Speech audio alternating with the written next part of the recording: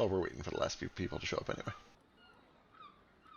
anyway. Neo said he was going to go take a 20-minute nap, so I'm sure that he is in hell right now, and will definitely regret that decision. 20-minute nap. Right? Have you ever heard of anything so crazy? I'm all about the 45 to 50-minute nap. Yeah. 20 though? That's crazy. That's Yeah. just enough to get into a sleep cycle. I used to be able to do the 20-minute nap, like in college between classes and work and clinicals and stuff, but I would not recommend it to anybody. It was hell. 45 is the absolute minimum that I can do.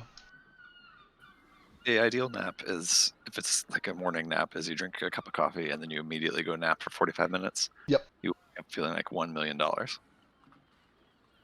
He's gonna be here 20 minutes later than normal. No. He went to do that like an hour ago, so like he should Oh. be here soon. But you know, we'll see if he actually wakes up.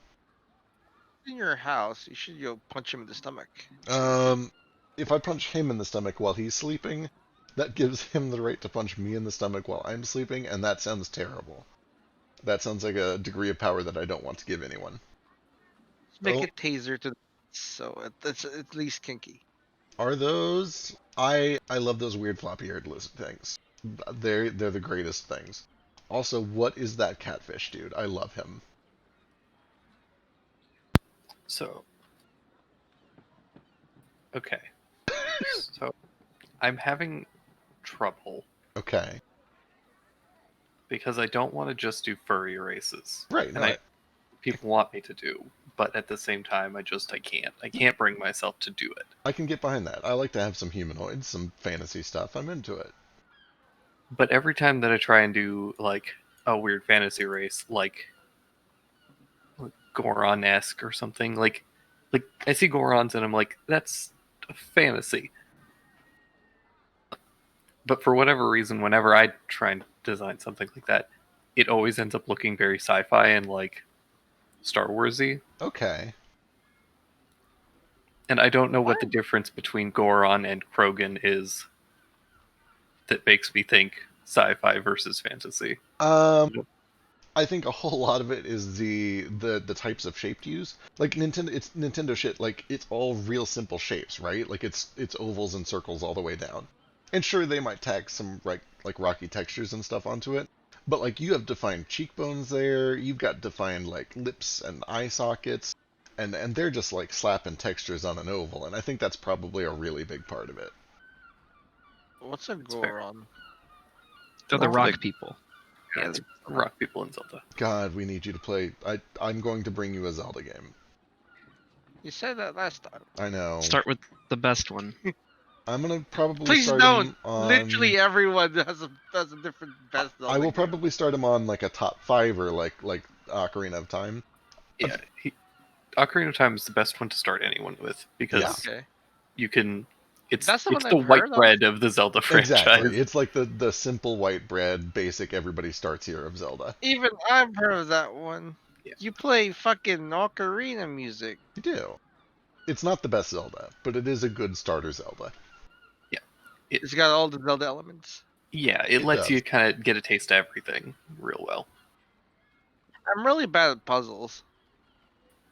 That's fine. You're not 10, so you should be fine. You don't understand.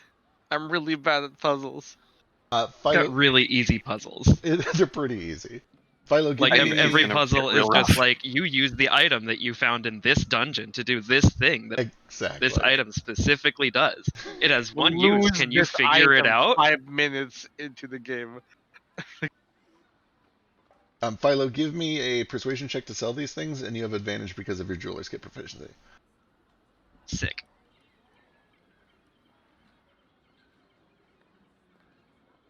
Should we do inspiration also? We definitely should. Let's do it. Oh no. You're gonna get decent prices. Actually, I don't have inspiration. Yeah. We'll go and do inspiration real quick, so maybe you will. Let's find out. I was gonna say if I already had inspiration before new inspiration from this week, I'd spend it on this, but that might have been cheating anyway. That would have been cheating. You do need. You would have to. Yeah. Okay. I see what you're getting at. With that said, the 3 inspiration winners for this week are Vasu, Gale, and Nomad. So if you want to, you could spend your new inspiration to do it, since it's technically happening this session. Yeah, it's right. People are going to regret giving me that. Now I'll hold on to it for something actually useful. To counter whatever the fuck Gale's doing this session. I'm so scared. I can't wait. Alright, in that case, you get decent prices. They're not amazing, but you're able to find somebody that'll buy them in bulk and give you a bit of a good price. It's at least reasonable. It's kind of similar to the prices that you're getting all over town. They're not really, treating you special or anything like that, but they're still giving you decent money. Selling at a little bit of loss, you will make 280 gold from selling all those stones. Cute. Doing what we discussed. Yes, you're selling one and then holding onto the other 2 for later, right? But also for the still stones, since Vasu's doing still stones. What's the difference in price between a 1C and a 2C? A 1C is 16, a 2C is 26 if you're getting them at standard volume. So 10 gold difference. I think so.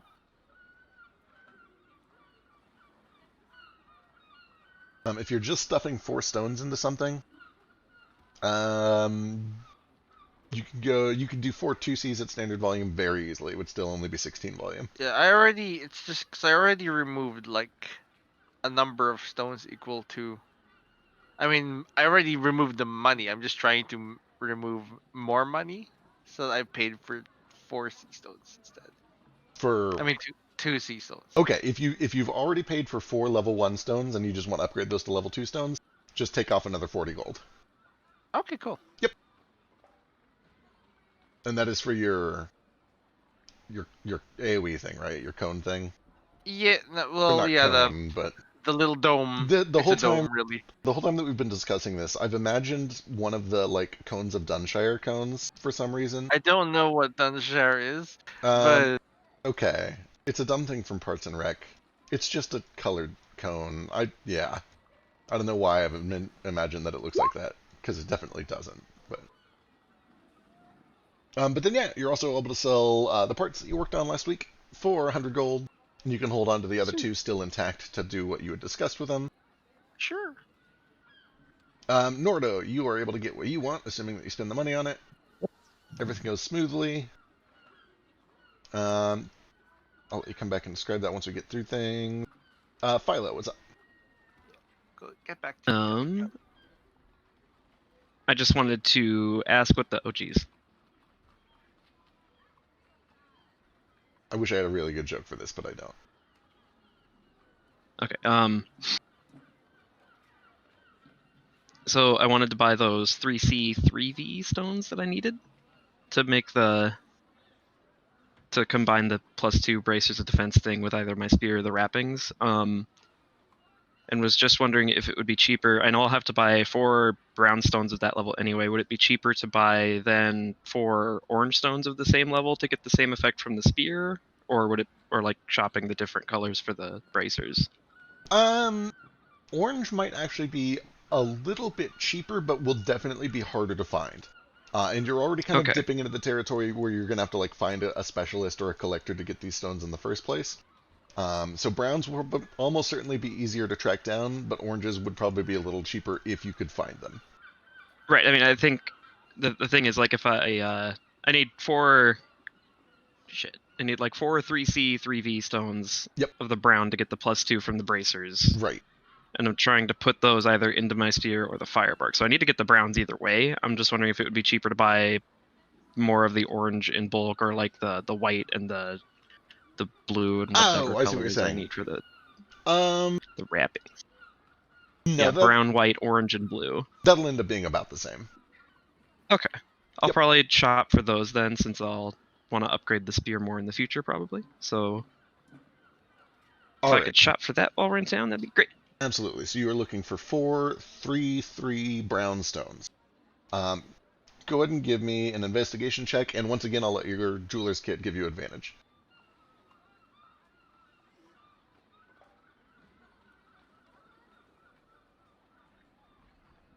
Investigation? Are you sure it can't be perception? Oh boy, like, like everybody's got their street signs right up front. Like finding shops isn't really hard. It's tracking down the right shop. That's fair. Yeah. Oh no. Well. Would you like help with that since I am shopping Yes, please. for stones? come find me. What are you trying to do, Vasudeva? I'm trying to find some real good brown stones and also some real good white stones and orange stones and blue stones. Yeah, so Philo has spent a significant amount of time, probably 3 or 4 hours, just combing every one of the stores along the beachfront, up and down the docks, kind of all of these major commercial centers right near the harbors.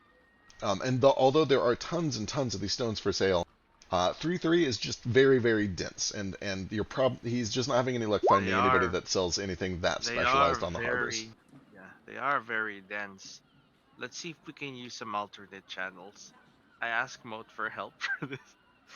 Because he knows. I mean, I'll ask Flick for this. Yeah, Flick has. I'll tell you what. So Philo got advantage from his jeweler's proficiency. You can go to Flick. I just want advantage from Flick. you can go get advantage from Flick because he has a little bit more local knowledge of the market. Yeah. So go ahead. See the dark side. Okay, that's a bit better. You are able to eventually kind of use Flick's knowledge to check out, first of all, some of the seedy underground market, and also just a couple of the guilds that specialize in sort of the higher end equipment. And you end up getting 2 of them off the black market, and then you have to track down the last one from another guild. But by the end of the day, after a significant amount of kind of like shopping around and doing some digging and tracking down names and collectors, you are able to find 3 3-3 brown stones. Or sorry, 4 3-3 brown stones. And each one costs...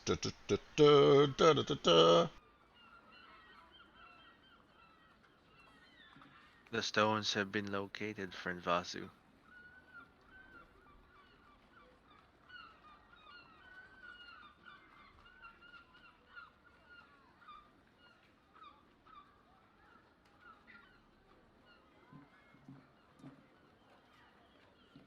Oh, I just found the thingamajig.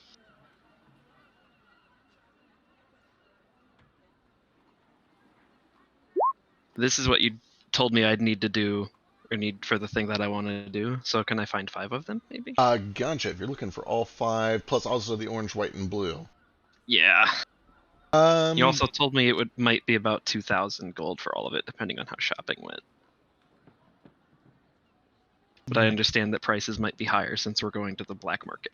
The black market actually has a pretty competitive prices. It ends up being the collectors that try to like squeeze a little more money out of you because a lot of them only really have like 1 of each color in their collection. Go ahead and give me some sort of persuasion check to try to talk people out of their collection. Could Flick get advantage from Vasu for doing this since he's technically here? Doing the deal and yeah, he can do some of the dealing. How's his persuasion? Let's see. Probably better than mine. It might be. He is a warlock. So. It's pretty good. He's got a 5 to it. Yeah. I'll give him advantage. All right, so you're working on kind of the jeweling end of things. He's working on the schmoozing end of things. Here we go. 24 is good. Damn. He is able to call in a little bit of a favor with a trader that he's done a lot of work with before. And he is able to locate the colors that you need in addition to the browns that you need. So it's going to end up being, let's see, those, and then...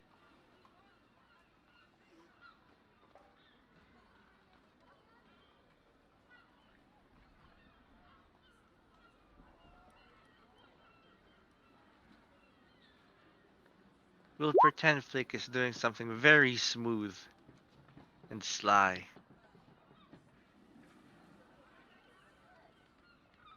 Grand total, 1950. And that gets you everything that you need to stuff in and make that fresh. Excellent. With a grand total of 24 volume. Each platinum is 10 gold. So it'd be 195 platinum. I don't have enough money for this. Oh no. Wait, hang on a second.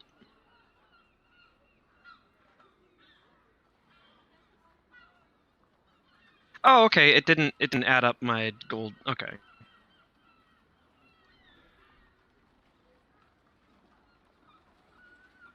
Yeah, it didn't add my gold from all the shit I just sold, but I'm still a little bit short, actually. Fuck. Sell your soul to Flick.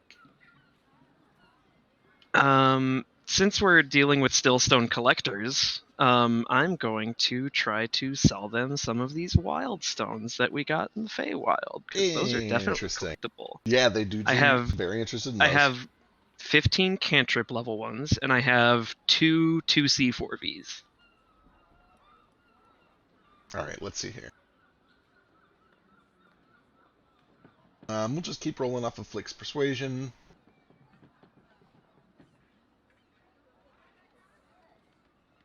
A few of the collectors are aware of Wildstones, but have never seen one before, and are actually willing to overpay, not because they think they're particularly useful for crafting.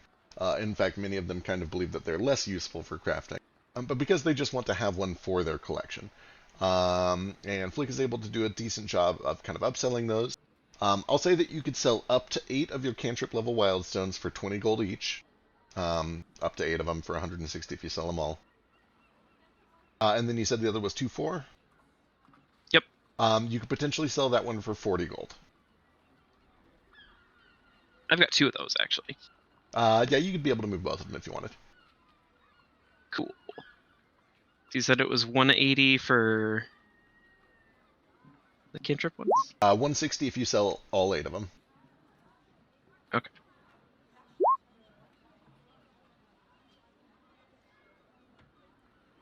The other one was 40 each? Yep. Cool. Yeah, I'll probably just...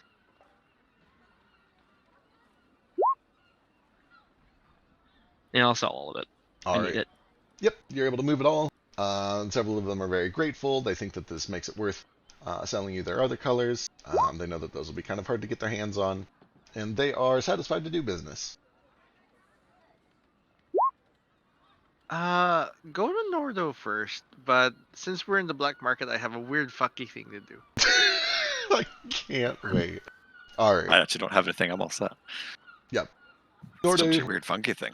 You're able to go to a shop that Flick has recommended, and they are able to get everything installed. The process goes smoothly. It takes probably the better part of maybe 3 hours. It's a little bit longer than it would normally be. And also, how like big is it? What is it? So on the back of Nordo's right hand, he gets tattooed the holy symbol of Adra, the like 5-fold knot. Right. Just, the size of the back of Nordo's hand. Okay. Probably kind of on account of its magical that like glows a little bit goldish, but other than that, it's pretty simple. Just Hell yeah. 5 circles. Yep. It has just a little bit of a metallic ink sheen to it, and also when you activate it, it does kind of give off a little bit of a glow. It doesn't give off light all the time. It's not going to like impact your ability to hide things or whatever. But yeah, they're able to get it done over the course of about 2.5 hours. For the price that we talked about, which I believe was 80. I'd have to double check, but I think that was right. Yeah, it was 80. Perfect. Excellent. And then once that's done, Nord will just return to the ship to get some food and stuff prepped to take to Firebird's Roost whenever we're ready to go. All right. No, man, hit me with that creepy shit. So here's the thing. Since technically we were shopping for Stillstones all at the same time, would it be feasible to believe that the Stillstones I got were all from the black market? Like, is that possible to do? Yeah. If you, efficiency's sake. Why not? They're all standard anyway. Yeah, right? yeah, they're all standard volume. You'd be able to find them. So, from the buyer, I imagine since they're all standard, the buyer would have most of them or all of them. And since I'm buying them in bulk, could I ask Flick to make an offer for me? To be to lower the price by a certain percent, and mention that I'm willing to forge them a certificate of legitimacy. Oh boy, hang on. That of their choice. So when you say forge them a certificate of legitimacy, Are you talking about for these stones or for just like anything in general? Name something and I can forge. Like, I have a legitimate certificate of legitimacy that I can copy off. And I am proficient in Forger's Kit. Let's do a intelligence thieves tools check. That sounds reasonable. Okay. Intelligence thieves tools. Okay. Interesting. So Flick's what would he know? He would know a lot. He would know a whole lot, actually. The service that you're trying to provide is very useful. It's not necessarily going to be useful to this fence, but it could be, and he's willing to bring it up. I guess he'll try to pull some strings. Let me see what he can do. Yeah, well, the amount of the full price I paid for all the stones put together is 272. So just like a percentage off, I wouldn't mind.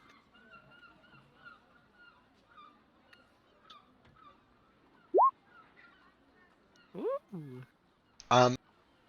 He is able to at least kind of say that if this guy ever needs that service, that he has a link, that he has a buddy, you, that could provide it. And the guy seems to sort of agree that he'll come to you if he ever really like needs that service. Most of the time when people come to the black market, they're not really too concerned about red tape and certificates of authenticity and things like that. No, but you're a merchant. I'm certain sometimes you want to sell something legitimately. He's able to kind of present that case and try to make an argument for you. The guy seems to understand that there may eventually be a day where he needs it. But this could be a useful service, but But he doesn't need it right now and is not willing to make an immediate deal for it. But he does say that he will keep it in mind if the need ever comes up for it. Is there any service I can do? That's up to you. If you can think of something to try to pitch to him. I can forge him something. He mentions that they do already have a forge in the guild, like a smith, or unless you're talking about forging handwriting, in which case they also have one of those. Let's see. I can make very good pamphlets. He wishes you a good day and says that if he ever needs, certificates of authenticity, that he will get in touch. I whip one out, and it's literally like, holy shit, what a pamphlet, right? That is very impressive. This is good binding. It's good quality paper. We're not really in the business of handing out pamphlets to the Thieves Guild, unfortunately. Would you give this a read anyway, though? He takes it and he looks it over real quick and stuffs it in his pocket. He does, for the record. He kind of rubs his thumb over the ink, and he's like, "Oh God, this is embossed. He really does seem to respect the craftsmanship in it. I am planting the seeds of nomad worship. It's gonna happen. I've noted.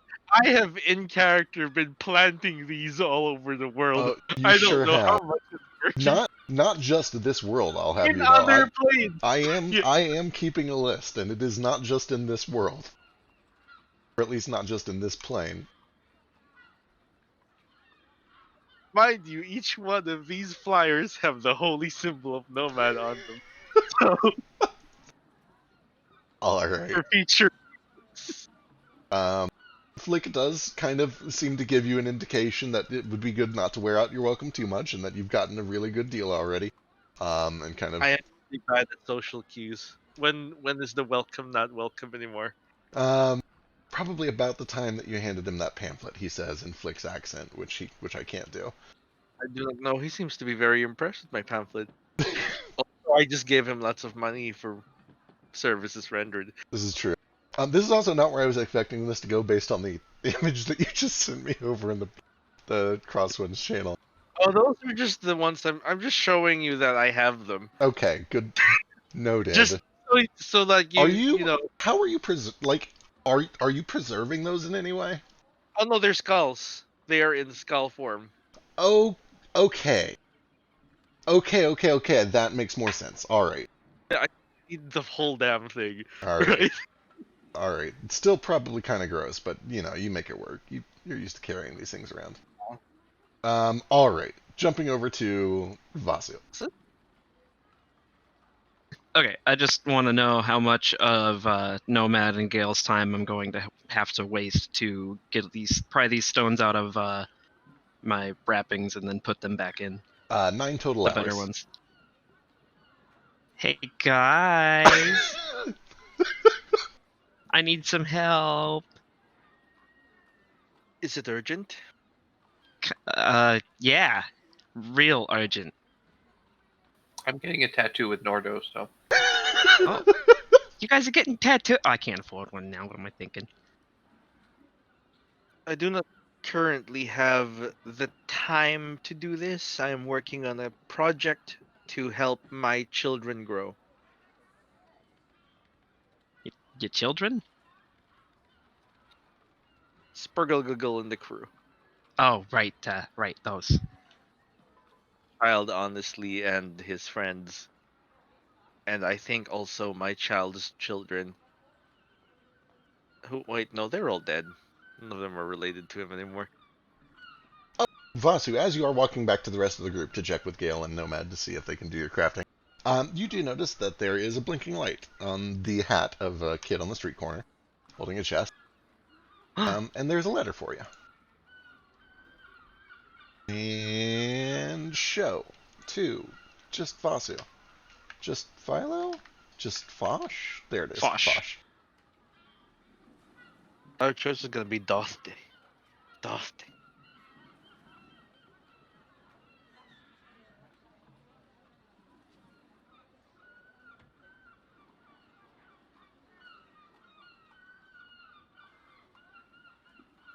It doesn't solve your money problem, though.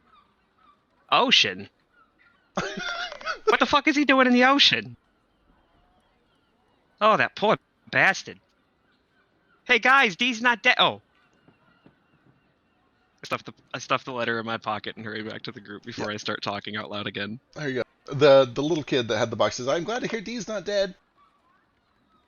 Oh, thanks, me too. And thanks for delivering this. Thanks for choosing DAL. I guess you didn't choose. D did. Thanks I will to tip D. in 1 silver. Oh, thank you, sir. All right. You're able to regroup, find them, realize you have no money, and kind of claim some of their time. Was there anything else that you wanted to do immediately, or you just? How much is a tattoo? It depends on. So if you're just looking for like a mundane tattoo or whatever, you can get it done for a couple gold. Maybe even lower if you're willing to kind of like go risky on quality. If you're looking for like a magic tattoo, it depends on what you want it to do.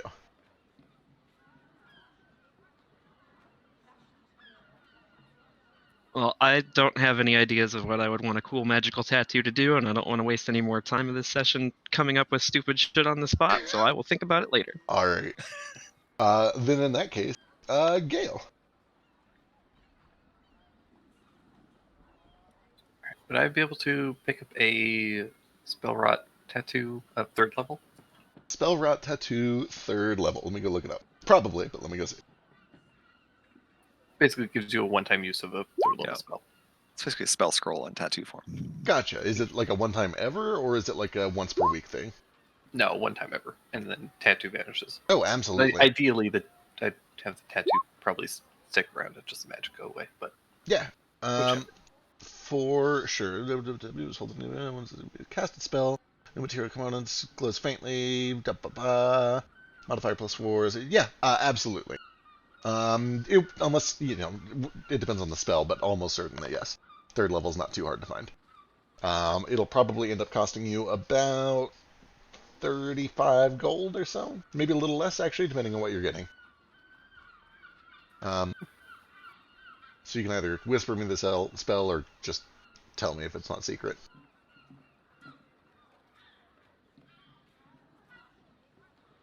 Gotcha. Okay.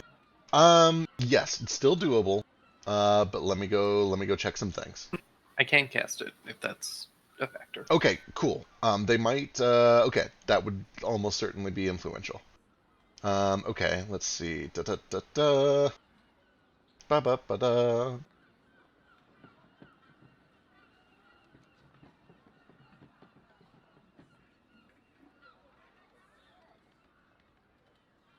Are you just doing Price is Right music? I was. I'm shocked and mortified that you got it off of that.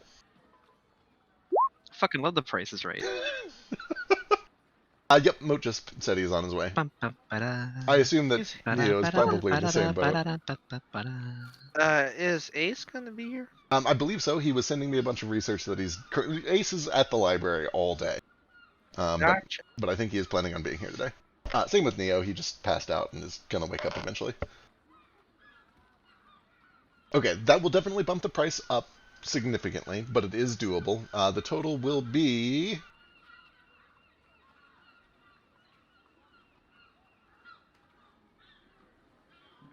that much. Done. Alright, the deed is done. And you can decide what it looks like, where it goes, and all that. He puts it on his chest and goes over the kind of cross-shaped scar on his chest. It's basically just kind of like a tribal cross kind of tattoo. Excellent. Love it. What's that one do, little dragon?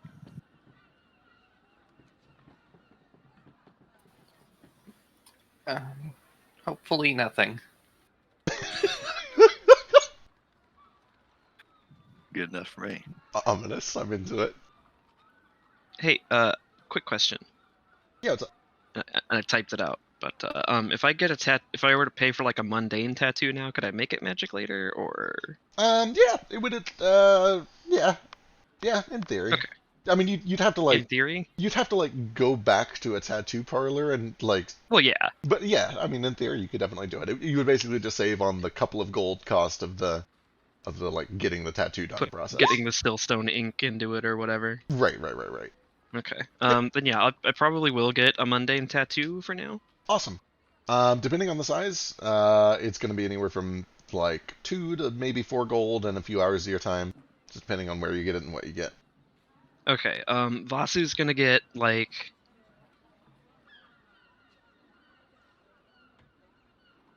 Should I go full sleeve or half sleeve? Ooh, this is a very important decision. You can't let That's up to Vasu. Probably I support the half sleeve. Yeah, we'll do like half sleeve. On like the forearm, right forearm. It's gonna be like. I don't have a picture reference drawn up or one really thought up for the moment, but you know those like really badass like Yakuza style tattoos. Excellent. He wants to get one of like a flying serpent on his right forearm. Hell like winding around the arm, wings flapping out too. Alright. That one ends up taking a little bit of time. In fact, it probably takes a lot of time. It's probably a 5 or 6 hour process. But it ends up costing about 3 gold. And when it's done, kind of dipping down into 6:30, 7 o'clock at night or so, as he's wrapped things up and he's starting to put things away, he kind of like tells you to lift the arm up, to admire it, look in the mirror, look things over. And as you're kind of just looking over your forearm and admiring the work, and he's telling you to, don't touch it, try to keep it covered, don't get it wet, all these things that you should and shouldn't do as you're looking over his work. There is kind of a flash of light from over your shoulder, and you watch as the red arm of energy kind of bursts out of your shoulder blade and begins to twist and rotate and kind of match your own arm's movement. And you can see that glowing on the inside of that arm are 2 snakes kind of twisted around each other that have just kind of this, I don't know, it looks very similar, but they're clearly like animated and glowy and magical inside of that arm. Ooh. What? Barrel's getting a tattoo? Is that okay? It looks really cool. Yeah, I mean it looks awesome. Cool. Then yeah, I'm into it. Is this Barrel talking? I think so. Pretty sure his voice was just kind of me. It was the deep one. Was it the deep one? Well, because he's a giant. He's a little littler when he's inside of you now, so. Does he speak like Vasu now? Not intentionally, but he's been picking up on some mannerisms on accident.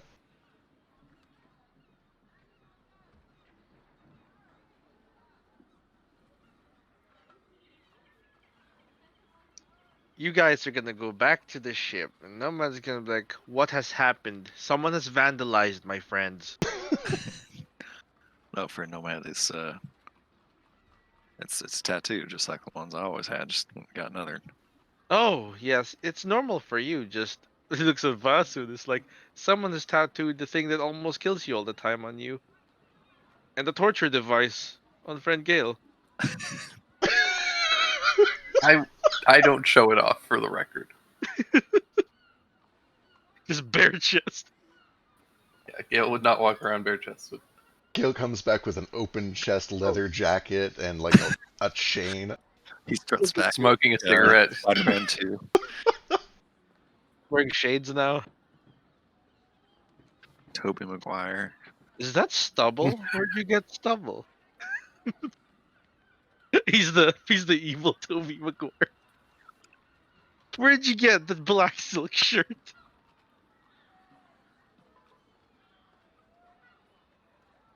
It's an ace. Hey, perfect, just in time. I Hold was on, actually. The moment I jumped in here, a student's asking for help, so I gotta go again. okay. Bye. Good luck. Bye. I was just about to remark that he had great timing because I think everybody else had wrapped up their stuff and we could move on. Not really. Oh, perfect. What do we got? I was just waiting for everyone else to do their tattoo and stuff. Sick. I finished my shopping pretty early on, I think. How early would you say I could have gotten this shopping done? You probably would have been done around 2:30 in the afternoon or so. Sure. And it's 12 hours, I think, to finish these objects. Yeah, it's 1 hour per stone that you're installing. Do we have a... Before we do anything, I'm going to check on basically all our NPCs. Okay. Yeah, you're able to check in with everybody who's here. Nothing. What's their living conditions? Where are they staying? A lot of them are just staying on the ship. A few of them have kind of taken the liberty of renting taverns near the harbors, but they've all kind of left messages. You can see that they've kind of all collectively started leaving, like, hey, tell them I went here, and then they pass that note to somebody else, and they pass that note to somebody else, and they pass that note to somebody else, until eventually it all got back to Elise, who has volunteered to actually stay on the ship for most of the day. And she's got a list of like all the taverns. Like Eddie Jamjar was the first to bail. He went to a tavern almost immediately. The kobolds have all stayed kind of close by, but they've done a little bit of shopping for parts. A couple of them stayed in a tavern. Spurgle's still kind of hanging out on the ship, only because they didn't really trust him to leave and go into the city. So Elise has been babysitting. Leah has not gotten a tattoo, although she is kind of considering the idea. But Leah is very much laying low. She's staying on the ship. She's kind of afraid to be out and about right now. She doesn't want to be spotted. She's just staying on the ship. Just put on the grass hat. No one will know the difference. I will offer if there's anything she needs from about town. I will go run her errands if she needs anything. Yeah, she'll get you like just a little laundry list of supplies here and there. She Can does. you pick up a tattoo for me? Sure. Could you just bring me a tattoo? You know, just get that delivered. One of those you get from the lollipops. You know, it's free Well, one. sure, if I pay them enough, they'll come back here and do the tattoo on the ship for you. Uh, If you want. That's as much as I like the idea, I really shouldn't risk anything. There's just it doesn't look like there's that many turtles around here, and I feel like I would stick out. If they've doing tattoos on a bunch of harbor folk, then you know who knows who they know and what they know, and I don't know. I'll play it safe for now. Yeah, no, that's probably for the best, but we'll get you one somewhere. Yeah, there's plenty of parlors throughout the sea. We'll find one somewhere. Let's see, who else? Who else is aboard your ship? You have so many NPCs. Spurgle, what about the rest of the Kuatoa? Where are they? Did you bring other Kuatoa back with you? I'm trying to remember. You brought like a we dozen did. or so. We That's have an right. army. That's right. You brought. I forgot you brought all the healed ones. Okay. They have kind of made this gross little. Shantytown. Kind of, yeah. They've basically been taking empty boxes and bits of scrap, and setting up a little bit of, kind of just a shanty town. They seem to like being hidden under things. and they've sort of made a pillow fort out of trash down in the hold, where they're all just kind of huddled up. Um, when you go down there, they gladly like all come out of their weird little pillow fort, and they stand there looking very innocent, and they ask what you're up to, and they explain, oh, we're fine, everything's fine, we're good, we're just making ourselves a home here, doing Do I get the sense that they are safe of course doing this? everything is totally safe. We've built everything just to be nice and safe, just like home. Everything is okay. We're good. We appreciate the relocation. We have no natural predators here. We're well supplied with food. Everything is okay. Your health. Many of you were still sick. Yes, some of us are still feeling a little ill. Many of us have been feeling better. We appreciate your contributions to that. No man, no, it's like I said, social distancing works. But also, have any of you turned white? They all look to each other and they all look down at themselves and down at their hands. No, it doesn't appear to be the case. No. Okay, good. That was just a dream. What? Let me go check them over and see how healthy they've got. Like, do any of them need any treatment? You can give me a medicine check. Sure. Can you use int? Um, It's a combination medicine and investigation. kind of. I don't know. I feel. What's the difference between your and your wisdom? 5. Oh Well, God. 4. I But also, medicine is a very intelligent, but you gotta well, learn it. like, there's a difference between having medical You knowledge and can't making. just feel medicine, Feck. Well, I understand that, but there is an element of like knowing where to look and having a sense for what might be wrong. I don't know. I'm kind of on the fence for why, for whether medicine should be intelligence or wisdom. Go and roll it with intelligence, and we'll subtract a few from it. Sure. I mean, I can roll with with wisdom if you want. The difference in points is 4. But here's my int. Okay. You take a close look around. Everybody seems to be kind of recovering. They certainly look healthier than when you brought them aboard. They look more energetic. Some have been making good recoveries.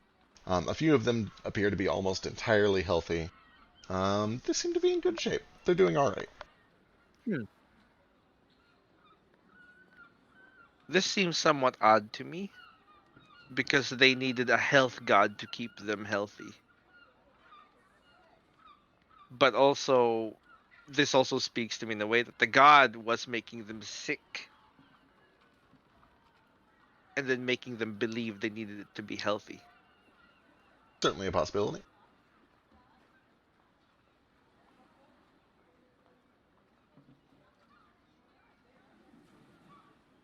And that's disgusting.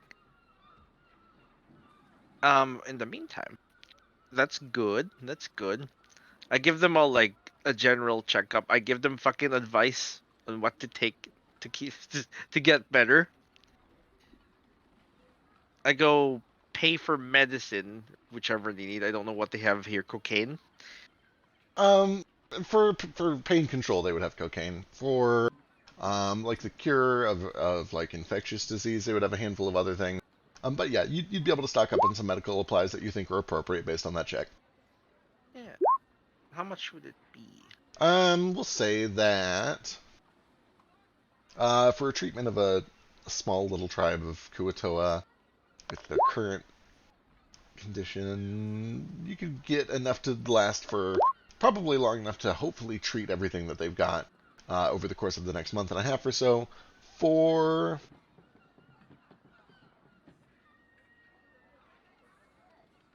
60 gold. Okay.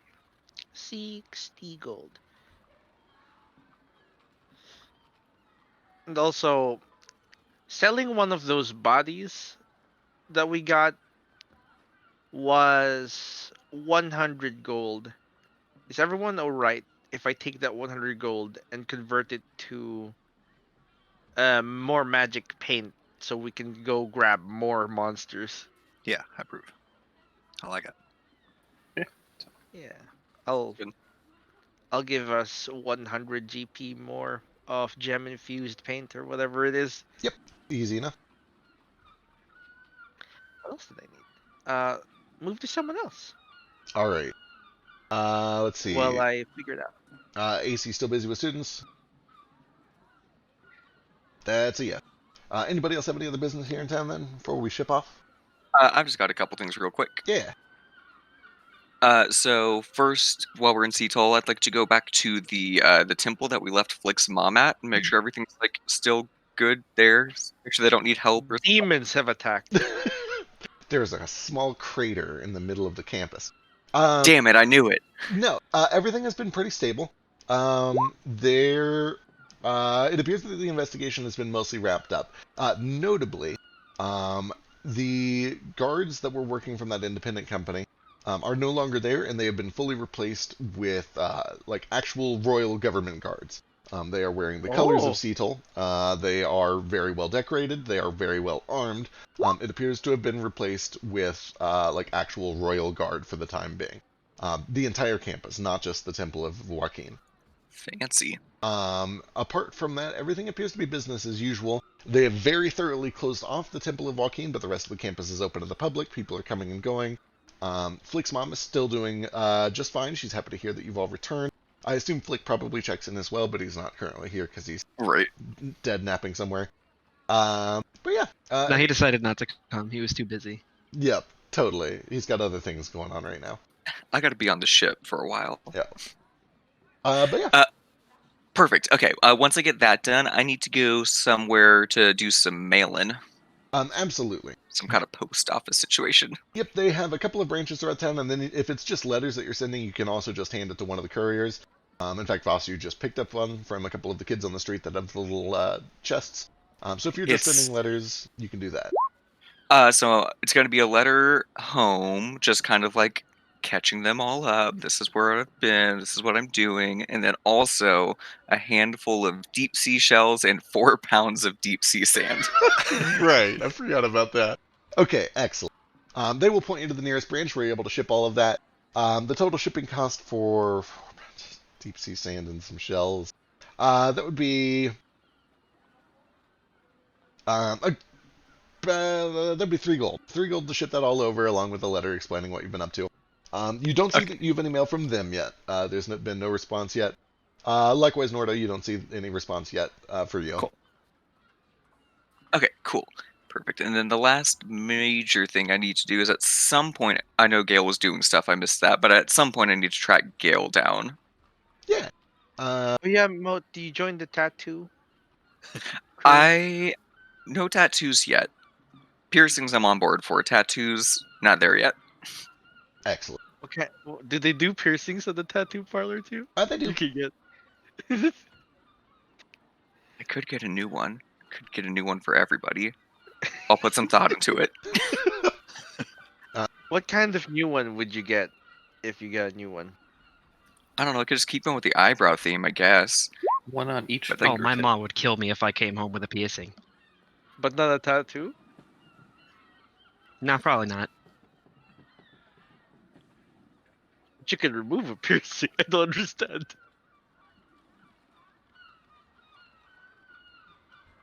Either way, you are definitely able to track down Gale. There's a little bit of time where he's gone getting a tattoo, and then I assume that he's probably got a little bit of just basic shopping and shore leave to do. But one way or another, you're able to track him down, unless he's like trying to be hidden, and I don't think he is. Okay, cool. Hey, Gale, I was hoping you could help me with something. And Maybe. What's up? I kind of approach you, and I've got the old axe I used to use in my hands. I bought a bunch of stones, and I was wondering if maybe you could help me enchant this axe. Well, you see, I actually just lied to Vasu and said I would be busy all day, so that I Oh. didn't have to do this. No, I understand 100%. But how long would it take, DM? It's 1 hour per stone that you're installing. Oh boy. How many did you buy? I have. Where did I write it down? I have 4 grays and 7 oranges. Oh God. Oh, that's gonna be 11 a hours. hard pass for tonight, my friend. Yep. Um, but I will add it to the list the next time that we're sailing. No worries. No worries at all. I understand. But anyway, that's all I really needed. If you need any help in here, I'm around. I'm not going to be doing anything crazy. Okay. Do you have like a point of lay on hands or anything? I have lots of lay on hands. What do you need? Hey, Just can I for just the have- tattoo? Yeah. Kind of staying Alright. still. I'll walk over and put my hand on it and give you a point of lay on hands. Thank you. Anytime. That's all I really had to do, I think. Excellent. All right. Ace is still at the library. He's doing a bunch of research. There's probably Sweet. actually a point where he leaves the library and starts like actually. Well, I don't want to put words in his mouth. He might be doing additional investigation based on what he found at the library. Apparently Stacy's bag. But yeah, we'll figure out what he did when he gets back. Okay, I still have stuff. All right then. What do you got? So, library. No, I can't go to the library. Can I go to the bookstore? I need to buy several books. Absolutely. They're kind of one and the same in most places. So you can either rent or you can buy a book. What are you looking for? Okay, so I just need a book of general. I would need to buy like basically encyclopedias, just general knowledge, Sure. very basic textbooks that anyone would need at the school. Welcome to the world, sort of thing. Yeah. Yeah. Welcome to the world. You're not in a cult anymore. This is what you need to know. They have a handful of kind of just basic encyclopedias. There are several like farmers' almanacs and also just general adventuring almanacs and mercantile almanacs. And if you want, you can just buy a bunch of like welcome to the world literature. For like 10 gold, you can get enough basic reading and reference documentation to cover a lot of information. It would give you kind of like an introduction to most major topics, as well as a very thorough encyclopedia, a very good dictionary, a good almanac, just lots of basic welcome to society things. Okay. I spent 10 gold in that. And then I'm going to. Is there like an introductory book to common? Yeah, absolutely. Here. Yep. Cool. That's important. Can I spend 4 hours making that tripod? Yep, absolutely. I don't actually know what it's called. Yeah, you can figure out what it's called later. Go and give me a Tinker's Tools check.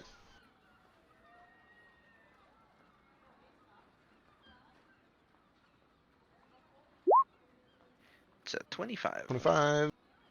Perfect. It works. I believe that is about as intended. Let me go check. I think it's about as intended.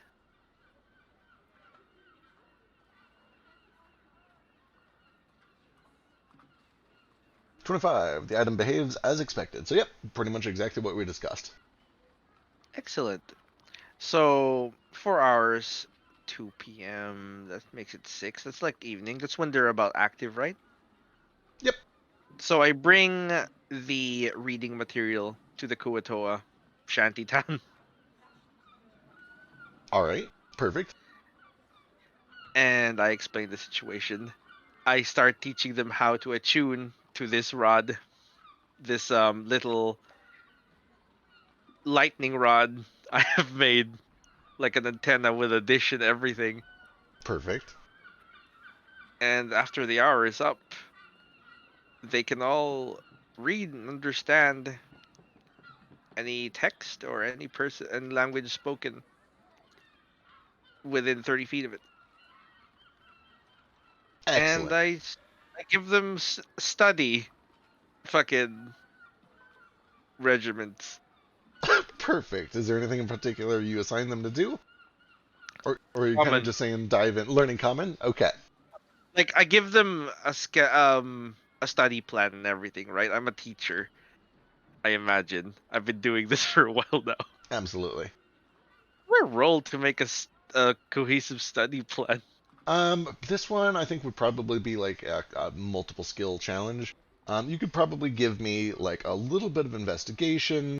Investigation history. Makes Yeah, sense. I could see investigation. I could see history. There's probably going to be at least like a little bit of either wisdom or charisma in there to just learn how people learn and how to teach people effectively. So like either a persuasion or an insight roll, either one of those would be appropriate. I could do insight. Sure. I'm actually proficient in insight. So yeah, go ahead and give me like 3 skill checks: an investigation, so- history, and an insight. Here's my investigation for 22. Here's my history. And here's my insight. Okay, excellent. Those are all really good. You start putting together just a plan, trying to get them a little bit, kind of just a head start, a little bit of a jump start towards learning common and learning about the world around them and the world above. With that nat 20 on insight, one of the very first things that you recognize when you actually begin teaching them and setting up this plan is the thing they want to learn about are what are the cool, powerful beings up here, and which ones should we worship. They gravitate towards that sort of thing in all of the encyclopedias that you hand them. They begin looking for the biggest, coolest monsters and gods. That's the thing that catches their attention. I separate the religion part and tell them this is where they can find all that shit. But also, if you want powerful monsters, they're listed here in the almanac of things you should not fight. Okay, excellent. They begin. But, I do warn them not to start worshiping blindly. Of course not. You've given us all this literature so we can learn about them first. Yeah, you should learn it. That's very wise. You should learn everything and decide later on what to decide. Also, here are pamphlets of Nomad. I'll put those in the religion pile. Excellent. Okay, noted. Okay, perfect.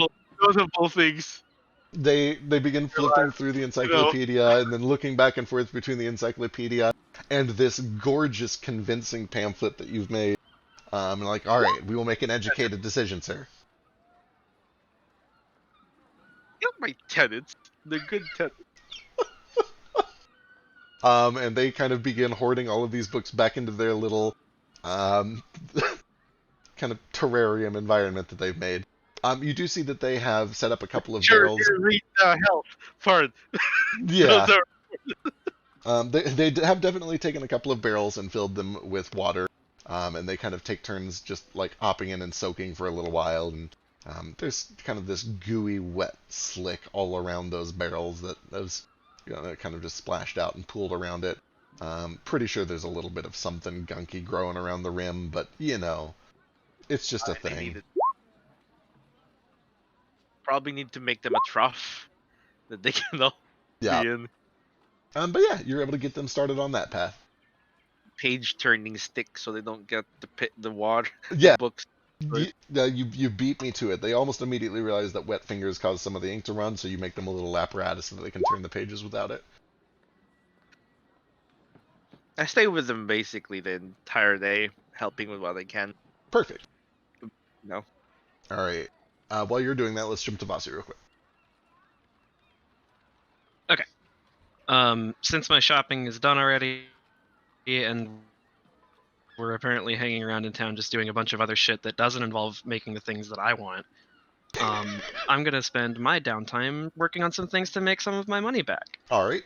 In my inventory, I have 15 pounds of assorted raw Feywild materials noted to be worth 35 to 50 gold per pound after cutting and refining. So I'm going to start cutting and refining some of that shit. Hell yeah, you can just start kind of working your way through all of that. Go and give me a jeweler's kit check to see how much you can get through. Can do. Hell yeah. You were able to get through, let's see.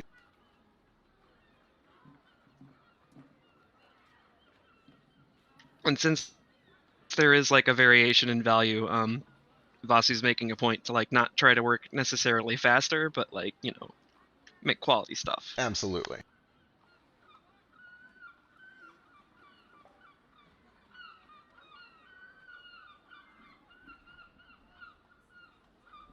All right, I will say that you're able to get a third of that material converted from raw materials into refined and polished jewelry ready to sell.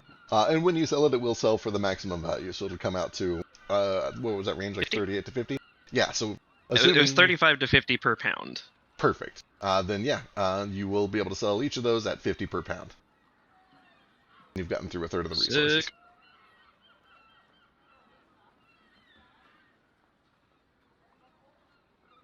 All right. Anybody got anything else? Sure. Just if we have time, Yeah. while we're still in town and shopping, I'll try to sell some of that Yep, for sure. too, You probably. you end up having to work So I'm walking most around with more of this night. through in a third fact, of it, right? yeah, through a third of it. Does anybody else have anything that they wanted to do specifically on this first day, or are we okay to advance into the next day and move on? Can I try to find a bag of holding? Oh, right. Bag of holding, absolutely. Let's see. Prices. I know I've got this somewhere.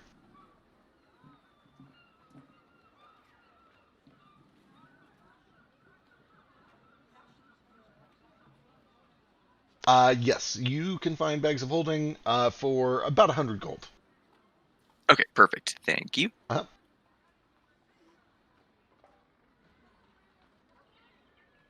I guess one thing I could pick up today or the next day is just smithing tools. Yep, easy enough to just buy a set in town.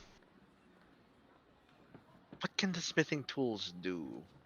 So it's all of the tools that you would need in order to like do a smithing task, work with metals to create kind of larger, and you wouldn't be able to do very fine objects that you would do with a tinker's tool. So you're not going to be making springs or sprockets or anytime soon, but you can make swords and horseshoes and armor.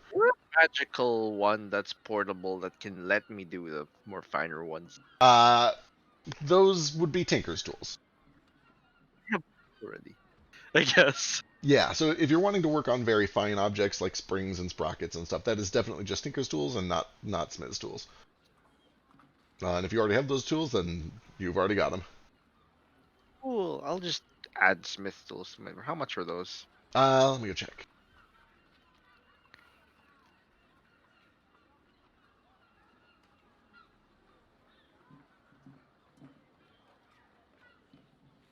20 gold.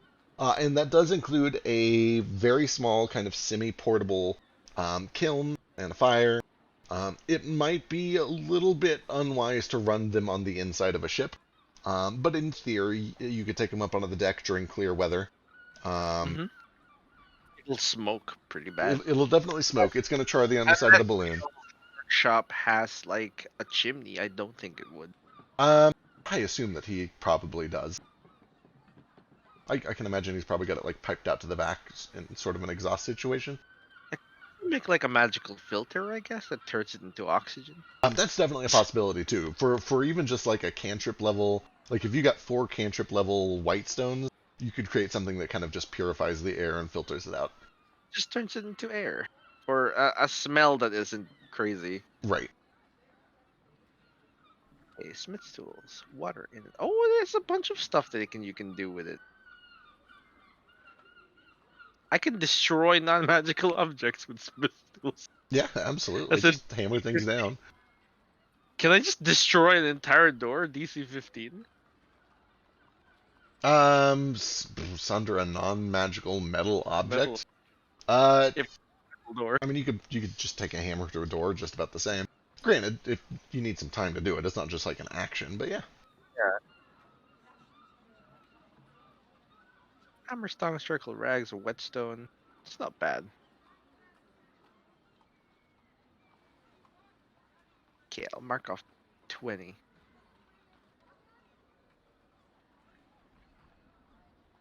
Alright. Advancing to the new day. You guys get a short rest. We move on to Monday. I think. Okay, so that was all on Sunday. Yep, that was all on Sunday. Oh, okay, cool. You guys wake up to That kind of was a a cold long drizzle.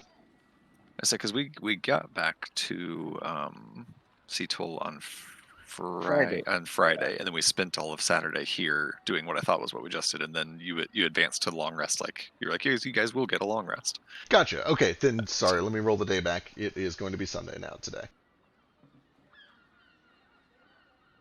Ooh. Oh, were we not supposed to teleport?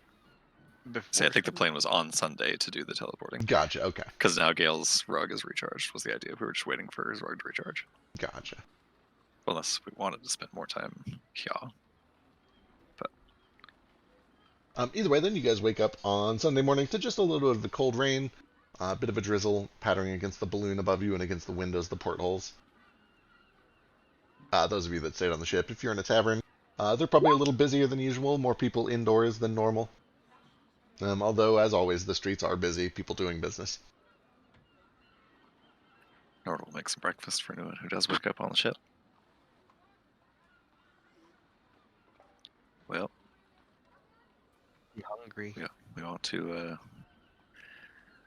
get it going on the rug, or everyone got more business to attend to? Moat, you ready? Oh, I'm ready. Figured. I'm ready. Real Don't forget the bones. Shit, bone check.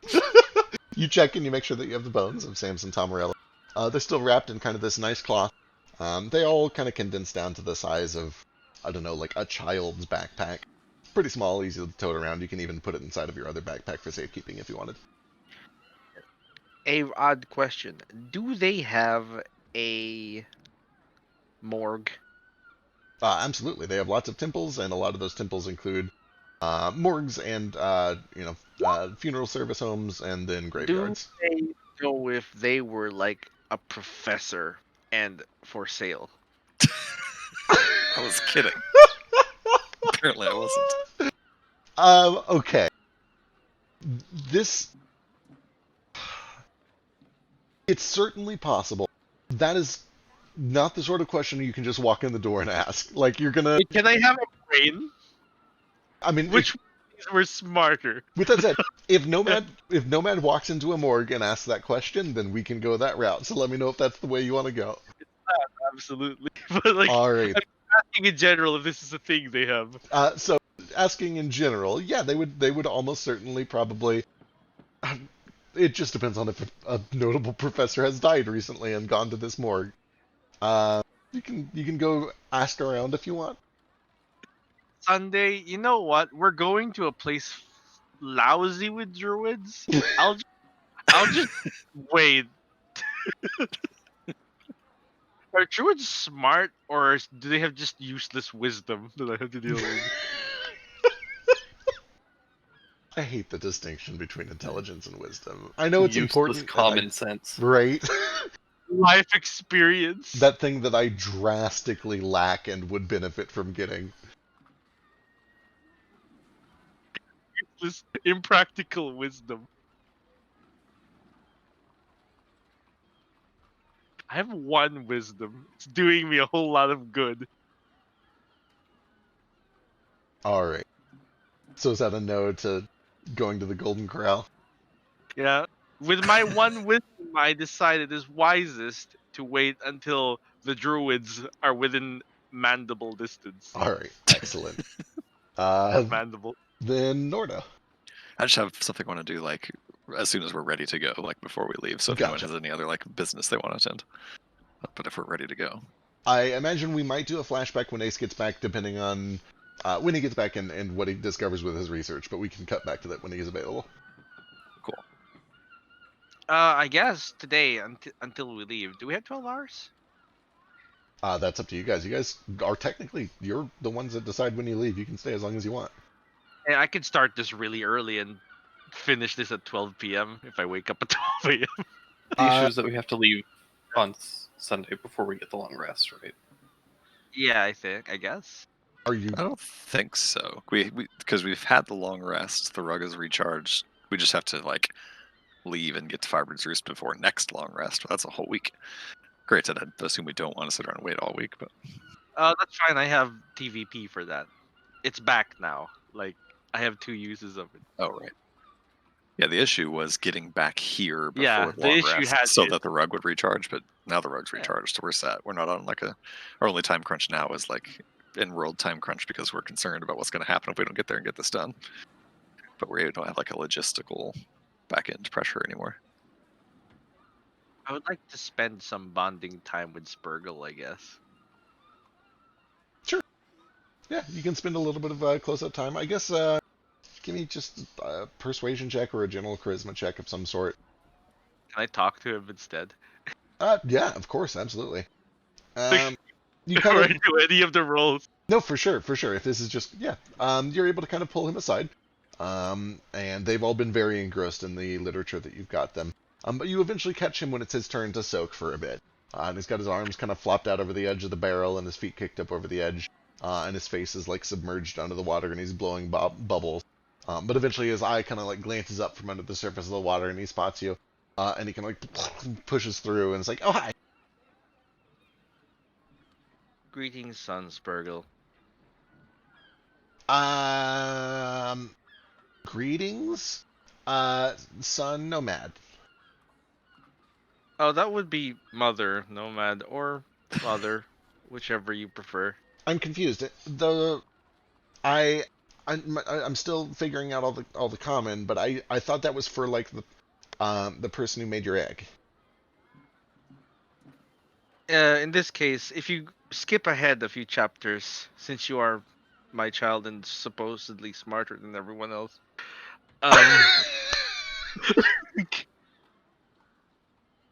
adoption is also another way to have an extended family. Oh, I And thought there was the only the one way to make eggs, but I'm open to new things. I'll check it out. I don't know, mammals exist too. And then there's seromorphosis, which I do not recommend. Okay. All right then. Hello, Mother Nomad. How are you? Honestly, I'm feeling a lot better right now. I'm starting to get a little bit dried out and paper skinned, but I can feel all of the wrinkles kind of starting to fade away, and my lips aren't starting to chap anymore, and I feel good. Have you ever taken a good long soak? Yes, Is it good for your slime? I think so. Yes, I have to soak sometimes, I see. though I find that it is not a requirement. Well, I don't think this barrel's big enough for both of us, but if you want, that one's looking pretty empty. I'm all right. Spurgle.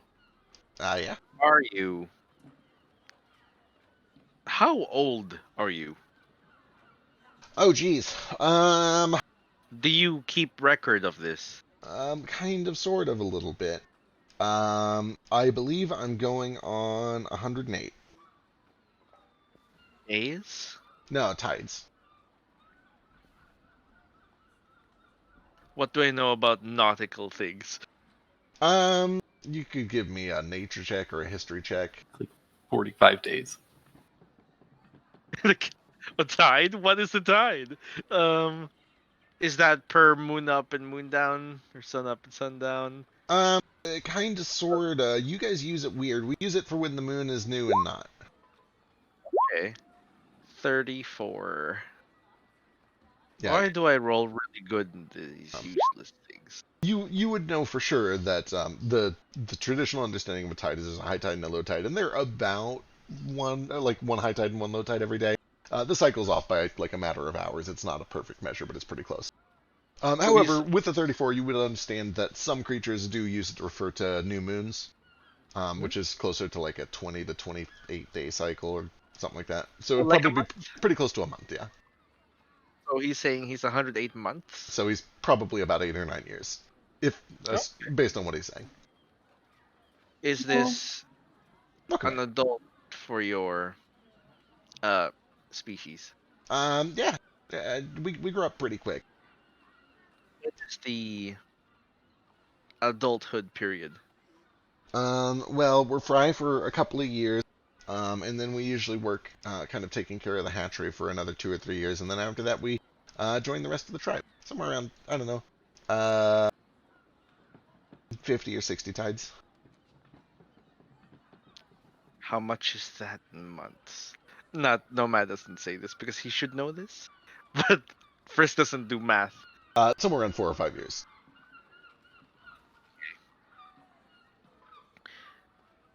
So you won't really benefit from a parent at this point. It seems you've learned and you've been raised and you've grown.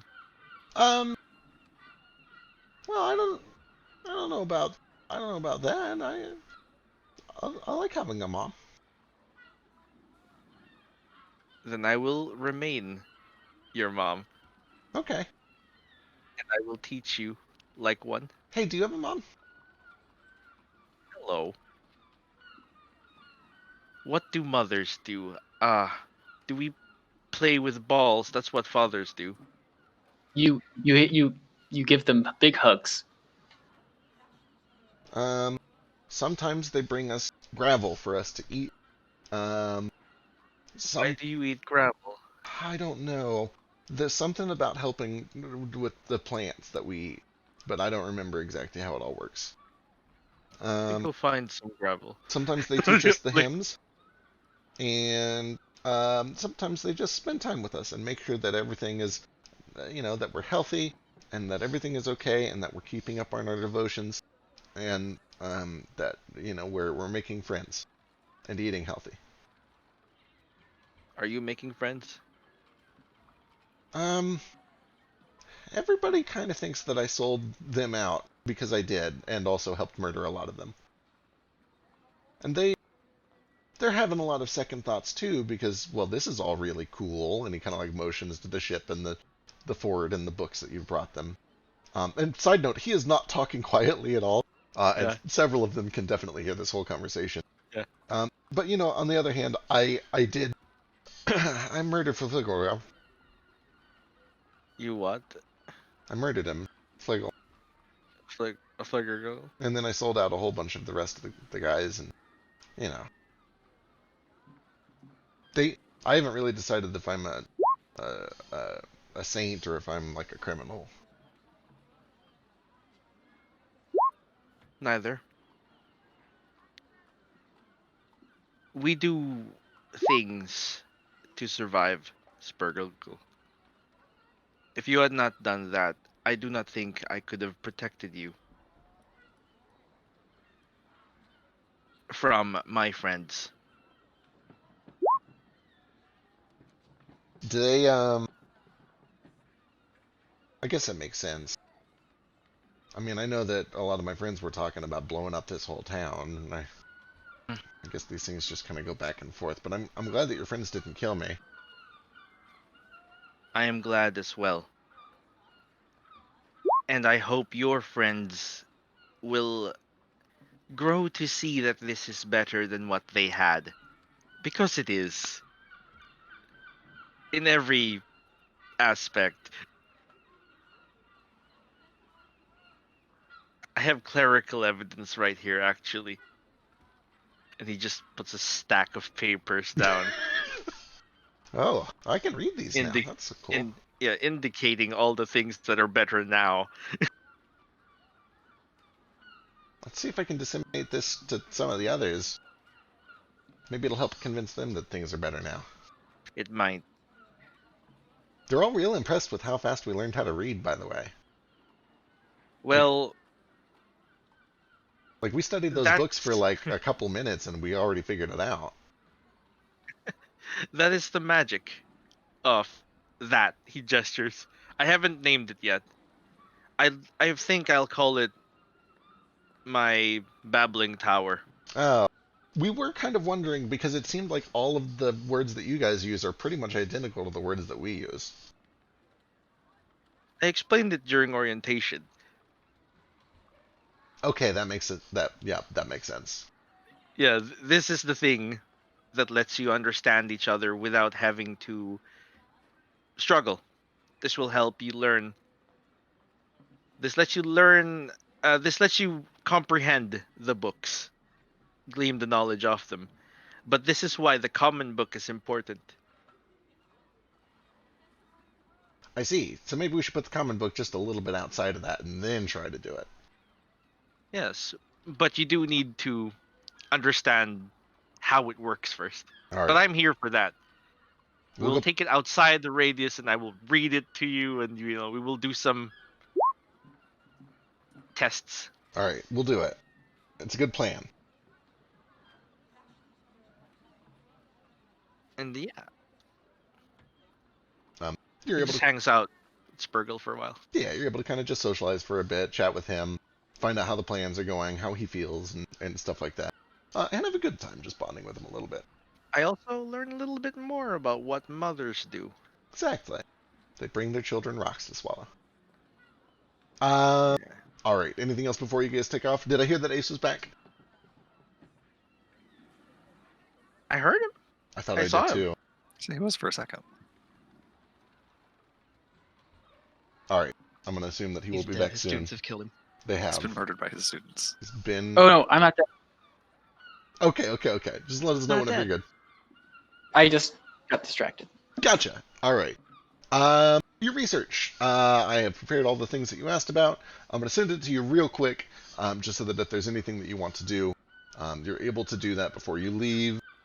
But apart from that, I don't think there was anything else that needed to get done. One question. I see that we got a short rest. Yes. How long has it been? How long have we been in the city? Has it been like a whole day?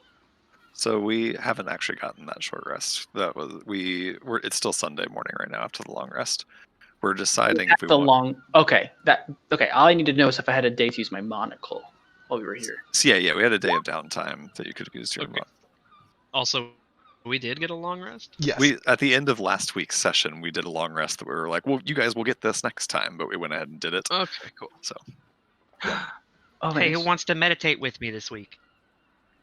I feel like Moat should be one of them on account of we're headed off for his mission.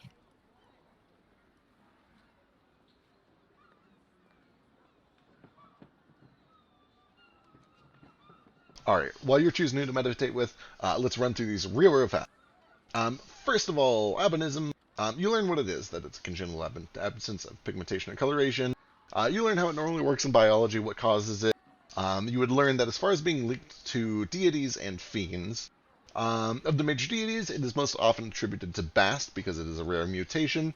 And as far as fiends go, white pigmentation is somewhat associated with many of the Pale Knights, minions, and spawn and fiends. A lot of them have white skin and white eyes. But you would note that it is usually true white pigmentation, including the eyes, rather than true albinism, where it's just clear that it comes across as white or pink or red. And the white eyes are a dead giveaway of that. You get the sense that it is not actually albinism that is combined, or that is connected to Pale Knight. Number 2, Deep Mother.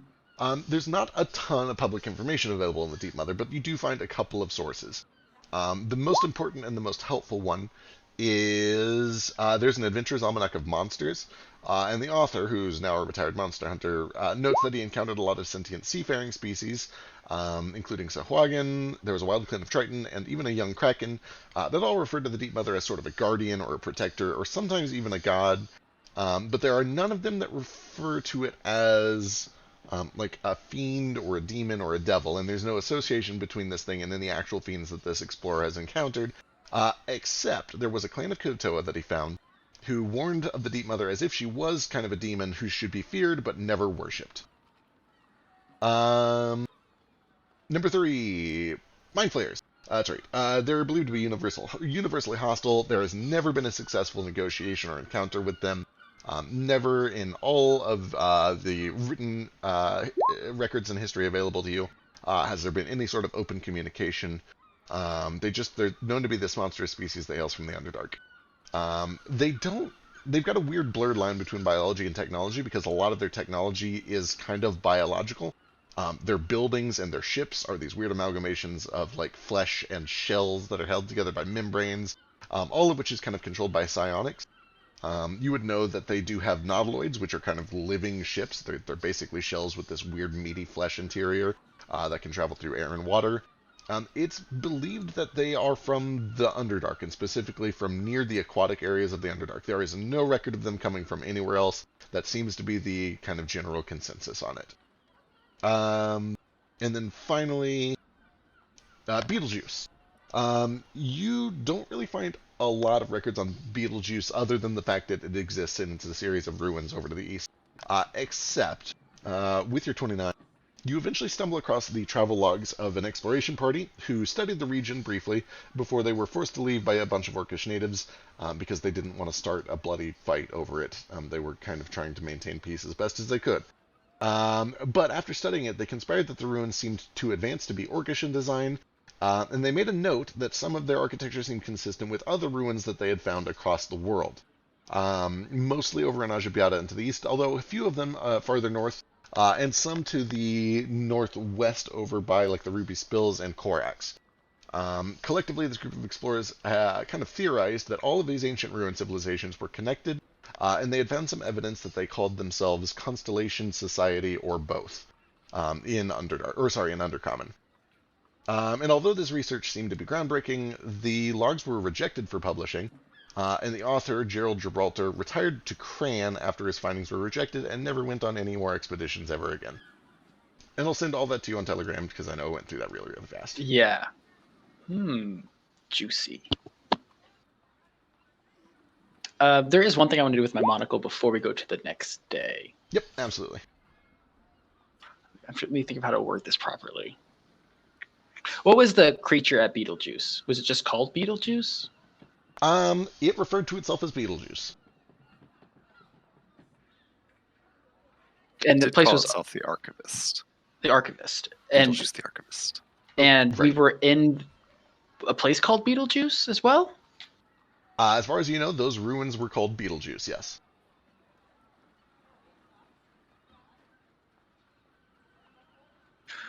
All right, I think I know how I'm going to word this. I'm going to activate my monocle. And then I'll go, while visiting the archivist in Beetlejuice, I spoke to my mother's spirit. Interesting. Okay. You sit in silence for another 9 minutes and 45 seconds. Wait for the monocle to return an answer. And when it does,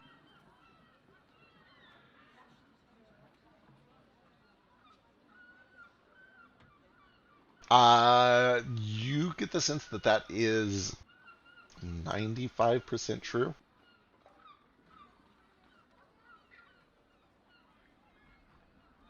His name's not the archivist. Okay, interesting. Well, I go to Nomad and I share my findings. Excellent. You've read quite a bit. Just a bit. Oh, right. Last but not least, before I forget, here's a list of ships. Yeah, the magic ships.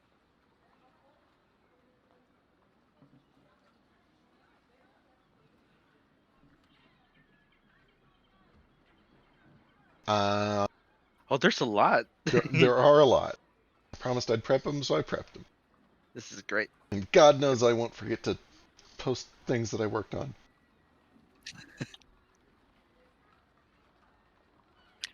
Well, gang, do we want to spend a little more time here so Vasu and Moat can get their tankering done, or do we want to get going right away? I'd say it's kind of up to you, Moat. Kind of it's your mission. If people need time to finish prepping, I don't mind waiting. It's not like a couple hours is going to make a huge difference, but I'm ready whenever everyone else is.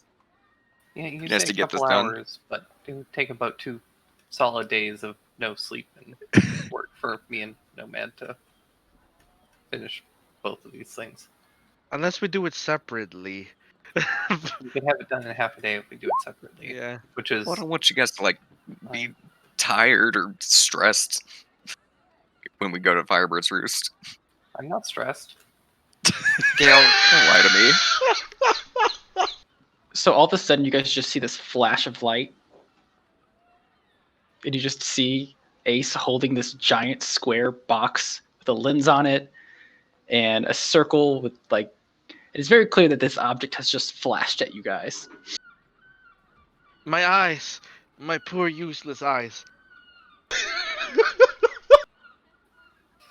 No, my Oh, skin is don't just mind me. like rapidly flashing colors. I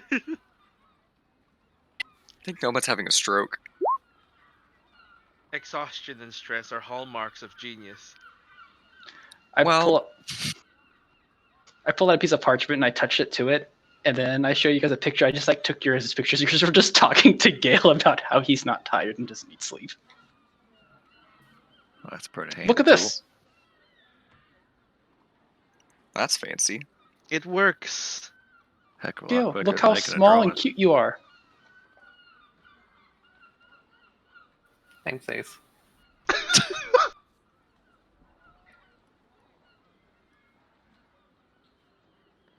Friends, I have a problem. And I What is do it, not Fernando? know how to solve this with science. What's the problem? My son Spurgle is having trouble with the rest of his people. They consider him a traitor. They Yeah, I consider can see that. him someone who has betrayed them. He's I do not know more words for this. Hold on, you mean the Kuatoa? Yes. Also, I've had 3 hours of sleep. Isn't his entire clan dead now? He No, also no. is a traitor, so Yeah. They see him as a traitor, but he did so to save them, but also he feels like a traitor.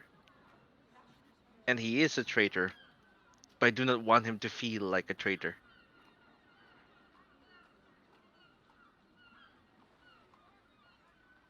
I think maybe the best thing you can do for that is maybe just give him some time and support.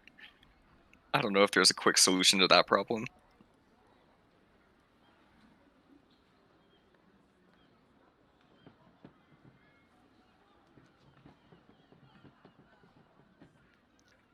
Time and support is the solution, I suppose.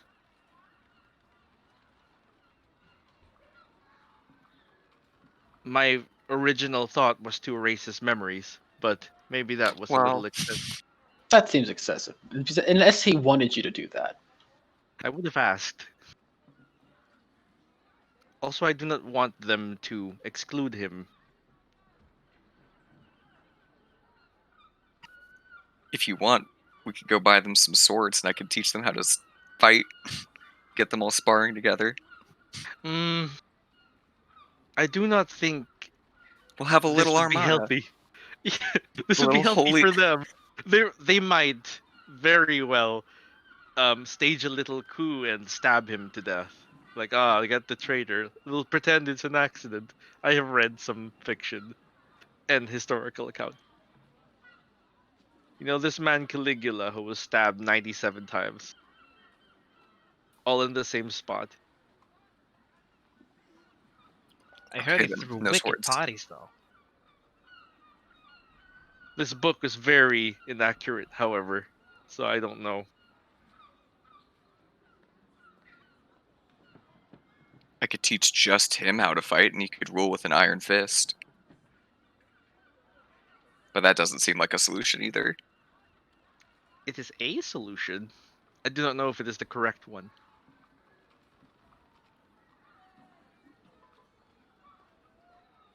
I think maybe just time then.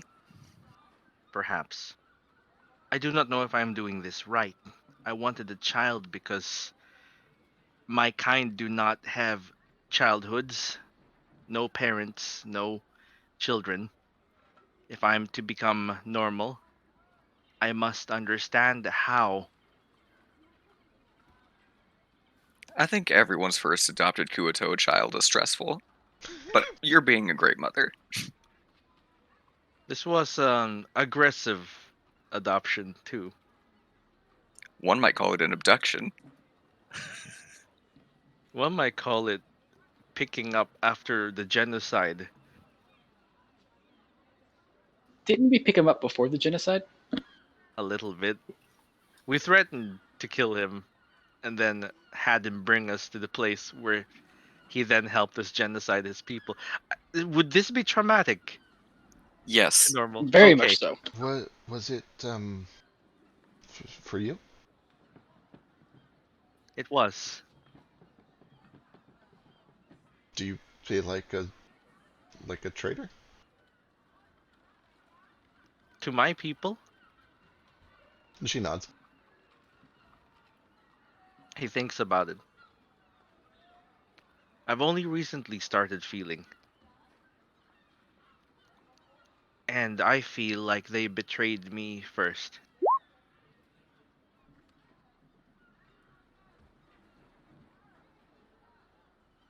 This, he kind of twirls one of the tentacles on his face around one finger.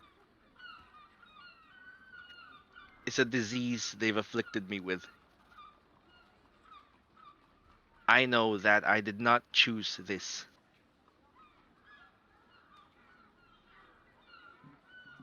She nods. I suppose that makes sense. You said before this ceramorph thing. Ceramorphosis. Yeah, Yes. you weren't always like that. I guess it's different. But I have no memories of the life before this. Nor do I have many memories after the artifact incident. It is a wonder I am actually quite sane right now.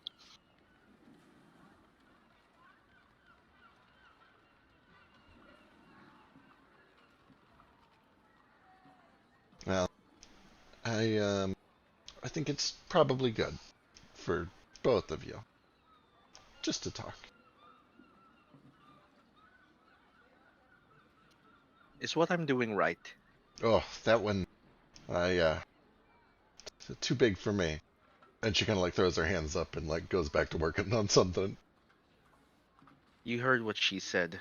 It is too big for her.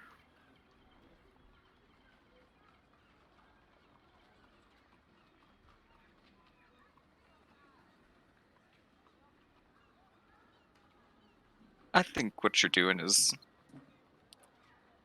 kind of in the same boat as Elise here, where I can't say whether it's right or wrong, but I think it's a good. Like you said, they'd all be dead if it wasn't for you. You gave them a second chance. It's more than any of us did.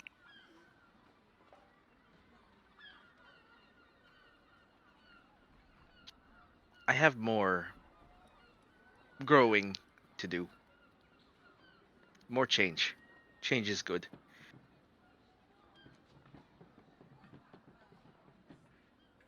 Change is good. And you've been growing a lot. Thank you.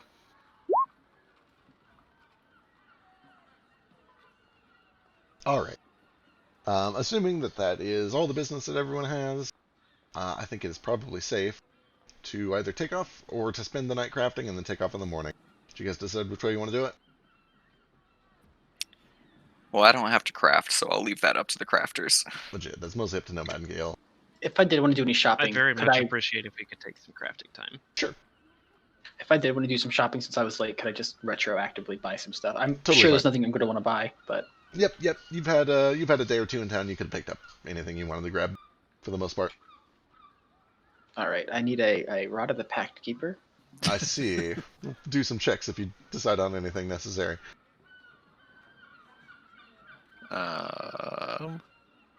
Yeah, I'm good to just go, but I don't know how important these enchantments that Moat and Basu, like if there's something that they really want to have done before we go start another hole. I mean, Because it's not. It's mine is not anything that's gonna like affect me immediately. I'm literally just combining the effects of 2 items into 1 item to free up an attunement slot. But it'll take 9 hours to do it. Yeah, mine's not a huge game changer. It's just basically a weapon replacement, but I have a perfectly functioning weapon already, so. I'd say let's just go then. Before we go, But I want to That's some- It's fine. whenever we have- get to the point, whether it's now or like 12 hours from now or tomorrow morning, where we're like packing up bags and just laying out the carpet and getting ready to go, Nora will pull Gale, or not Gale, Moat aside. Okay, Hey, Moat, Nora, what's up? Just kind of want to check in on you for one thing. You ready for this thing we've been putting off for so long? You know, it's weird. We've been putting it off for so long that I think it's kind of lost a little bit of its gravity. But now that it's here, yeah, I am ready. It's exciting. Hey, I it's mean, I've hard. been working up to this since I met you, since before I met you. I was gonna say, I don't think when we met, I knew it would end up where it's ended up now, but this has always been the goal, what we were working toward. Yeah, it's kind of strange, I guess. Uh, like I said, I'm excited and I want to go get it done, but I don't know. Before now, I kind of figured I would go and get it done, go back to the order, and just keep on with my life. But well, I guess my life doesn't look like that anymore. I guess we're gonna go and get it done, and I'll have to report in sometime. But I mean, there's so much I want to keep doing with you guys, and it sounds like we're in the middle of something maybe a little more important than whatever grunt work the order's gonna have me doing anyway. Yeah, it certainly is a whole lot bigger than I thought it was going to be when we set out. It is a lot bigger than I had anticipated, but I mean, look at us go. We're a kid from Balmoral and a turtle from a monastery rising to the challenge. Not that I didn't think we would. No, it never occurred to you that we might not, I don't think. Well, of course, it was never an option. You notice, as you're talking, that Nordo has a new tattoo. It is on the back of his right hand, and it is the holy symbol of Aedra, the fivefold knot. It's like almost golden metallic looking color. When did you get that? I'll I just point it out. went and got it yesterday. Just meaning to show you. That's... I don't know, I guess I'm kind of speechless, Norda. That's really nice of you. It looks really good. Yeah, I'll it's- kind of like grab your hand and, hey, whatever happens at the end of this Firebreakers thing, I'm not going anywhere, just so you know. I'm always going to be with you. I'm glad to hear that. It kind of puts a hand on top of yours. It's you've been the one thing I can count on ever since I met you. I ain't turning into any kind of holy man or nothing.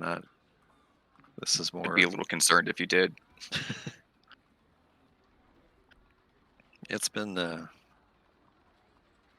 was thinking about it, counting up the time. It's been 5 years since I got away from the orcs, the Crimson Hand orcs.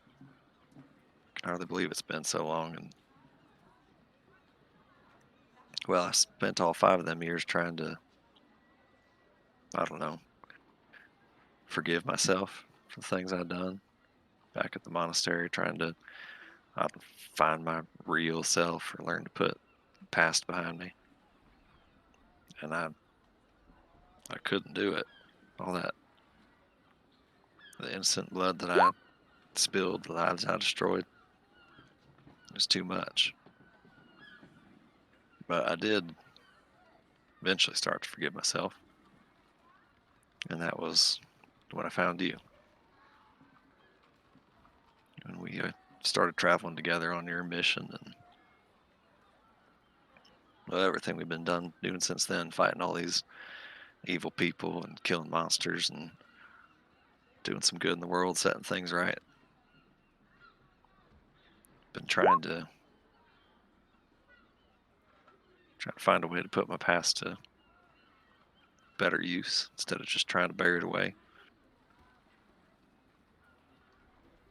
I don't know, I guess I'm kind of rambling, but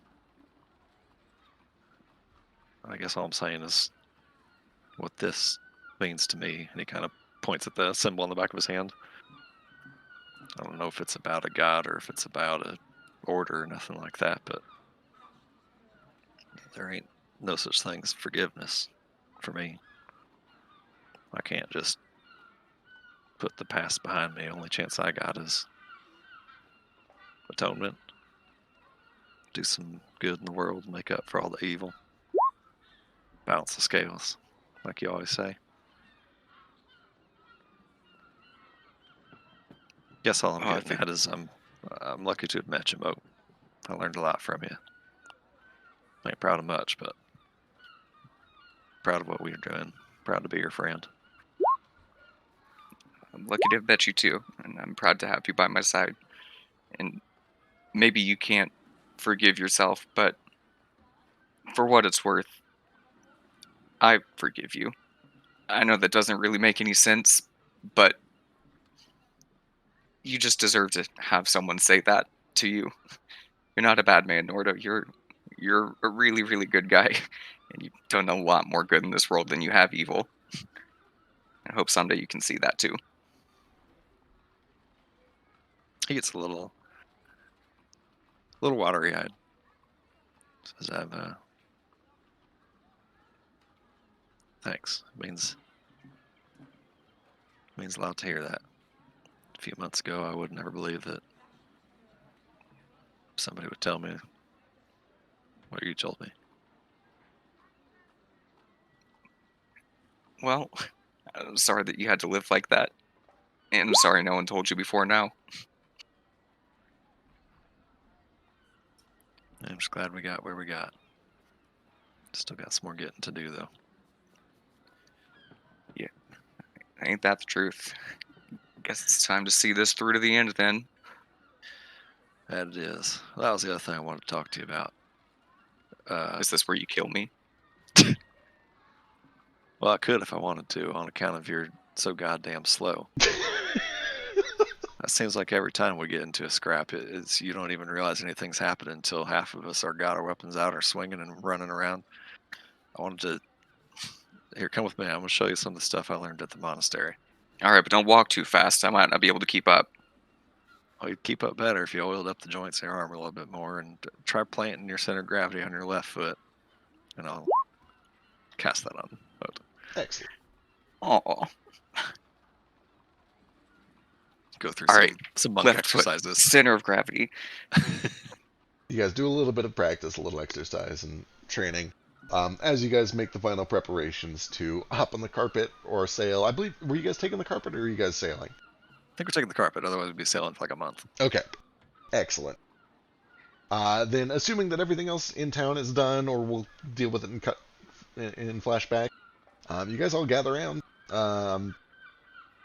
possibly after a day of crafting, or possibly first thing in the morning, and activate the carpet. Is Gale still AFK, or we got him back? He's dead. All right. I know this is the plan, so I'm going to assume that he's willing to do it. He gathers you all around, and I suppose you just gotta name where you're going. I don't think we know anything more specific than just Firebird's Roost, right? I was gonna say I was trying to think of something more. Well, that's probably going to come down to the die roll. Oh, I guess. Take 1 hour to go to the library and see if there's Yeah, anything. that's what I was about to say. Firebird's Roost. Should we go research it at the library first? I can go I thought we back. tried researching it already. I mean, we could try again. I don't think I did. We haven't done it in this area. What I really need to do, and I'm going to do it the next time I run a campaign, this is the big lesson that I've learned from this campaign, is I'm going to have a spreadsheet for knowledge rolls that you guys have already done and what you learned and what you rolled. So that I That's can, a great idea. so that I can like go back and check for this sort of thing. I do will think help you this time, Maze. I do I don't need distinctly help. remember Oh, us even researching Firebird's Roost, but I think it was in Valdelands. I don't think we've researched it here for what that's worth. Gotcha. So I do know for sure that you guys have at least revealed its rough general location over here, because it's visible on the map with a label, which means you guys know something about it. Go ahead and I guess. Can we just specify not in the volcano? Certainly. Firebird's Roost, not in the volcano. And you guys, I guess, can give me one more either investigation or history check to try to get any more specific details. I'll do it. I think I have the best. I have advantage, so. I'll do history.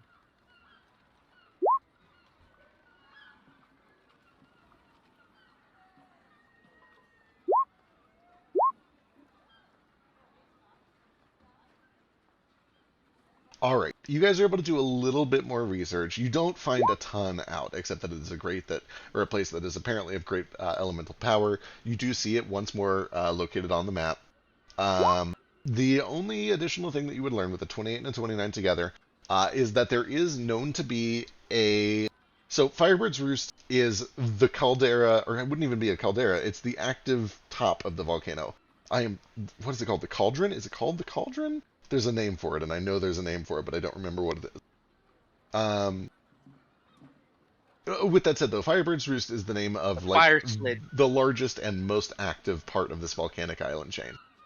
You would learn with the 28 and 29 that there is also apparently a small village of natives that is called Little Hell near the southwestern tip, and that is at the very least like not the volcano. It is like a city apparently. So you would learn that probably from an adventuring almanac or an explorer's log or something like that. In fact, yeah, it would have been one of the places that was visited by Gerard Gibraltar while you were reading through that journal ace. So you would probably be the one that initially finds that lead. Good old Gerald. It's a really cool name. We will check if we know anything about him later. All right, with that, Gale activates the carpet. Where do you guys say you're going? Seems dangerous to say hell, but you know. Little hell on Firebird's Roost. All right, works for me.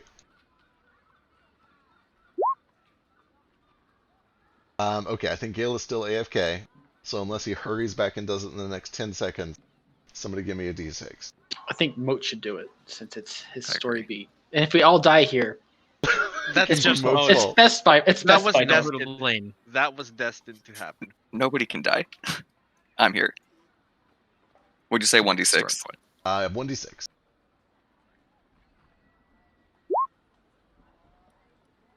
Oh, hey, that works. Oh, What does hey. it mean? Hmm. Oh boy. Interesting. Ruh-roh. What does it mean? All right. You guys are gonna have to fill in a little bit, and hopefully he's at least listening, so he can yell at you for your poor decisions when he returns.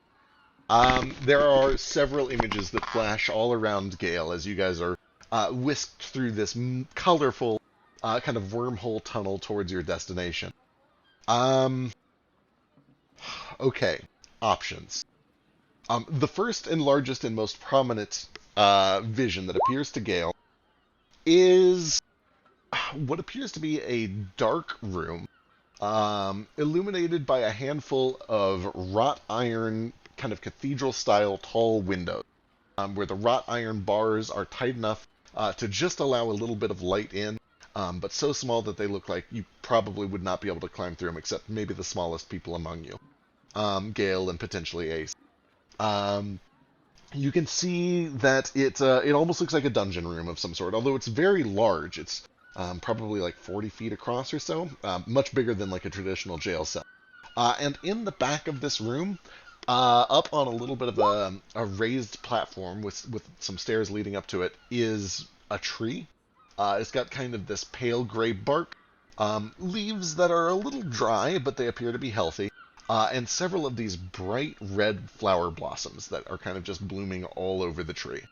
And this is the image that appears most vividly and appears to be the most, like, it seems to be where the rug wants you to go.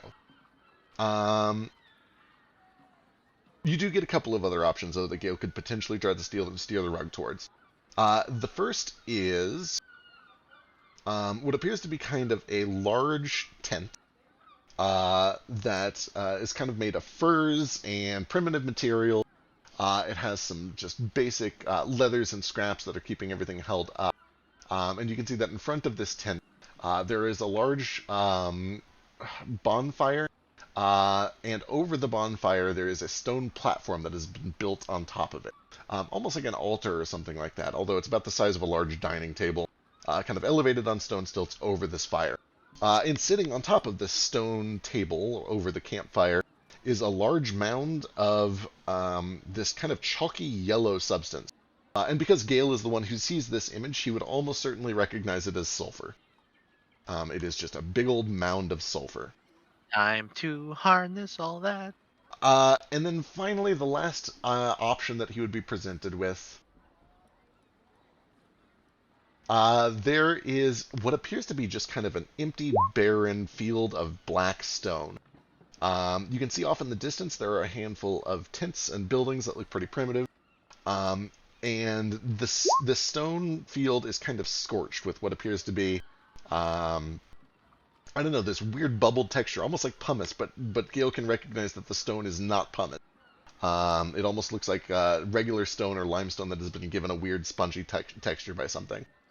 And just strewn all about the surface of this stone are lumps of silver and cobalt. You can see occasional, like large, unrefined, just loosely cut bits of emerald.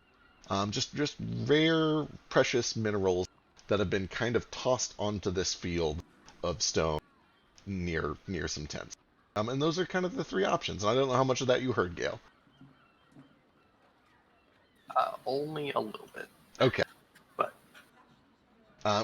quick recap, you've got the weird field of stone that looks like it has been kind of dotted with a weird sponge texture, and is filled with a bunch of raw materials, mostly precious stones and gemstones and metals, all of which appear unrefined, like they've been freshly mined up and then tossed onto this field. The second option is what appears to be some sort of a stone altar over a fire that is just got a big old pile of sulfur lumped on top of it.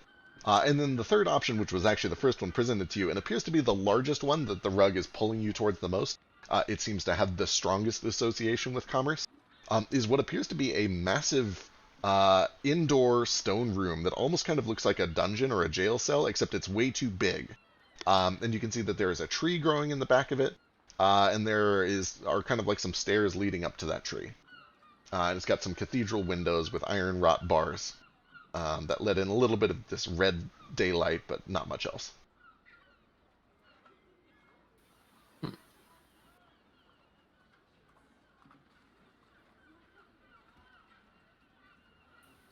I feel like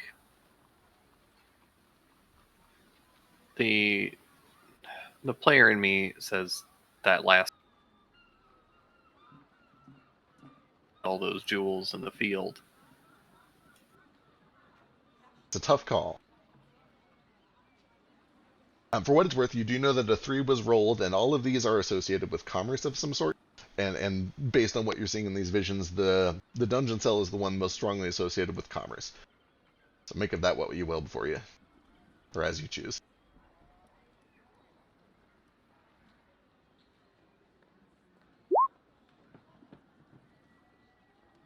And we're teleporting to Firebird's Roost, right? The phrase that was used was "Little Hell near Firebird's Roost." Yeah, we learned of a little civilization near the volcano called Little Hell. Yep. Huh.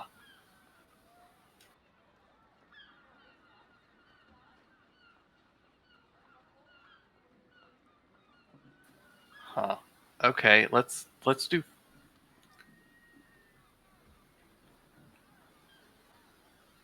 Let's do the jail cells and. All right. Excellent. Okay. Sure, I'll regret this.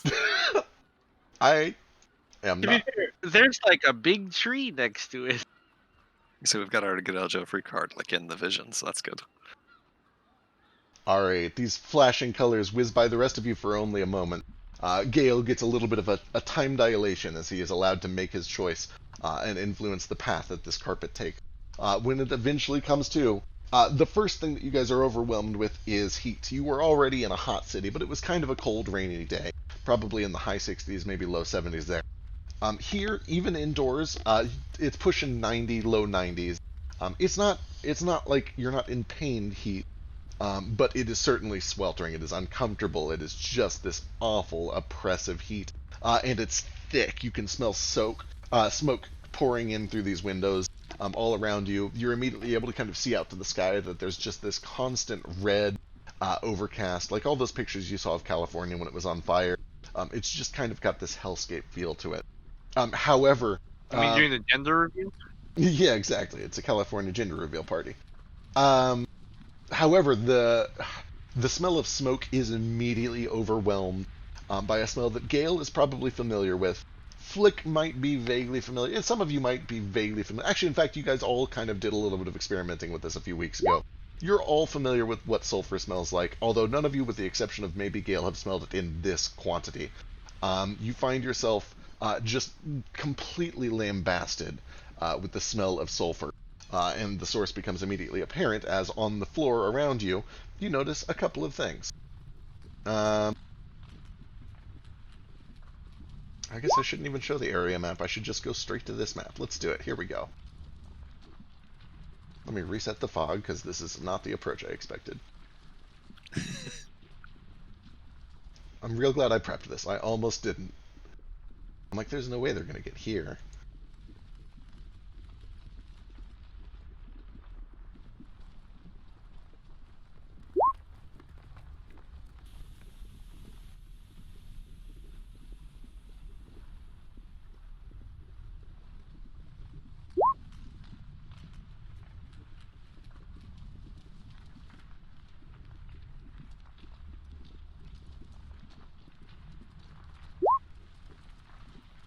Beck, at some point yesterday, could I roll to find a poisoner's kit roll? What is like the deadliest injury poison, or like, you know, the most lethal poison you can get that's based off a plant? Oh my goodness. You could give me a... Do you have Poisoner's Kit proficiency? I can have it for 10 minutes. Yeah, if you pop your chin on Divinity, you can try to call upon some of the knowledge stuck inside your head to see what you can learn. Sure. Yeah, go and give me an Intelligence Poisoner's Kit check. 20. 20. I'll have to take a look. I don't know it out of character, but I'll try to get you info. That's fine. That's for out of character thing. Cool. Later on. Cool.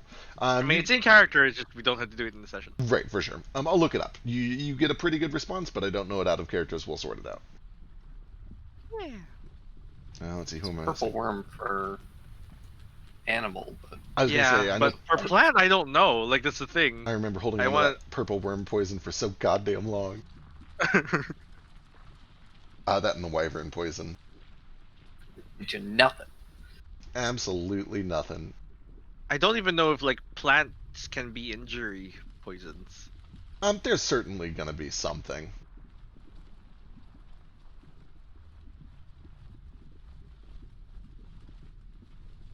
Do we pop up and die immediately in the cell? Is there enough room? There is enough room. It is actually surprisingly spacious. And here we go. Commerce! You find yourself in what feels like a very large dungeon cell. You appear to be in a large circular room. There is a tree growing on a pedestal that is about 10 feet above the floor where most of you are.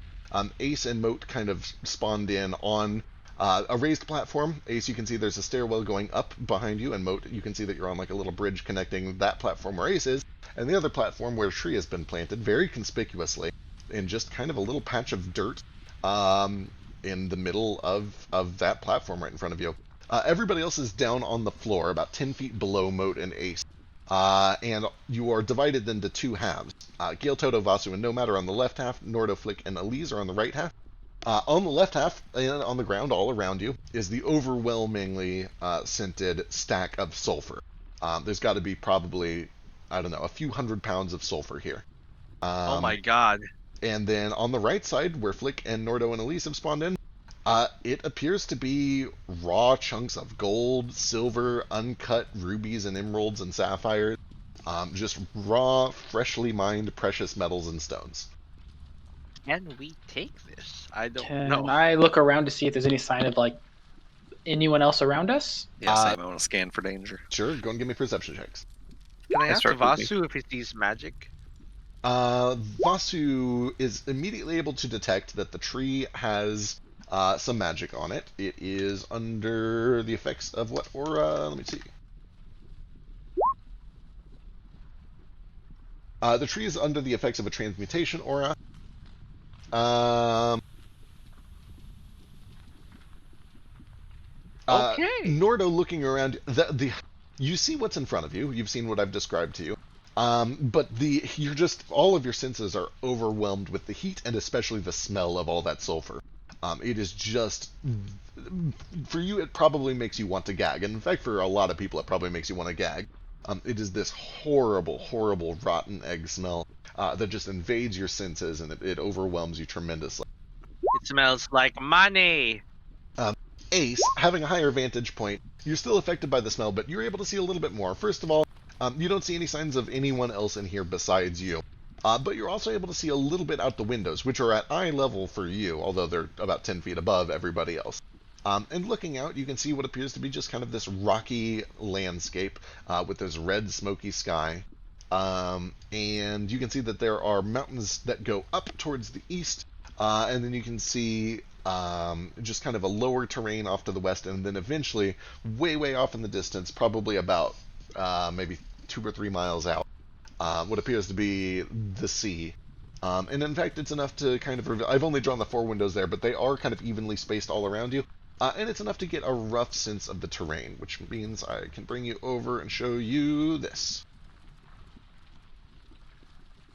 Where's the rug? I assume it kind of rolls itself up immediately at Gale's feet as soon as you arrive. Gotcha. And I'll take time and stuff it back into Flick's bag holding. Cool. Friends, would it be alright if I identified this tree? I think somebody probably should. Uh, Seems a little out of place. while looking around, do I notice anything with my true sight? With your true sight, nothing. Okay. Nothing out of the ordinary. I guess I'll start pinging then. Cool. You begin a ping, and that'll take a minute or so to go through. Feck, is it possible to cast fucking identify through your familiar? Is it a touch spell? Then Yeah, you have to be touching the object. I'll allow it. It's a bit of a stretch, but that's fine. I think technically the range is touch. That's right. Yeah, that's fine. Cool. I'm gonna ask Nibbler to kind of scuttle over to the tree base, kind of poke a little leg on it, and he's gonna identify it All for right. like 11 minutes. Yep, you begin your 11-minute thing. While you're doing that, Ace's ping goes off, and you can detect that there are 522 humanoids to the northeast, about 1.5 miles away, and there are 222 humanoids down towards the west-southwest, about 1 mile away. Lot of No humanoids within 1 mile. Any aberrations? No aberrations within 1 mile. You sense 4 aberrations about 4 miles to the southwest.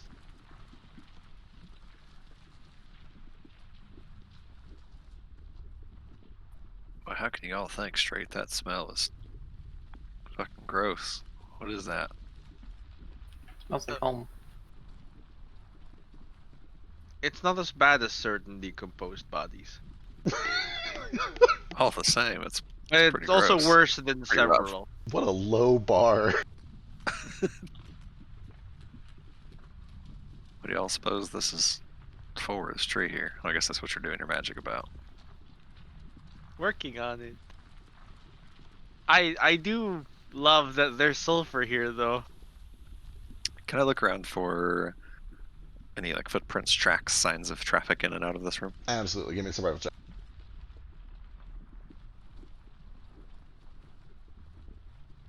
Yeah, so with my perception, I was also kind of looking for people. I didn't see anything like people, did I? No, you saw no signs of people. You would see, just kind of through the windows, off in the distance, about 1.5 miles to the northeast and then about 1 mile to the southwest, a handful of signs down in kind of valleys of tents, as well as a couple of these kind of acidic geothermal pools. But apart from that, nothing nearby.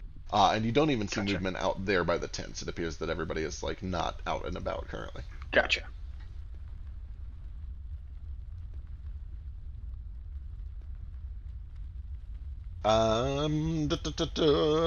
Yes, Ace, or was that already the thing?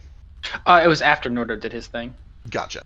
I didn't want to do survival, and then I'll Right, do something. gotcha. Norda, with a survival check, the first thing that you can tell almost immediately is that up at the base of the tree you see footprints about the size of a human boot going in and out. They are old. The most recent activity with the 16 appears to have been at least a couple weeks ago.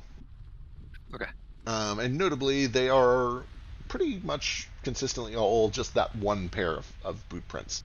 You don't see signs of varied traffic. It appears to be one set of boot prints that comes and goes from time to time, very infrequently, maybe every couple of weeks. With that said, it's pretty well preserved. It appears that the lack of traffic means that those prints don't really get disturbed very much.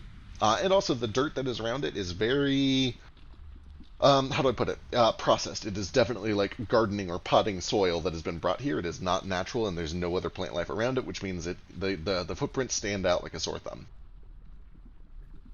I'll sort of nudge Nibbler out of the way so I can get down on my knees and look at it.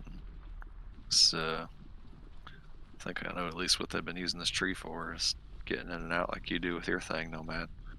Just footprints over here. Somebody's been coming in and out every week or so.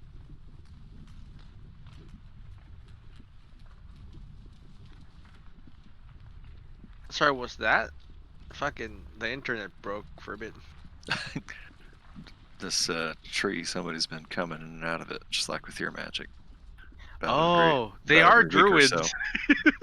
Oh, yeah, it makes sense. Ain't too surprising. It looks like just the same fella or lady, just coming here every week or so. Yeah, that makes sense. But Not a the whole lot of question is, coming and going. what is this aura? The transmutation aura. What does it do? I think it might be that the tree, it lets the tree grow here. That's my guess. This doesn't make sense. Doesn't seem like a natural healthy place for a tree place. to grow. Yeah. This dirt definitely ain't from around here. Looks like they planted it here, like in those flower pots I had at the hotel. Yeah, do you think it even has space for its roots to grow? Sure don't look like it. And then with that same sort of object, do I see any footprints like up and down these stairs over here? Yeah, taking a look around through everything else appears to be kind of covered in this fine layer of soot. And you don't see any footprints coming up or down the stairs or any other footprints in this area that weren't just caused by you guys moving around. It's a combination of soot that seems to be coming through the windows and also this sulfury powder that covers most of the western side of the room. Be safe for a little bit anyway. It doesn't seem like people come in and out of here real often. Oh, hi, it's a Flake. Oh, no, he left. He died. Like, What happened? I know he's been having issues with his mouse and his mic, so he might have been like resetting real quick. Also, one other thing that I forgot with a 31 on your perception check, Ace, you do think to look up, and when you do look up, you can see that there are chutes up about maybe probably a good 40 to 50 feet up where the ceiling of this chamber is mostly obscured by darkness, but you have very good dark vision. And you can see that there are a couple of chutes that line up directly above each of these piles, one above the sulfur, one above the valuable ores and stuff. oh, like it's being dropped down into here. Interesting. It is about this time that Nomad's Identify finishes. You learn a handful of things with this Identify. The first is that the tree is under the effects of a plant growth spell, and that appears to be what is giving off the transmutation aura. The second is a bizarre message, which I will reveal. Which I guess also technically contains the third, but I need to add it in real quick. Yeah. It's the shit in Druidic. I don't know if anyone here can speak that. When you identify, it kind of gives it to you as like in the language that you understand. It almost comes to you as like a mental ping.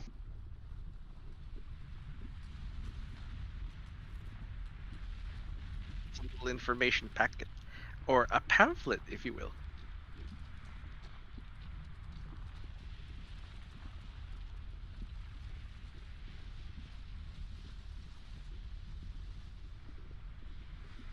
Kind of, sort of, yeah. So yeah, you learn that it's under the effects of a plant growth spell, and then you receive a message where normally you would get the description of like a magic item and what its command words are and how to activate it and how many charges you have. You instead mentally receive this message. Where is it? Oh, there you go. I read it, or I say it out loud as I receive it. By out loud, I mean I speak it into my Joker, and it's turned into sound. New Society staples, those rat bastards. They're here too. Walmart, they've got their grubby fingers and everything. They're Walmart. But we do know that Big Mac is a fire giant, so he might live here. Oh my gosh. That's true.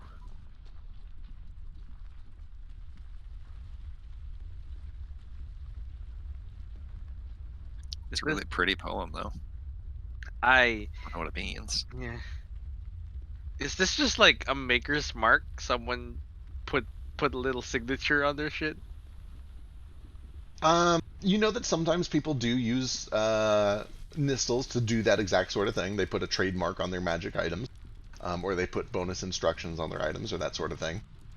But it's kind of just a case of what you see is what you get. Somebody has very intentionally put this message to be given when the tree is identified. Okay. You would know that like this isn't what would normally show up on just a regular ass thing when you identify it. Somebody put it here intentionally. Probably using Nistles. Fascinating. I didn't know you could leave messages with Nistles. I'll Absolutely. Keep that in mind.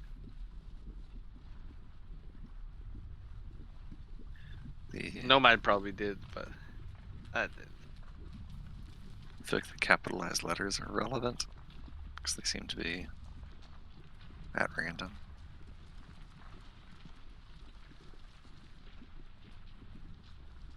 They might be. Nomad says the words with capital letters on them. Right. Someone write this down, please. I will use my amazing calligraphy skill, which never comes up. Aside from making pamphlets. Perfect. That episode of SpongeBob where he writes the word "the" and the T is extremely pretty. Except he's randomly got him in the middle of the sentences here. You guys are solving this puzzle. I got to go to work. Alright. Godspeed. Have fun. I hope to let you out in 30 minutes and you can get right back home. They probably won't. I hope they fire you so you Country can come needs just me. right back. No! I hope they don't fire me. Good But- job. Yeah, that sounds bad. Damn fine job. I'm kidding. Keep your job. Today's my first day working with Joe Biden as my boss's boss's boss's boss's boss's boss. Is that the Oh, let's see how exact it's chain of different. command? It's not the exact chain of commands. I'm not sure how many bosses. How many people need to die for you to be president? I bet So it it's goes Joe, quite a lot. It goes Joe Biden, then Pete Buttigieg, and then like, a bunch of people, and then me. just a rough summary. That's the rough chain of command. That's a chain of 947 people. Perfect. Yeah, I'll see ya. Alright. While he's receiving that message, Ace, what's up? Oh, I was just going to like search around for clues, but So like what this room was used for. sure. It appears to be, based on what you've seen so far. Go and give me an insight or an investigation check, I guess. Like you've kind of got a lot of pieces, but an insight check would put them together, as would an investigation check. Yeah, with the 28, you get the sense that this is probably some sort of a storeroom, where sulfur and valuable ores and minerals are dropped down in from above using those chutes. You're not really sure where they lead, but they're probably dropped through those chutes. And then presumably somebody comes in and out of that tree to do something. It's probably to gather the materials or something to do with those materials. And based on the identification that Nomad has just given you, you imagine they're probably involved in this somehow. Notably, also with a 28, there is the stairwell that goes up, and it seems to be totally unprotected. There's no door, no lock, or anything like that. It seems to exit this chamber. Should we rob this place blind? Well, it seems unwise to burn a bridge before we know where it goes, and while we're on That's it. fair. Well, our bridge is right there. He points at the tree. Okay, well, if we go to Firebird's Roost, and then we have to come back to the tree. Is this how Firebird's Roost? I'm pretty sure that's the volcano, isn't it? I'm pretty sure that this isn't the room we need to be in to bring the body to. Do we have the body? Yeah, I have the body. I It's just imagine like, just slung over your shoulder the entire time. I went and bought a bag of holding just for this, Oh, that's beautiful. and because I needed one. But you know, Body bag, a duffel bag was what I imagined. A duffel bag of holding. Moat, what's up? while they're all trying to solve this puzzle and do things in a smart way, I'm gonna head up the stairs. All right. When you head up the stairs, it seems to wind up for probably.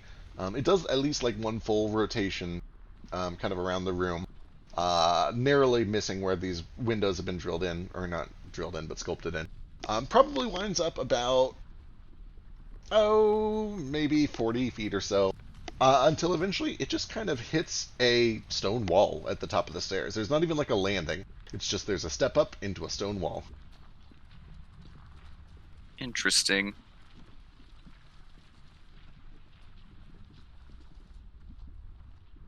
It's Right. like an actual stone wall. It's not like some weird illusion. Yeah, you kind of like put your hand on it, and it appears to be stone. It's more druid magic. To come this far and be foiled by a wall. Nah, I have this, and he pulls out Varder's head. We've got Toto too.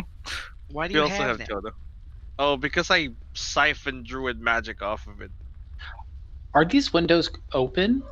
Um, Are there's like glass, or is it just kind of like open holes in the wall? They're totally open air, but they have wrought iron bars that go in between, with I'd say probably about 10-inch gaps between the bars. In, Oh, I could definitely fit through that. in like a square pattern. I feel like I could fit through that.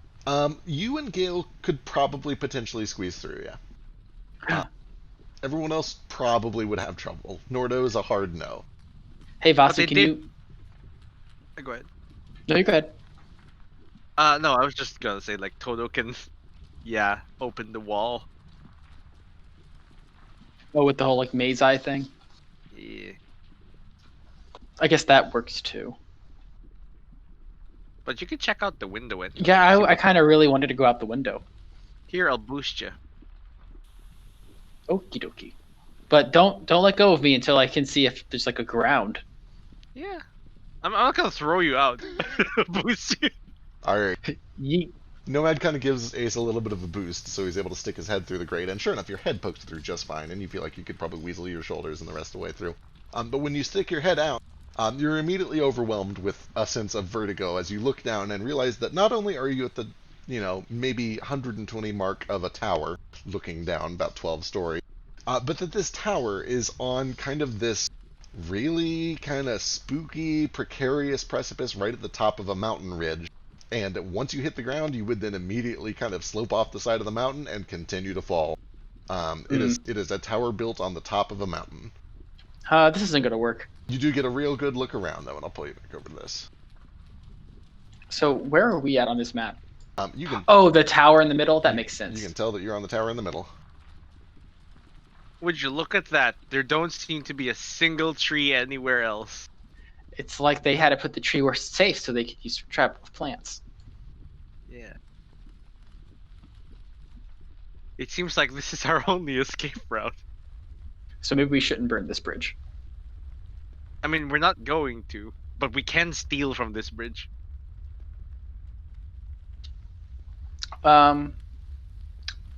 How big are the holes in the ceiling? The chutes in the ceiling are probably about maybe 1.5 feet diameter. Not super huge. But again, the smaller people in your party could potentially fit through them. Gotcha. Do I see while my head's out of it, do I see like an outing, like a way that this staircase leads out? You do. Looking around, kind of up and to your right, you can see that about 30 feet up or so appears to be the underside of a landing. Kind of like the airship docking landing pads that you've seen at most major cities. Like a large balcony of some sort.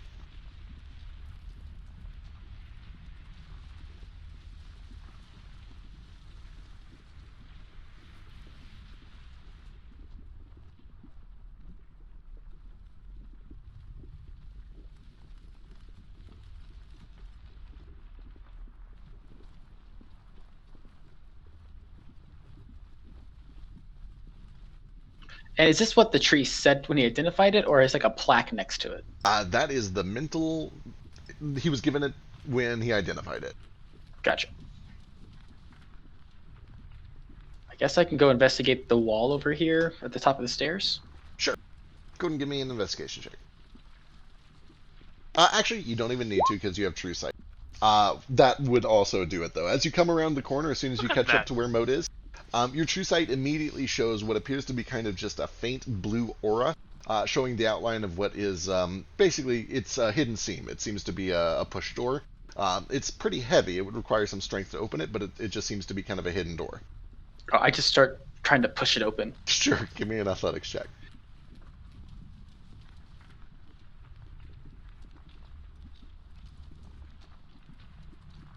Hey, Moat, can you help? Moat, help me! Yep, coming. I'm like sliding down the wall as I go. I can't even keep myself up. Yeah. Sure, give me athletics, Moat. Does he get advantage from me helping? Absolutely not. But he's able to do it just fine. It's heavy, even for Moat. And there is just a blast of heat and the smell of sulfur that continues to kind of like blast in your face once the door opens. But when it does open, you find yourself looking out on a bit of a sight, which I will reveal. It's a better image to think that Moat just effortlessly just pushes it open with one arm. Doesn't even look like it's at the heavy. You're getting a lot stronger. I think that door would have killed you a few months ago. Thanks. I did not get stronger. That is a fallacy. But thank you for the You compliment. look like you could survive more at least. Yeah, for sure. Stronger in a different way. So, plan huddle. Are everyone on this island our enemy? I don't think so. I It's don't really hard. think anyone on the to island needs say. to be our enemy. Right? Because the druids seem to be here, and they were bastards, right? The Order of the Blue People Druids, they're our Okay.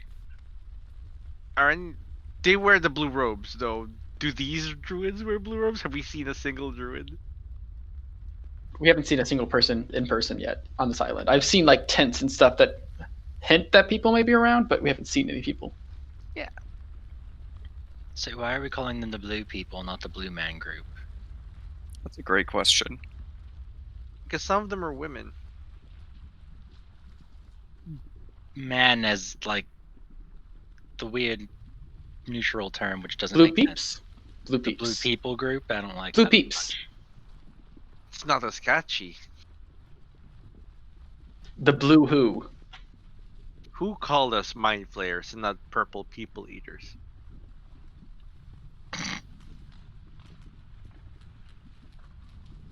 I guess we just walk out the door now. You might. What Moat and Ace see when they pop this door open? Sorry, I'm still prepping it, which is why Oh, I'm sorry. I quiet. thought you were just waiting for us to finish our small talk. it's good. No, it's totally Yeah. fine. Is a landing, and it's a pretty large one. It is about 40 feet across and almost about 70 feet long. The size of like the front half of a very large sailing ship. You can see that almost immediately in front of you, carved into the stone floor of this landing, are several concentric rings, and just there's a thick layer of soot all over everything, probably about a quarter of an inch thick. However, you can see that at the far side of this landing, all kind of curled up and huddled up and sleeping in a pile of scales, black and silver scales, wings folded over themselves, and so far unaware of anyone's presence, is just a big old gaggle of wyverns. Just the largest gaggle of sleeping wyverns. And I'll reveal it here in just a second. You can put my hand down. What I wanted to do is no longer valid. Okay, perfect.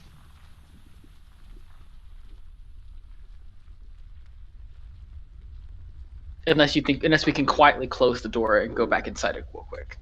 Oh no, that's a large gaggle. Never mind. Pretty large gaggle of wyverns. The ones with blue markers are silver scaled. The one with purple markers are black scaled. And you do see that 2 of them, the ones that have both dot, are split basically perfectly down the middle, silver and black. Kind of these dual-colored dragons split right down the middle. Ooh. Are those natural? Do I know? You can give me a Arcana or a Nature check or a History check. You can do history or arcana. Could I also give a nature check? Sure, go for it. I've seen dragons before. For this, I'll try arcana.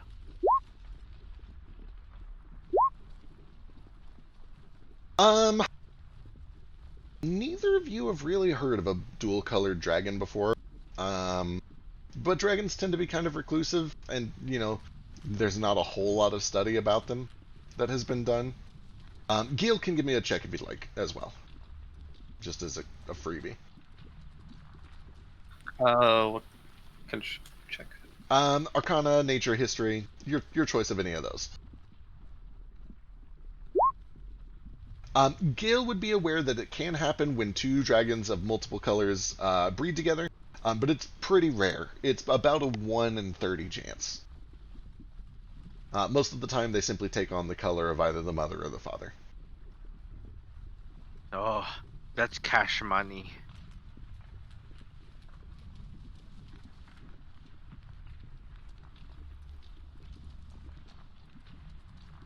The small and the lean wyvern. Oh wait, no, not the small one. The boring wyvern and the lean wyvern.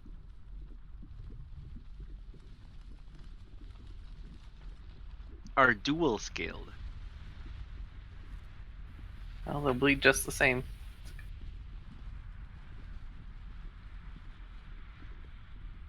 Do seem to be standing in our way down, so So, if we're going to fight everything here, we are going to be burning the bridges. Do you want to just rob this place first? Sure. they might not fight us. We might be able to just, Yeah. Or we can just throw the gold on the ground, all the gems on the ground, and see if they get distracted. do wyverns follow the same rules as dragons? I don't know, man. Only one way to find out, I guess. Dragons aren't always after gold. True, have some of your them like reward. ships. Yeah. Looking out here, so this is the door we came out of, right? So Yes, secret where is there to go? Is this look like is this like a circle in the ground with like symbols and shit? It just appears to be several concentric circles. There are no, carvings or symbols or anything like that. It's just a bunch of plain circles that have been kind of carved into the stone flooring there. And But just poking out a little beyond it, you can see that just as you look up and to the left, there appears to be a very massive stone door. Okay. That makes sense.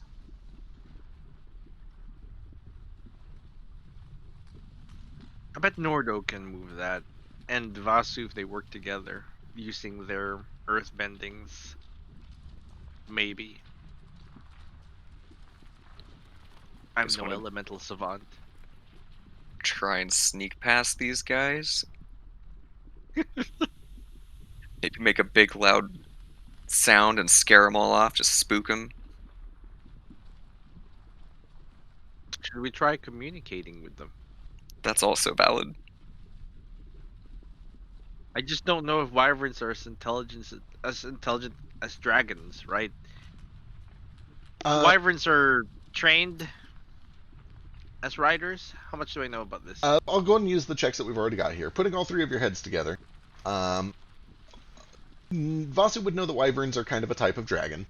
Nomad would know that wyverns can sometimes just be born from a dragon. They are kind of one of the many creatures that can be born from a dragon. Gale would probably know that there are certain rituals that a dragon could use to guarantee one type of offspring or another. And that wyverns are typically bred to be... how do I put this? When a dragon doesn't want a bunch of... when a dragon doesn't want to have a bunch of really intelligent, important children that will potentially grow up and want to take their place, they just breed for a bunch of wyverns so that they've got an army of nasty little obedient dragon children. Oh, they're inbred. They're a lot more animalistic. They've got stingers instead of breath weapons most of the time. They're worker ants. They're worker ants, exactly. Yeah, how do Do big dragons, do real big dragons have stingers at all? Gale would know that Okay, so he's heard stories that some green and some black dragons do. acid stings sound awful.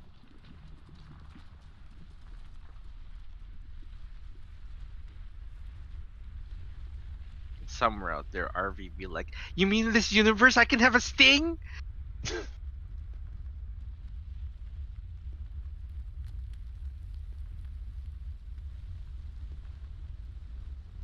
So cool.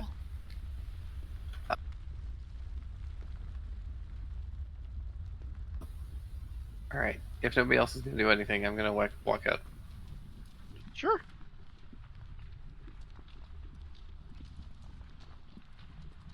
All right, as you walk out, you're able to get a good look at the surroundings, that map that I've shown a few times.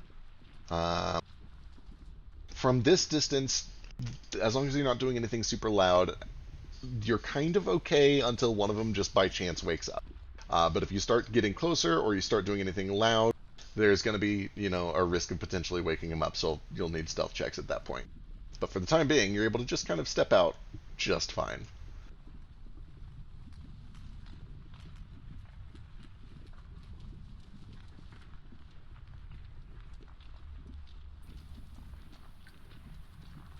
Wait, so Guess we kind of just have to go for it, right? Yeah, where are we heading? I was given the very clear instructions of taking the bones to Firebird's Roost. So I guess we're just climbing the volcano. Do you want to just fly there? We could. Can't. How far is this drop down? About 120 feet. Actually, no, it'd be that plus another 40, so 160 feet.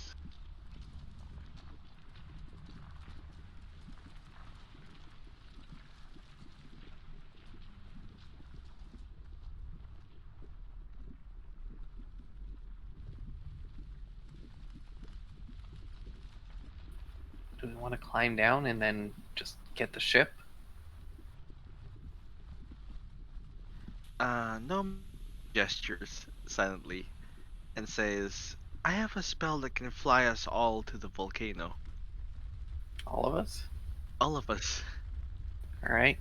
I like that idea. Mind you, so we go downstairs so he can explain without waking up the wyvern. This is a Question. druid spell. It's very odd. The problem with it is you can't do anything but move and move faster. But you do have resistance to many types of damage. Most damage. Well, that's good. And it takes a minute to turn back to yourself. So we have to be careful.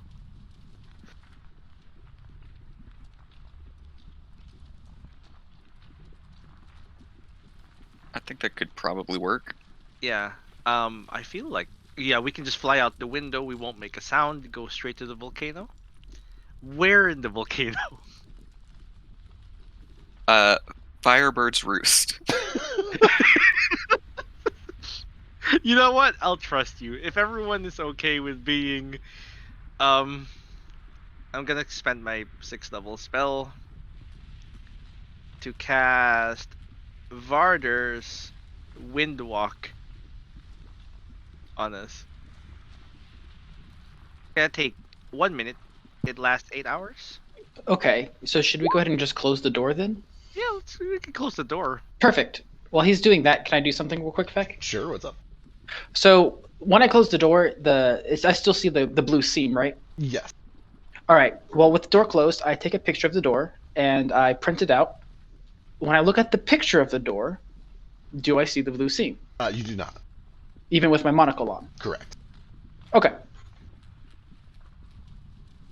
Thank you. Good Experiment experiment. done. Yeah, Thank good you. experiment. I approve of all experiments.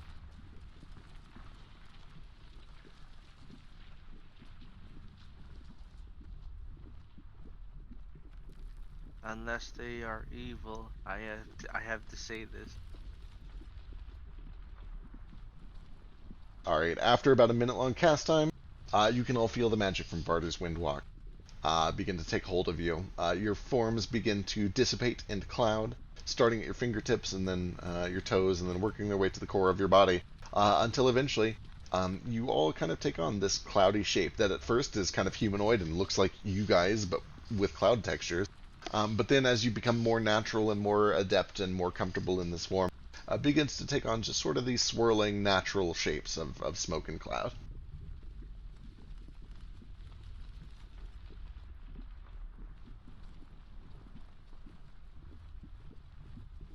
300 feet fly speed. Yeah, you guys are fast as fuck. It's a great spell. What the shit? Yeah, Windwalk's great. Okay, let me mark off my 6th level spell, and that is also 9 mana. It's basically the I'm best sorry, travel how spell. fast do I fly now? 300. 600 if you dash.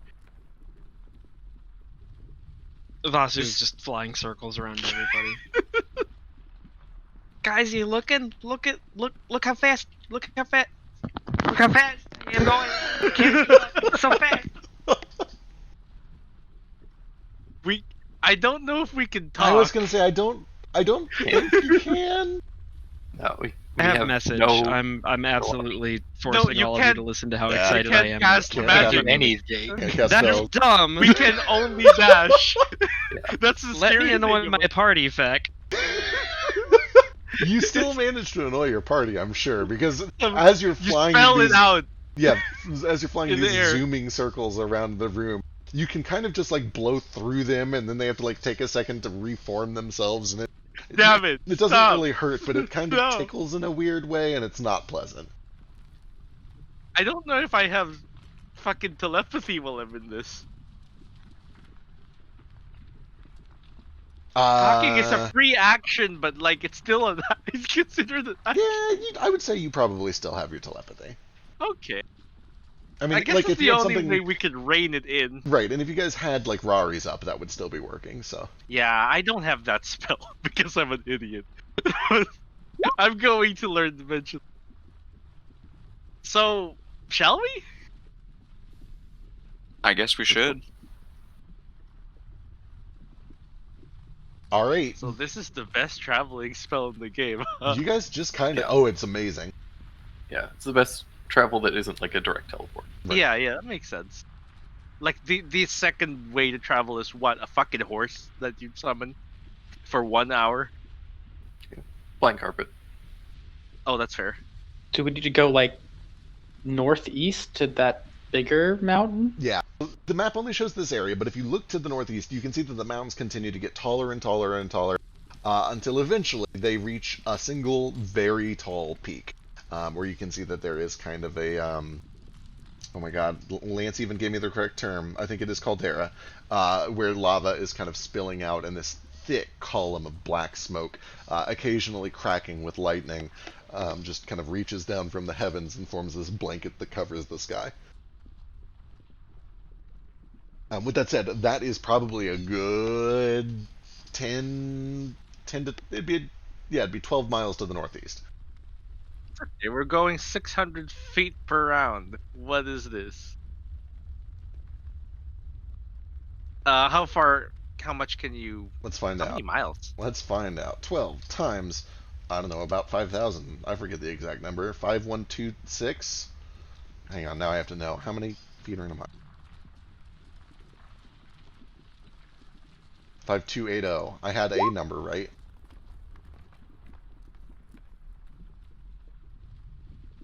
I think... A question. Does Vasu's unarmored movement apply to the cloud? So he's a little faster than us? I'm gonna go with no. Please. Give him a vote. Come on.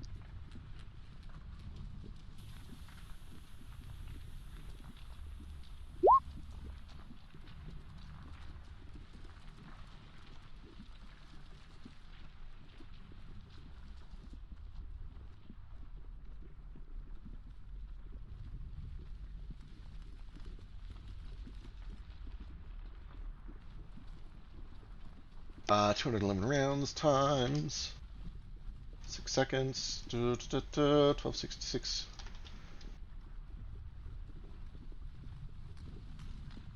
Yeah, how long does this spell last? 8 hours. Oh, you're fine. It would be about 2 hours of travel to get there in your Well, windwalk that's form. not bad. It's pretty okay. I'm going to telepathically kind of ask everyone or relay thoughts to everyone if they want to communicate. Where do we want to reform? In Tom Morello's tomb. Okay. Yeah, I'd say that'd be ideal. Yeah, the problem is like it could be guarded. Then we'll What are be you gonna constantly. do? We're wind. We Well- we move 300 feet a second, and we can move through small cracks. Like We could just Fuck 'em. leave. we can Fuck just it. go. Let's just go. Let's just go. Let's find that fucking tube. You're not my dad. Peace. Get the entire Later! Later. Not my dad. Later. Can we do? We can't make search actions because we I can mean, only like, pass. you can look around. That's fine. We can look, yeah. Like, What do I passively see with Yeah, we have to use your passive. with a passive of 23 perception? All right, right here in the immediately surrounding areas, you can see two little villages, one about 1.5 miles to the northeast, one about to the northwest. You can see that each of them are situated next to these little kind of geyser hot spring areas, which you imagine are like hot spring, probably slightly acidic water that are sitting next to sulfur pools. You imagine that's where a lot of the sulfur is probably coming from. All the same, it seems to be enough water to sustain at least some amount of life. And from up here, watching very carefully for a short time, you spot tiny little black-colored kobolds in the northeastern village that do not pop out very often at all. And when they do, they scurry quickly from one tent to the other, or from a tent to a nearby little cave opening in the side of the mountains. To the south, more easily spotted because they're slower and much more poorly colored for this environment, are bright white Kuatoa that occasionally move from building to building, or occasionally from a building over to some of the hot springs. Ooh, bright white. Yep. My attention has been diverted to these bright white Kuatoas. Can we see each other? As long as you're like holding still and allowing yourselves to be seen, yes. Can You guys What about- can potentially, if you want, take on shapes that are like basically your humanoid shape but made of clouds. Or if you want, you can kind of just look more like little wispy streaks as you're moving. Gotcha. I turn into an arrow and point that direction, Turn into a question mark. like a cartoon arrow. You can just. I wait for you to telepathically come to me. Yeah. I saw some white Kuatoa over there. Maybe related to my dream. Oh, your dream. I kind of want to go investigate it while we are able to move rapidly. Sure. Could you ask Mode if Let that's me ask okay? the others what they think. And I take a little bit of time, zooming here and there, and Yeah, kind toss of it on my passing around these telepathic messages. You're able to do it with a little bit of extra time involved. Yeah, it sounds important. I think we should go for it. Okay. As long as we do not alert things. Well, they're Kuatoa. They're probably going to see us. Maybe. Do I think based on We're what not the visible. we're not, but they have blind. Okay. Well, we'll figure it out. Okay. Yeah, blindside, they'll see fucking cloud. Yeah, Okay. this spell is crazy. Is there any like natural like fog or like steam around oh my the area? God, tons. Rising All up right, so we from- can blend pretty easily. Yeah, rising up from all of those hot springs are just clouds of steam. There is a thick blanket of black smoke that is constantly raining ash down on everything. It's a very easy environment to get lost in if you wanted to. All right. Well, I'm gonna start heading that direction then and be all stealthy like. Also notably, Ace, you can see everybody else's true forms even in all of this. Yeah. I had a sense, but I wasn't sure. I think when we were talking to Kuatoa, it was like if we're using illusion magic to try to hide ourselves. They know it, but I don't know if it was just illusion magic or just magic in general. But I'll try to sneak.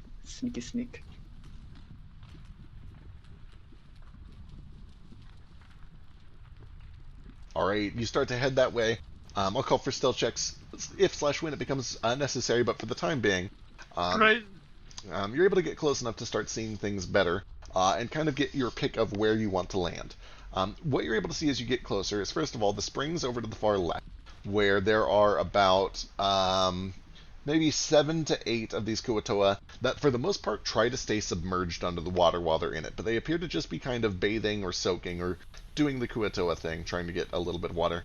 Notably, they seem to be unaffected, or at least, undamaged by the fact that it's very hot and or acidic. They kind of soak in it like hot springs. To the east of it, you can see a bunch of buildings, mostly tents, although there is some stone in their construction as well, where more of these Kuatoa seem to be kind of lurking. Every now and then they'll hop out of the buildings and then go to another one, but they seem to move quickly when they're exposed. They seem to prefer to stay indoors. But you can see down to the south and to the far east, ruined buildings, destroyed buildings. Even from this distance, I guess give me a perception or an investigation check.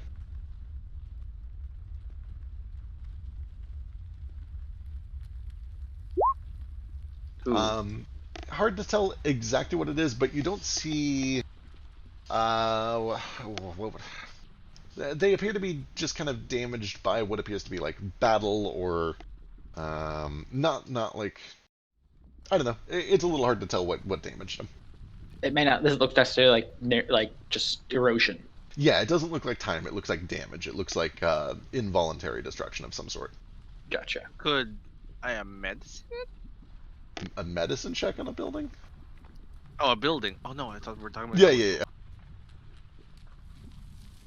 What color are the Kuatoa that are in the water? All of the Kuatoa that you see here are just kind of this brilliant stark white. And from this distance, you can tell that they also seem to have pinkish red eyes. Albinos.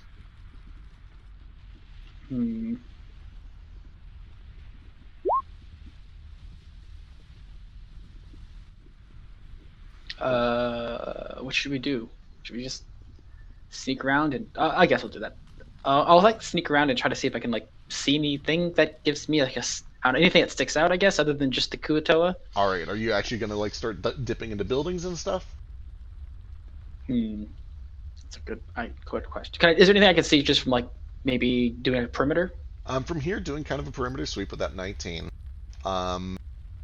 You are able to at least get a little bit closer to the damaged buildings, and from there, you are able to see slashing marks, places where a tail looks like it has been bludgeoned into the side of the building. It looks like dragon attack damage. That's the only really additional detail that you're able to get by getting up close to any of these things without potentially risking being spotted or needing to make a check or dipping into a building. When I had my dream about the white Kuatoa, did they seem like hostile? You definitely did an insight check, and you were not able to get a very good read on them. They appeared to simply be watching, and it was hard to get any sense of motive for that. Well, guys, what should we do? I kind of want to investigate, but I don't want to put us in danger, especially since we're so close to Moat's mission. We're not in any danger. We'll be fine. Perhaps we should first accomplish the mission, and then while we're no longer the time sensitive. Well, we're not really the time sensitive. I'd say it's not super time sensitive. I'm more worried about finding the druids and stopping them from sinking the island than I am about getting the bones where they need to go. Yeah. What do you think we need to find in relation to these albino Kuatoa? I don't know, maybe why I had dreams about them? Yeah. What's the connection? Do you feel anything? Cloudy. Yes. I feel like But like in a literal sense. we should deal with Moat's bones first, because that's a direct and clear goal for us. Yeah, we don't know what to do here. Perhaps when we figure something out, we can come back. Yeah, we can spend another 2 hours doing investigation and downtime stuff with the Kuatoa at the beginning of next session. After we fight something. That seems wise.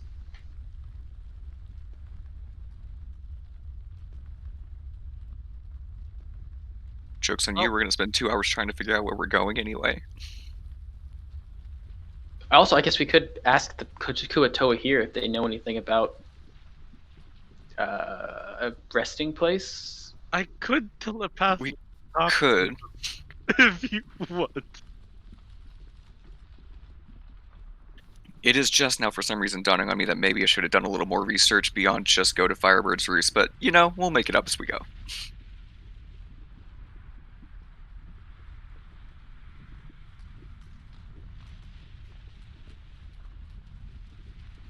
All right, what's the plan? What do you guys do?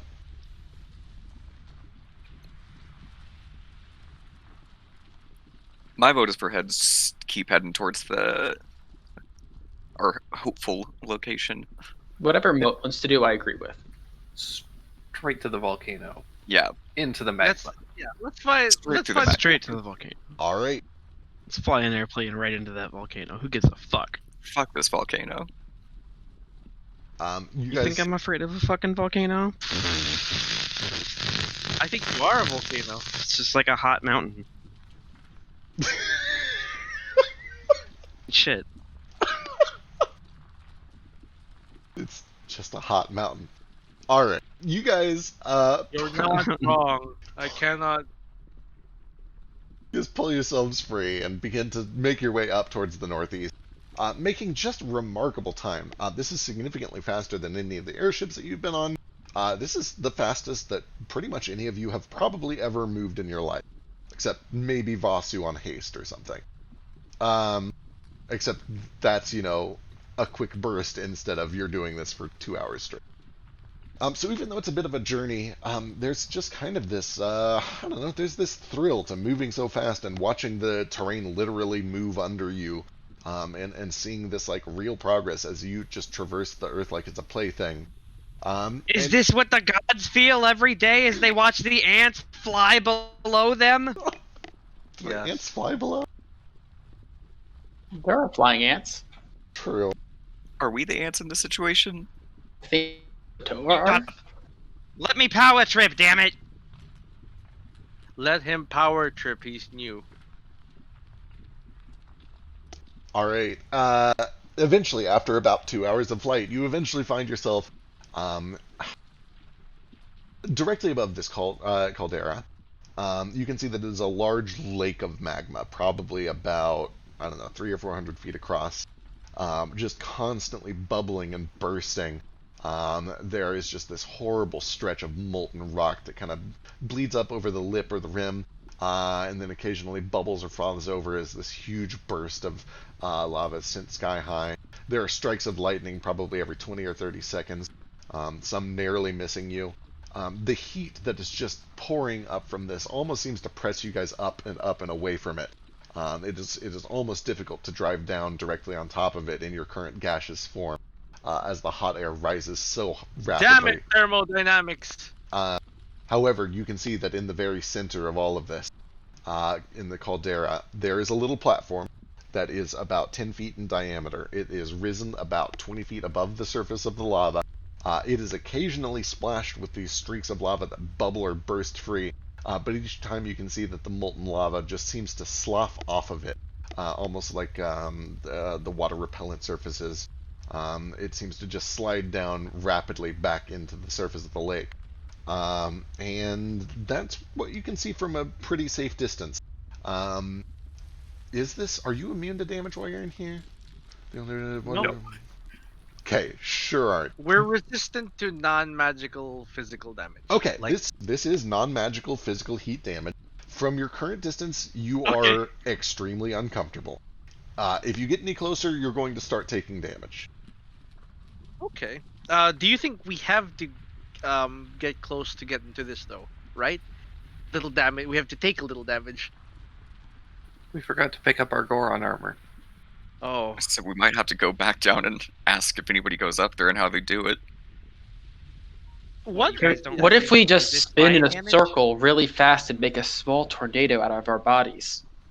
And just pull the heat away. I do like that idea. Wouldn't the heat go into our bodies and then we Not if No, we take leave. the Oh, you're right. Listen, I'm not the idea guy here. I could go down there, but my time that I could spend down there is fairly limited. I could maybe push it to an hour. An hour is a good amount of time. That would just be for me, though. Oh, that's fair. Just you. I'd say I can join you down there for an hour. I could probably tag along with you for a bit. I don't know how damaging it might actually be, but How about I'm we I'm try? pretty okay with high temperatures. Yeah. How about we try first, see how bad it is? Let this be a group experiment. Those never go wrong. What if we turn into clouds and make it rain? I don't think we can rain. That would be disgusting, actually. What are we raining? I don't know, The- moisture from the air? The only other thing I could suggest is I could summon Tin Man again and send him down there, or Toto even. Why don't you just throw your eyeball? Well, then I can. Throw my Familiars eyeball, I and can only sending look. them out on scouting missions. I gotta look this up real quick. Do pseudo dragons have any sort of immunity or resistance to heat? Ooh, I don't remember, but I don't think That's what so. Shu is now. But there's only one way to find I'm out. gonna look it up.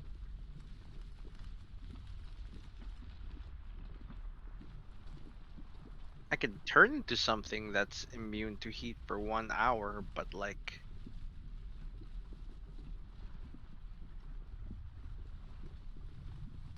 I have to turn back into me first. And me. Oh, wait, I can fly. Well, But aren't those Kuatoa just like sitting in boiling water? Maybe they have a way that they can be resistant? Take their skin from them or something. That wasn't exactly what I meant. I meant like maybe they have like an item or some knowledge. the Yeah. Kuatoa down there didn't seem to be bothered by the heat at all. They were literally laying in a boiling bath of water. Yeah, maybe we should talk to them then. Sure. Do you want to form back into people for this, or just stay away and telepathy them?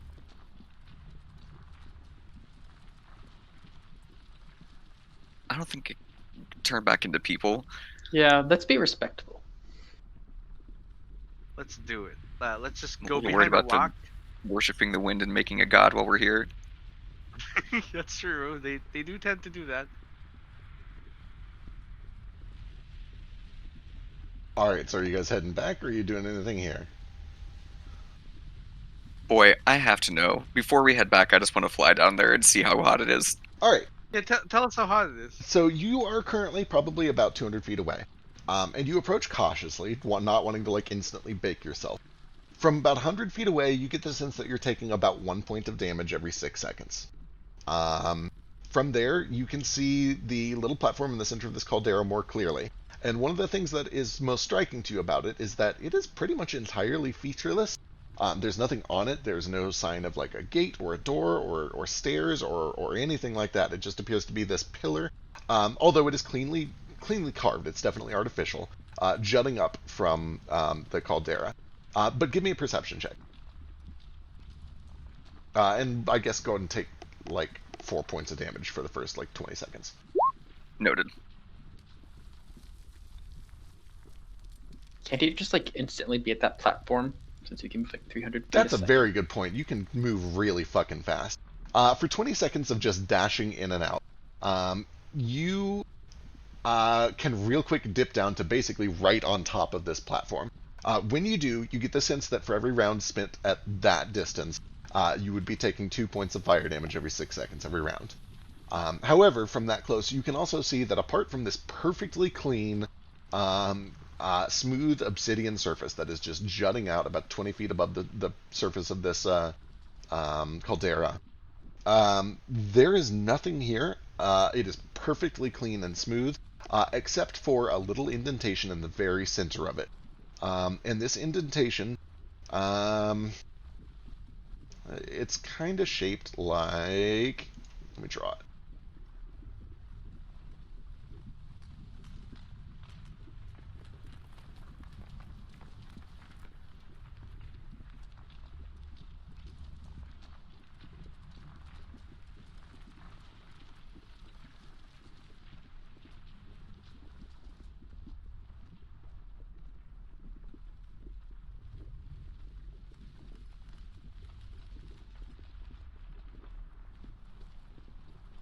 Kind of like that. It's just an indentation in the very center of this platform, about maybe a foot from, a foot in diameter this way or whatever.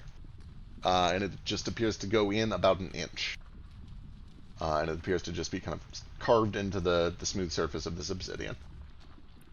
Interesting. Okay, I'll fly back out to everybody and tell them what I saw. Don't think it's going to be feasible to stay there for any meaningful amount of time without some kind of protection.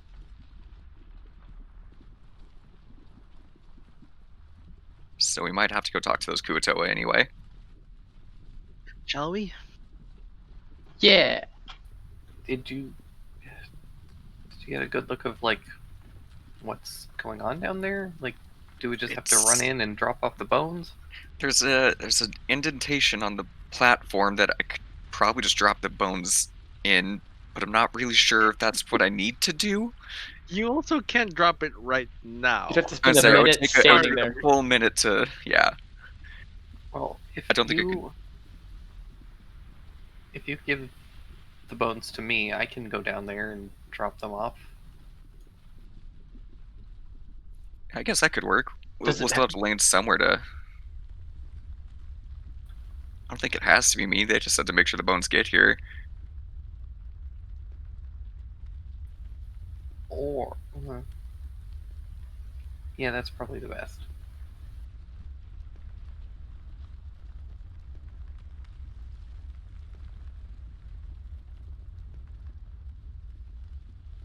So find somewhere to land. Turn back into ourselves. Hand the bones off. Have you drop them off. How hot is the? Where are we landing? That looks kind of like an Ouroboros. Kind of does. It does. But like an Ouroboros only has one head usually. I kind of thought it was just that you have to roll 20 and it's hard to draw circles. Yeah. No, it does kind of look more like twin Ouroboros. Two snakes doing the human centipede. Isn't there a story about that? About two snakes trying to devour each other? Yeah, wasn't that something we fucking came across or something? Well, I don't know, you could give me a history check, religion check. I'll do religion if someone does history. Is it involve human? Oh, you never mind. You got it. Both of you are kind of vaguely aware of, I don't know, this is a theme that comes up a lot in mythology. Very, very, very old religions, old dead religions, that are sometimes passed down in just kind of more remote tribes of Ajabiata. There are a couple of ogre and cyclops camps to the west of Cesnac, over on the western coast, that have a god, or a pair of old gods that were a couple of snakes. It comes up a lot in mythology. They sometimes are like competing twins. Sometimes they are like the same god split into two, that are like competing to take control over a single body again. It's just a recurring theme in ancient mythology. It's especially popular with lizard folk, kobolds, and ogres and Goliaths and Cyclops. Out of character, this kind of reminds me of the Sethrak and the who's the other one? Mershalt. War. Yeah, Mershalt deal, trying to eat the shit out of each other. Well, kill each other. But I don't think they're here. I mean, Unmirage is, so who knows? Oh yeah, Unmirage here. But I don't know if Nomad would know anything about like Sethrak or Marshall, because I don't know if they've turned up in this religion. They could be dead and replaced by another pair of serpents.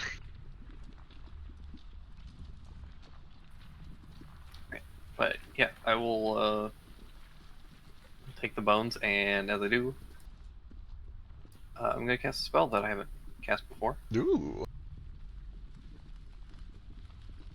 Where do we land? Good shit. Half damage at least. That is a lot. The half damage basically means you're just as resistant as you were in your Windwalk form, which means you're only taking 1 point from like far away, and then when you get directly over the caldera, within like 100 feet or so of it, it'll be reduced to 2. Or it'll More be importantly, 2 it reduced means to that 1. I will also be resistant when I have to change back to drop off the Yeah. bone. Yep, exactly. So I'll take a chunk of damage, but I got a decent amount of health, so. Do we have one of the, like, if you drop this potion kicks in things that you could take just in case? A death ward. If you think you Wouldn't need be it? bad. It's a good idea. I still have mine if you want it. Sure.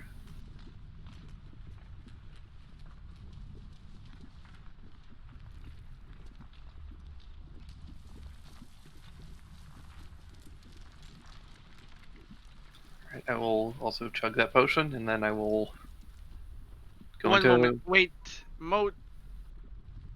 You're the Firebird, Yes. right? I think you That's have correct. to be there. I guess I can just go and rough it. I thought I did, but I do not have a great way of resisting this heat. Let's see what we've got. In my film book, if we're gonna unfog for a bit, Oh, I've got this. It'll pull up my magic fan that drops it by like a few degrees. This'll do it. maybe. I don't want to like say I'm a better firebird than the firebird or anything, but like I can resist fire damage. Can't resist mine though.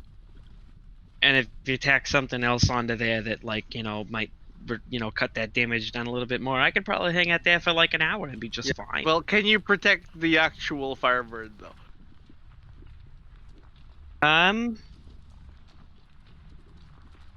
Not against like residual heat damage, but if something would attack him. Ah, Moat, I figured it out. You have fucking absorption. Right? Doesn't that only work on attacks though? Absorb elements? Because that's what I was thinking Absorb. originally. No, absorb elements works when you take damage from an elemental source. So if you take fire damage, you can use a reaction to get fire resistance, but you can't do it while you're a cloud, right? But he Yes, also I'll only get resistance to 2 damage for 1 round. Right, it only lasts a Like, round. it's- Yeah. Yeah. So he has to cast it like 10 times. Can you? Stupid. It's a reaction though. Use your action to turn into mist. That's stupid. That's It 'cause takes they a do minute 10 to points of change. damage. It also takes a minute to change back and forth between mist. Yeah, like you might as well just take the damage and then lay on hands himself and then Right. soak some more damage. But lay on hands is an action, and he can't miss. No, he unclouds, lays on hands, and then clouds. I also have lots of mana. I 1 can just minute- cast a patient cure wounds on myself. It'll probably keep up with the damage. Yeah, like There you go. Patient cure wounds yourself. it's There are many ways we can do this. It turns out. yeah, like ultimately it just means that we're gonna be soaking some damage, but that's fine. Yeah, we can heal you. By the way. All right then. Let's get down there. So, Let's deliver some Real- bones. will it be faster if, while I'm up here, I haste you?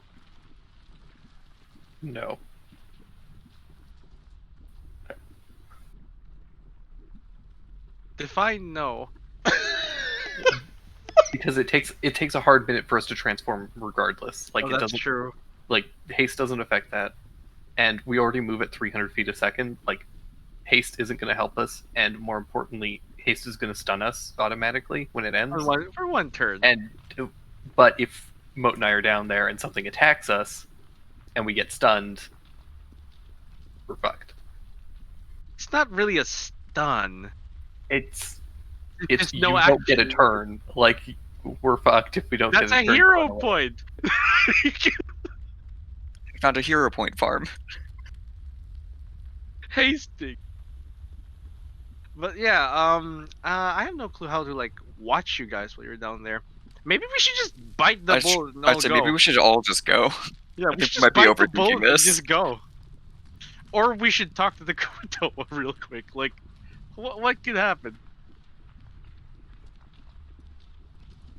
We're choosing between interacting with Wet Kutoa and jumping into lava. Like, You are completely correct. We are dramatically overthinking this. Let's just go talk to the Kuatoa. There's no reason this Yay. needs to be harder. why is this a You guys, why is this a choice? the best part of D&D is the overthinking. I rushed over down the mountain. All right, Let's back towards the Kuatoa. I'm super excited. All right, you begin rushing back over on the 2-hour journey towards the Kuatoa. It was 2 hours away. It was 2 hours away. Yep. Yeah. Oh.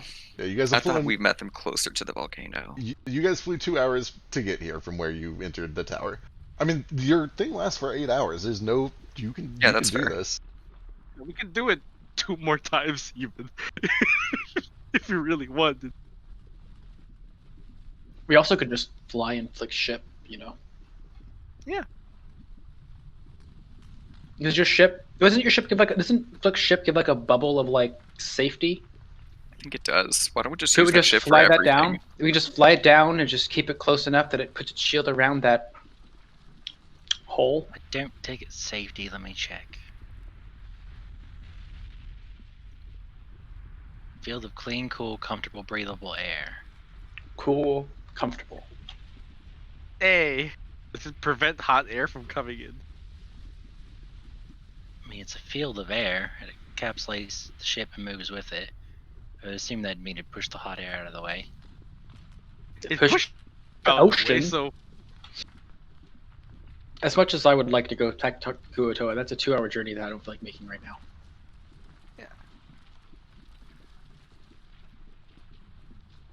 I could be crafting. Yeah, let's just use the ship then. Does so the sphere of safety around the shield or around the ship? Is it enough to like extend it if we like hover it above the landing that it would like protect it? What was it, like a 40-foot radius sphere? 40-foot radius, yep. Yep. So I think the ship was a grand total of 60 feet tall, which means you could potentially like hover the ship 10 feet above this platform and cover the platform.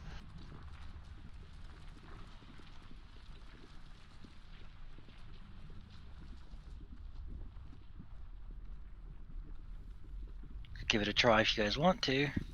Yeah, let's try it Let's out. try it. All right. Seems like the easiest solution. If the king starts screaming in agony, I'll back out the plan, but That's here we fair. go. So in order to pull it out, you're gonna have to shapeshift back, which I think takes what, a minute? Yeah, it's a minute. It's fine. We Okay. have hours. You got a couple choices. Flick is the one who has to do it because it's on him. You have to spend a minute changing back, during which time you don't like fall to the ground. You do that in midair, right? You fall 60 60 feet feet. around? Oh, Or that's not second- bad. or- Okay. What I'm getting at is, do you want to go down to the ground and start changing back, which means you'll take more damage as all of it is happening, and then pop the cork as soon as you change back to your normal form? Or do you want to Should go we- way up in the air, change back midair, and try to do it all while you're floating back down to the ground?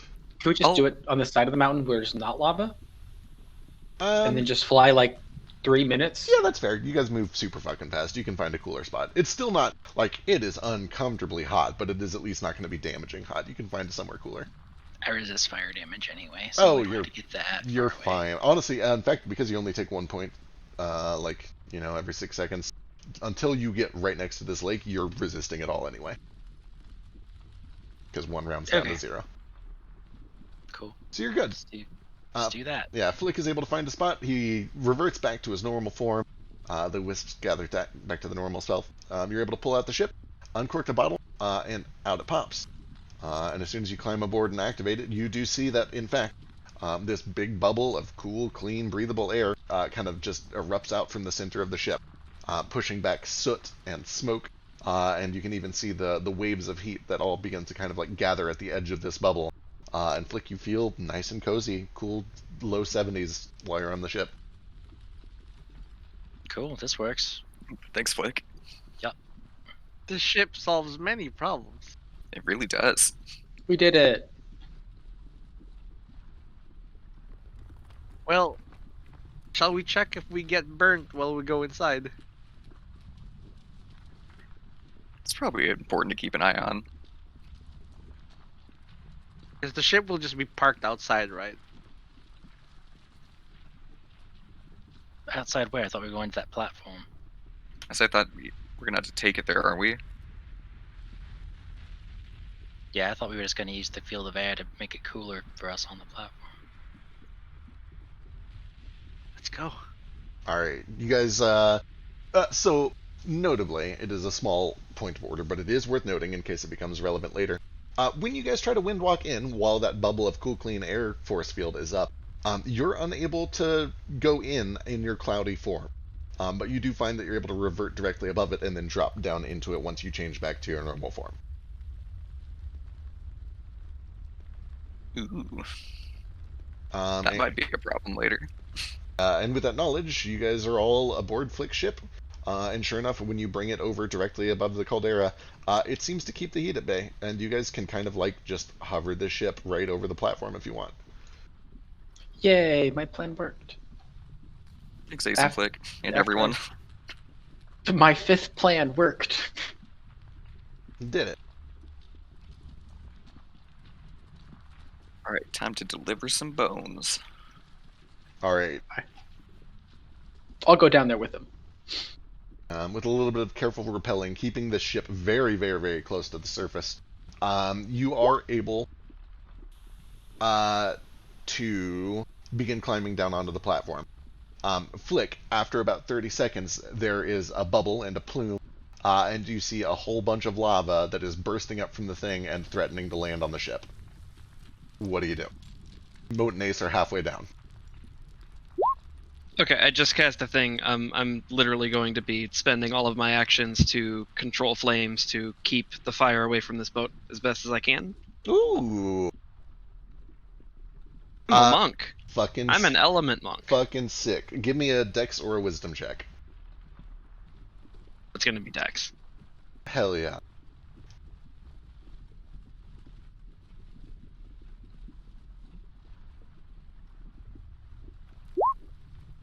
Vasu sees this all happening and is thinking ahead and beats me to it.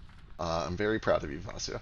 As this plume of Thank lava you. splashes up, towering into the air, probably about 20 feet, and then threatening to gloop down on the ship and with Ace and Moat dangling precariously from it, reaches a couple of hands out towards it.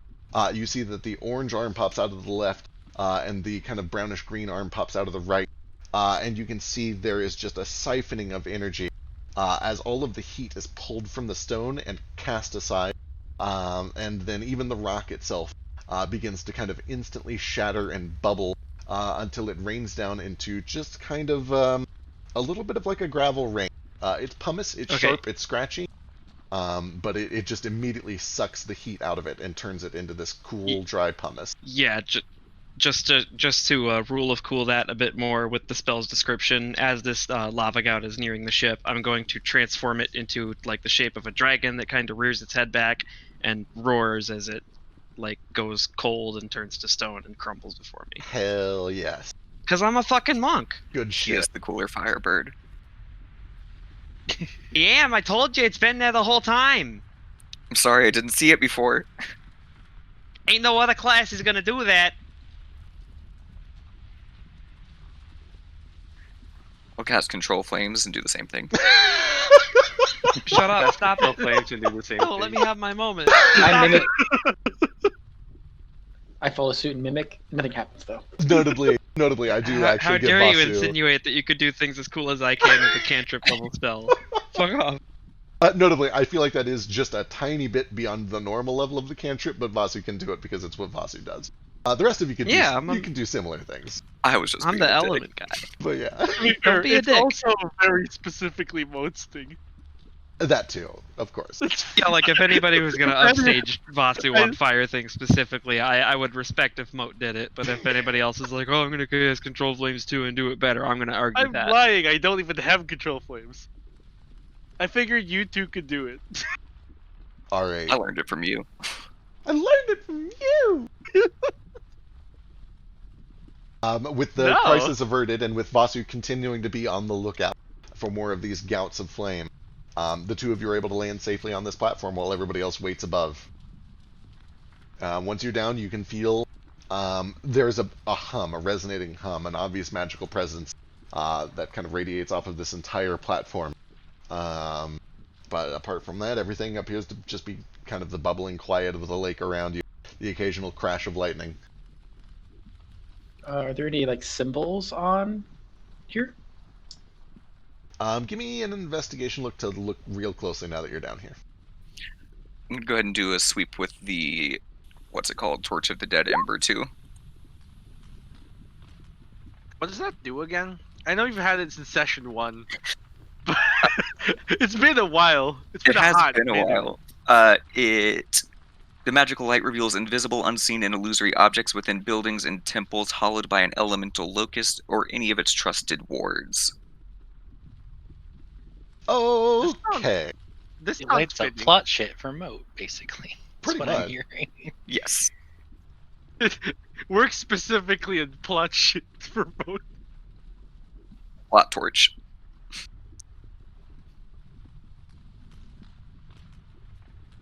I'm glad you could make it here, Mo. I'm all glad right. I'm here too. Ace, you look very, very closely at all of this, and with the 31, the first thing that you're able to do is you're able to sort of confirm the Ouroboros theory that you guys had before. You can see that there are grooves and indentations, like a mold cast, of what appears to be two snakes eating each other by the tail. It looks very much like a cast, like something came out of it or was meant to be put into it. But apart from that, you don't see any signs of writing, you don't see any signs of like symbology, nothing like that. Although there is a very obvious magical aura when you run your fingers across the smooth surfaces of this obsidian. There's clearly some enchantment going on. However, when Moat pulls out the torch, as soon as you pull it out, before you even go to like activate it or light it, the heat of this place seems to almost catch it involuntarily, and the light flickers this brilliant gray that immediately refines to a white, and it casts this glow out in all directions, revealing essentially this massively intricate teleportation rune series of circles all around this platform, all of which seems to connect to these objects in the very center. And it does have writing and glyphs and arcane marks, all of which is written in Primordial, which Hi, reads... Primordial. let me go find my notes.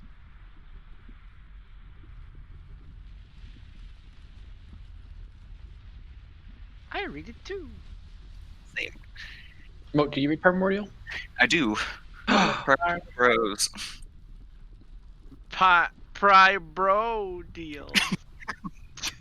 I think Primordial is like the second most common language we have altogether, other than Common. I think half the party speaks Primordial in one way, shape, or form.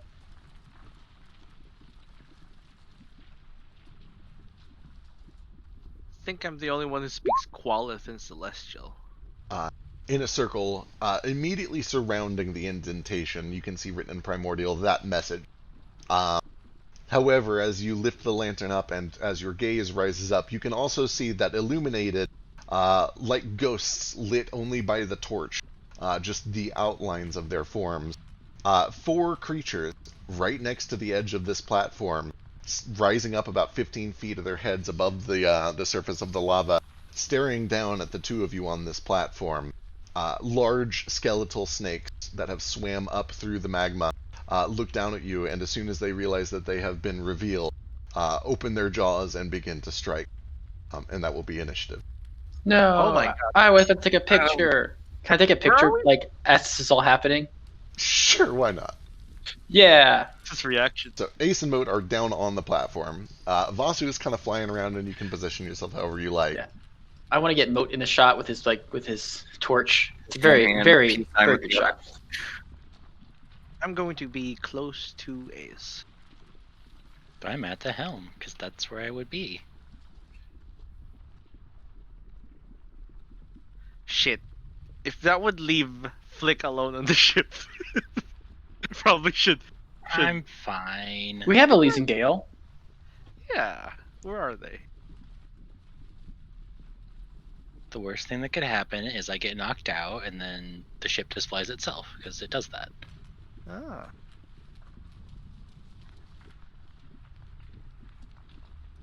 How big is the safe air bubble around the ship? 40-foot radius. And I'll grab a utility thing to show that. Because I feel like that'll definitely come up. Almost certainly.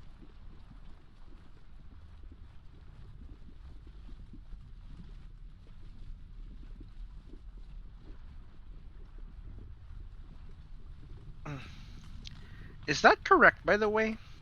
Beyond the serpents of death and death? Yep. Why not life and death? That's weird. I don't know. Because they're both dead. Duh. Unless They it's can the just say- serpents of death, and then we also have to die to go through the portal, which means I'm gonna have to stab you. That could be it.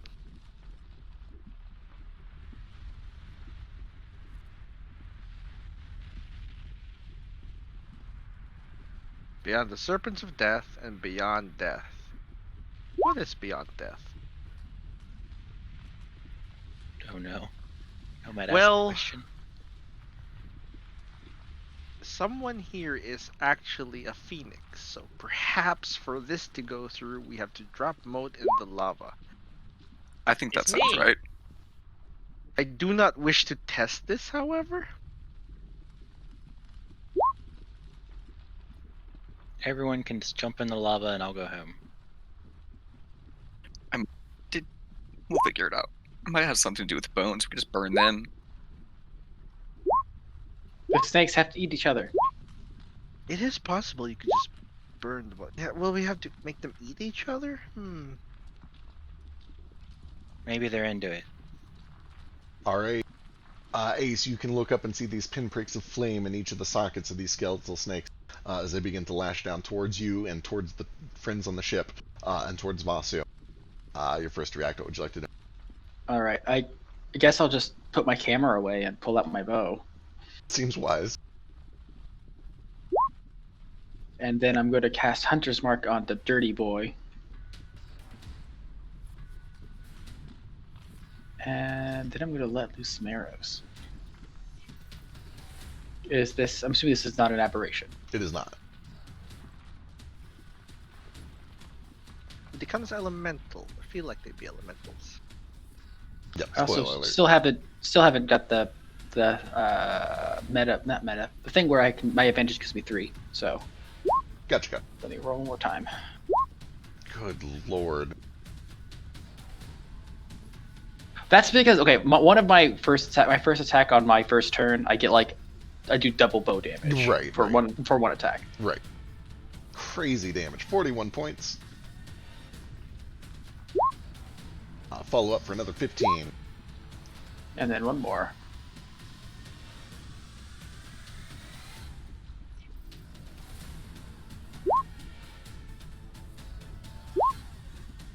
Jumping into action, Ace unleashes a barrage of arrows towards the southeastern snake, and you can see these fiery cracks immediately begin to splinter across its snout. And guess what I'm going to do next? Here's my reaction to cast darkness on it. Oh, son of a bitch. 15 foot? 15-foot radius centered on him. Excellent.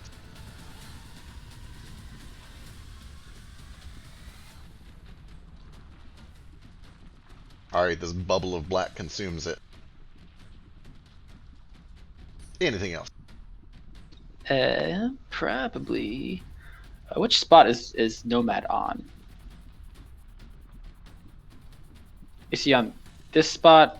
This spot? He's just like on a line for me. There we Okay. go. That worked. Oh, okay. I don't want to be here. It's fine. I'll just stand my ground.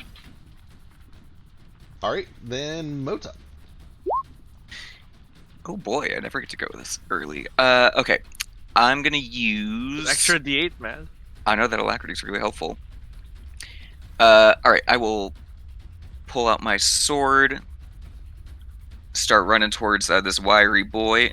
While I'm running over, I'll use my bonus action to cast Wrathful Smite, and I'll take some attacks on him.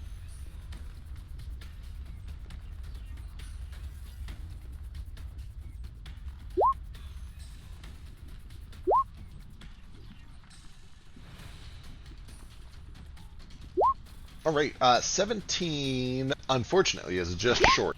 It pulls itself free before you're able to get close. Alright, I will kind of gather myself up and try again. 19 is enough to do it, though. 17 slams in. Alright, here is the Wrathful. And then I'm going to do a regular smite too.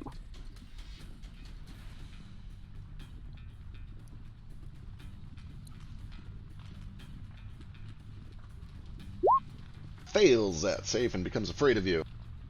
And then another 10 points on top of that. Alright, and that's movement, bonus, and actions. I believe I'm good. Alright, that'll bring us over to Flick. Thank you. Quick, easy. Let's see. I don't like the snake that's closest to my ship, so this is on the hideous snake. Those double ones hurt. But Oh my goodness. The 23 and the 27 are good, though, for 15 total points of force damage. As you kind of see this thing pop over the edge of the ship and launch a couple shots at it. then I'm not gonna move. Stay here. In case I need to make a quick maneuver for some reason. Alright, that'll bring us over to Vasu.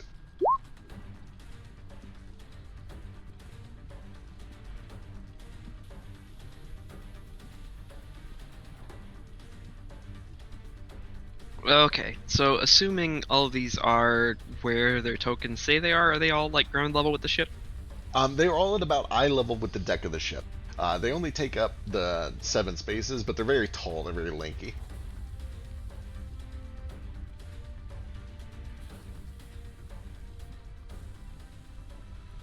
We're all visible, right?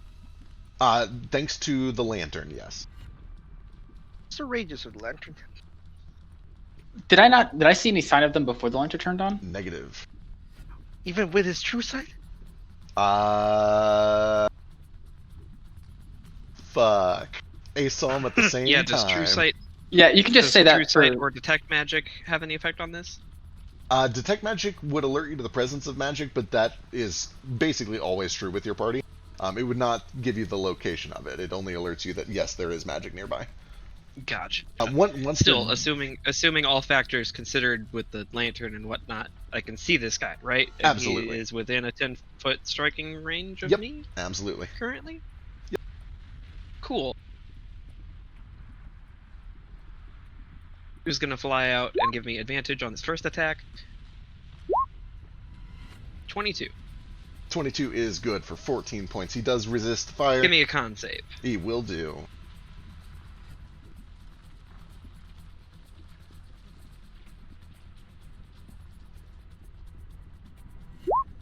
Ten's a big old fail. That's a fail. Alright, I'm going to then fly over here, assuming that all of them are still at eye level. These are both within range of my spear still, Yep. so this is going to be on the top guy first. I have over 20 feet, so this attack is also at advantage. That's a dash there.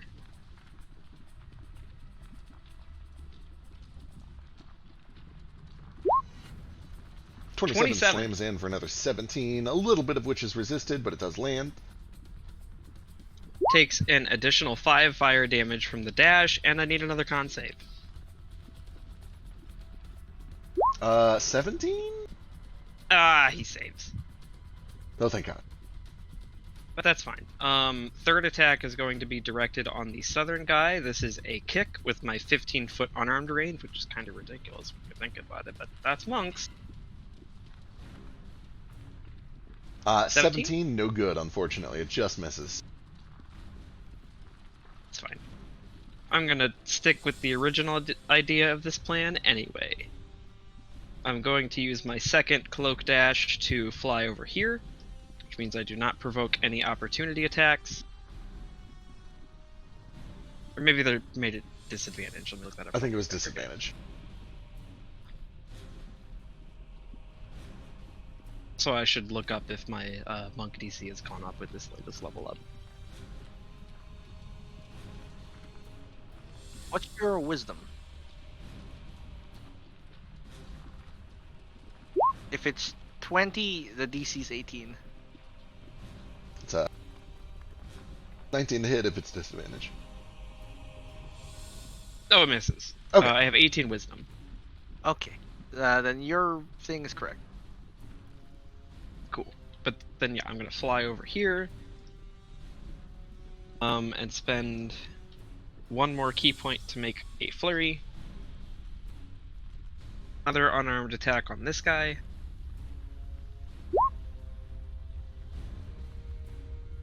$16 is probably no good. It is no good, unfortunately. That's a real shame. Kind of fumbling around in the darkness. It can't see you, but you also can't see it, and it just ends up being kind of a wash. I was really hoping to stun all 4 of them in one turn. It's a cool plan. You did pretty good. I got 1 out of 3. I don't think that's very good. I mean, you hit them. I only hit half of them, and I only stunned 1 of them, so... It's better than none out of 3. They've also Yes. got pretty high saves, so Yeah. Alright, anything else? Nope, that's me. Alright, bringing it over to Elise. Everybody look healthy? Everybody looks healthy. She'll go ahead and pull out a sword.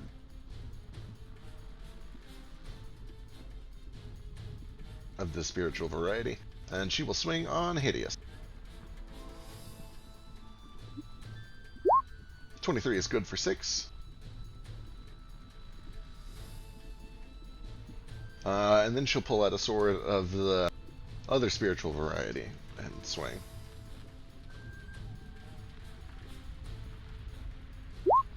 Missing on that one. And that'll bring us to Nomad. Right, this is going to be a little odd. I'll move like 10 feet over yonder. And he's going to pull out from his just plated bracer the Chaos Brick. Perfect. He's like, I've been attuned to this for weeks. It's about time to experiment with it, maybe. He's going to spend 1 mana to cast a first level spell. It's random. So, do you have a table for this? I sure do. Let me give you access to this. So you get to like roll twice, right? Let's see. You may cast spending mana. Cast 2 spells at the appropriate level will be randomly selected. Alright, if you go over to the random tables, you should see a random table for random spell level 1. Where's random tables? It's the same menu where macros are normally located. Okay. It's just below that. Random table. Oh, there it is. Yeah, just hit roll twice. On that. Rollable tables? Yep. Where is it? Random spell level 1. Okay, cool. I rolled twice. There you go. Pick your favorite. Detect Poison, Disease, and Thunderous Smite. Does Thunderous Smite work with a wand? I am using a wand right now. So Thunderous Might, I believe, just takes your bonus action. Yeah. Which I think... the next time you make a melee attack, it'll do something. It's basically just going to empower your next melee weapon attack. Fuck it. I punched the thing. So let me double check. No, wait, no. I used an action to cast this spell. I was gonna say, I think it takes, if the casting time is not normally an action, it becomes an action.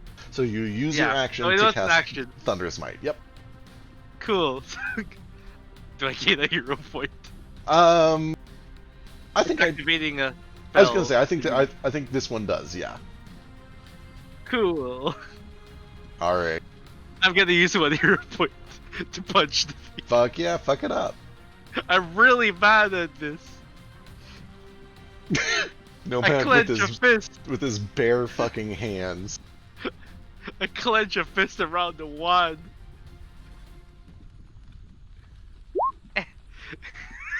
20 lands for 1 point of bludgeoning damage, and then throw on some Thunderous Might. What is a Thunder Smite? I believe it is I 2d have never cast 2d6 so. extra damage. Cool.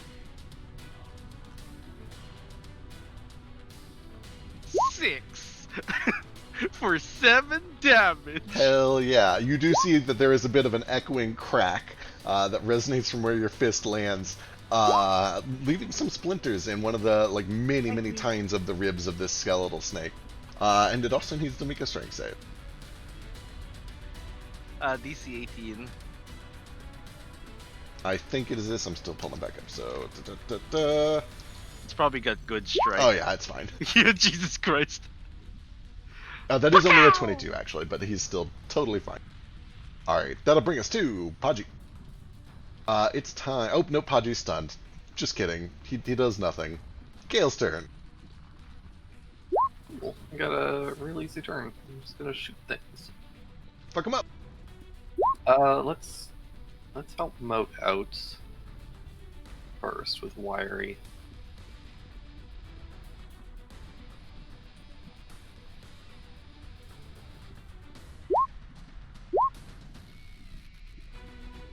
Uh, 21 and 31 both slam into Wiry for a grand total of 33 points of piercing damage.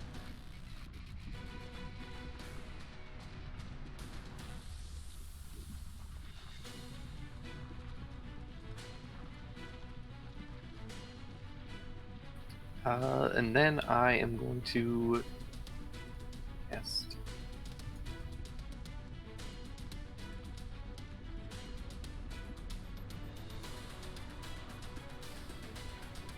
Oh shit! I don't have prepared. Never mind.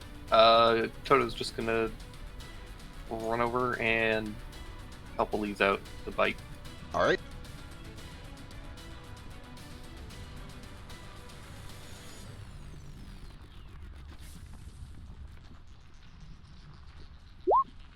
Woo! Spicy for 8 and a little more. 10 points of force damage as he grabs one of these tines and just yanks it free. Because I can't not now, You gotta. I have to smite. You gotta. Even more so now that it's buffed. Jesus Christ. Do you get both of those? Oh, with the crit, yeah. Oh my goodness. Alright, another 29 points on top of that. Calm Ooh, down, that's Toto. crazy damage now. Yeah, holy fuck. Toto just throwing up 49 points of damage like nothing. I punched something today. There's one of those old Disney xylophone noises as he kind of leaps up, grabs one of the collarbones, and then just does this like twirling, tearing dive down, grabbing several ribs along the way. Several of them splinter around until he lands on a 3-point landing back on the deck of the ship. Is it like that sound effect when you stomp on a dry bones? Hell yeah.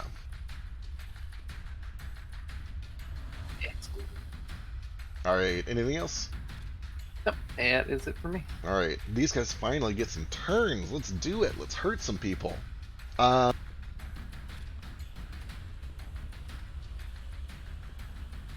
yeah, let's do it. Flame Strike, let's go. What's the radius of this shit?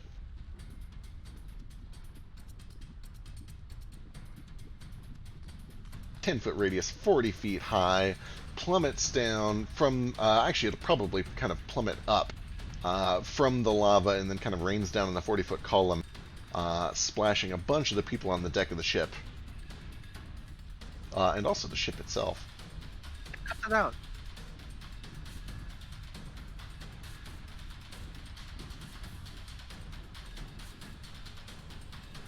Where can I get a bunch? Well, there's a bunch of people fucking moving right here. Yeah, let's just do that. As this searing strike of fire crashes down, I need Elise, Gale, Toto, and Flick to give me a dexterity saving throw.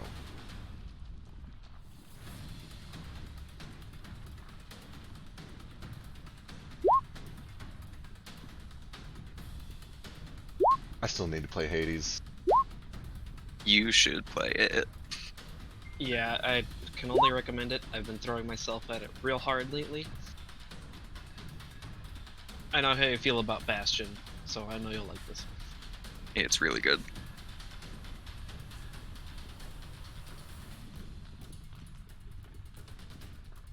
Alright, it is a grand total of 36 points of fire and radiant damage, or half as much on a 16 of that dex saving throw.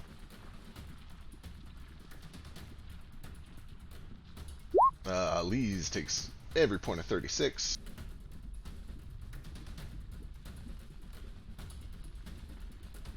Gale takes 36, Toto takes 18, and need a save from Flick.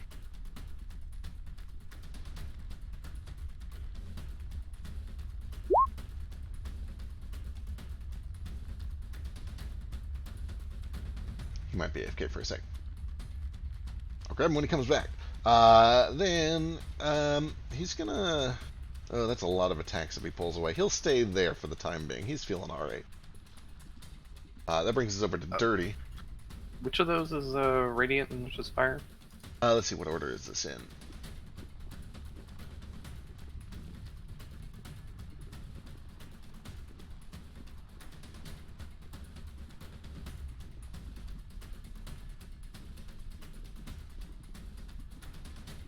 First one is fire, second one is radiant. Balls. Still gonna do this anyway. Good call.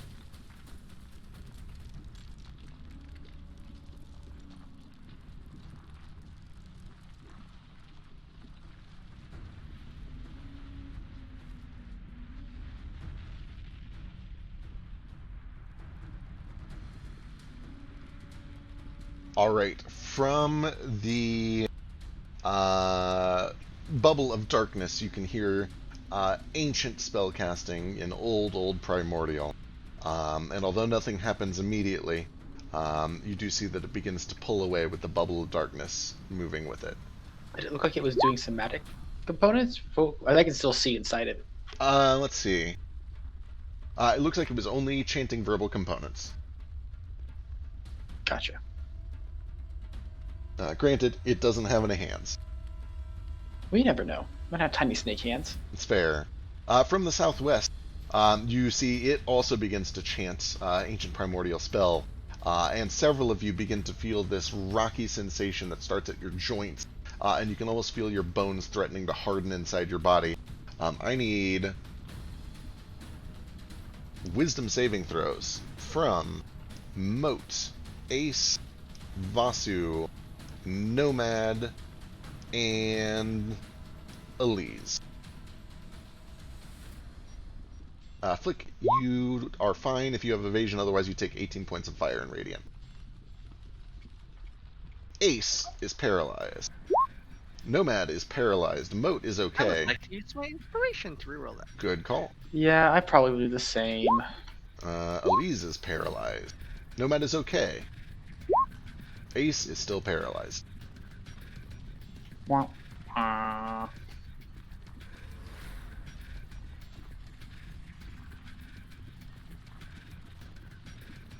And then I think that was everyone. Moat, Ace, Vasu, Nomad, Elise.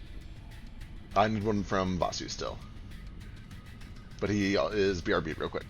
So that'll bring us back to the top. What happens?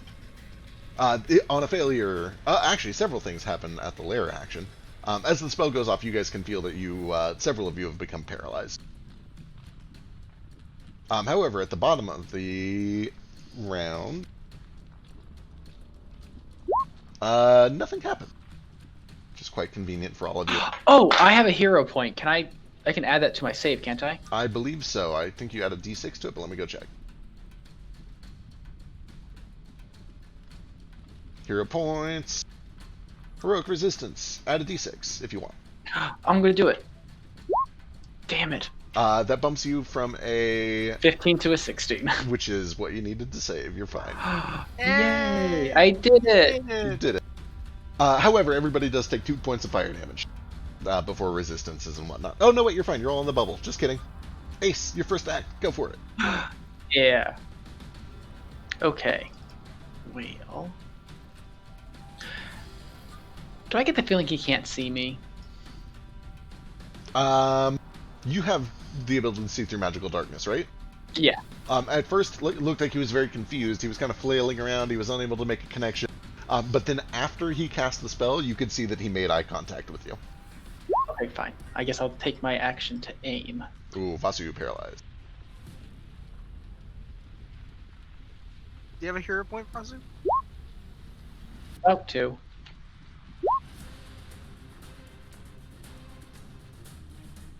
Oh, he does. You need a 2. You're good. You're good.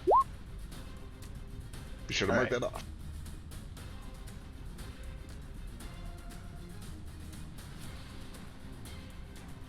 I tried adding a micro. We'll see if it worked. The micro? You mean a macro? Yeah, sure. Okay. All right. 24. Yeah, TLDR. This is still on dirty? Yeah.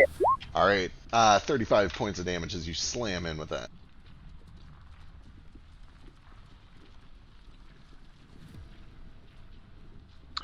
Then my next attack. I'm just not realizing it didn't roll for them for some reason. Let me do that.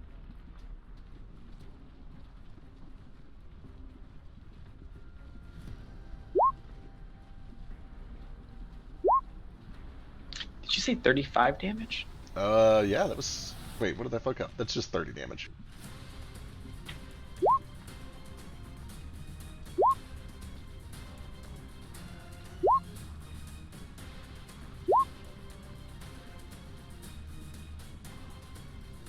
Alright, second attack strikes for another 11 on top of that. He's looking real bad.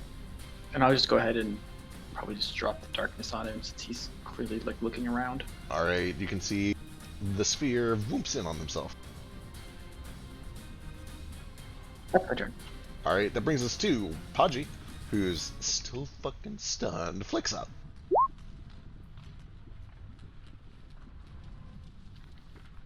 Okay, let's see here. I'm gonna need to hit Wiry to give me some charisma saving throws. Uh-oh. That's not good.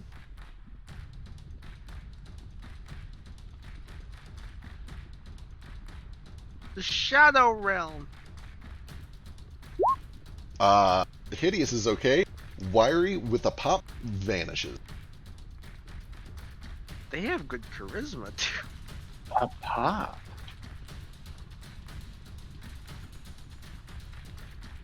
You can see that there is just a poof of this thick black magma smoke that is left behind as his body is wrested from this plane, torn into another world. Maybe back elemental plane of fire. Ace, you've got about 1 million passive perception, right? And true sight. Yes? He might be dead. I'll whisper Ace some things. Anyway, anything else, Flick? No, that's an action, and don't have any bonus action attacks, and I'm good. Alright, that'll bring us to Gale. Cool. Well, I'm gonna just keep shooting Hideous.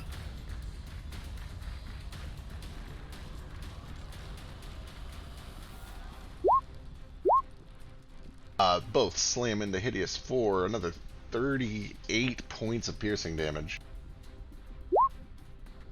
Tota falls up for 9. It's looking absolutely terrible. And that's it for me. Brings us to Elise, who is actually paralyzed. Brings us to Wiry, who is banished. Brings us to Vasu. Hi, hello. I'm going to dash at least 20 feet into my 10-foot sphere range of Hideous, which makes this attack an advantage.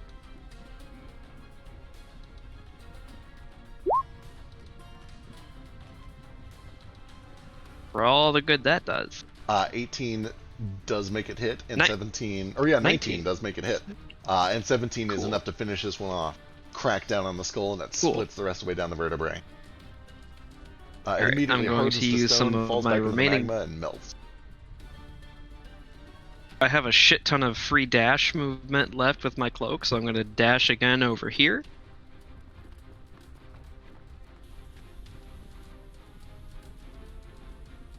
Which makes this attack also an advantage. Whew. Oh boy!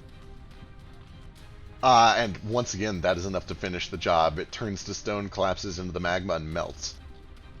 Man, I really wish I'd even needed to use my Genie Warlock damage for it, because that would have been doubled too, and I feel like these guys do not like cold damage. Maybe they resist it. I don't know how elemental shit works. Anyway, that's all of the movement I can do, but since Shu is already over there by that one that's still paralyzed,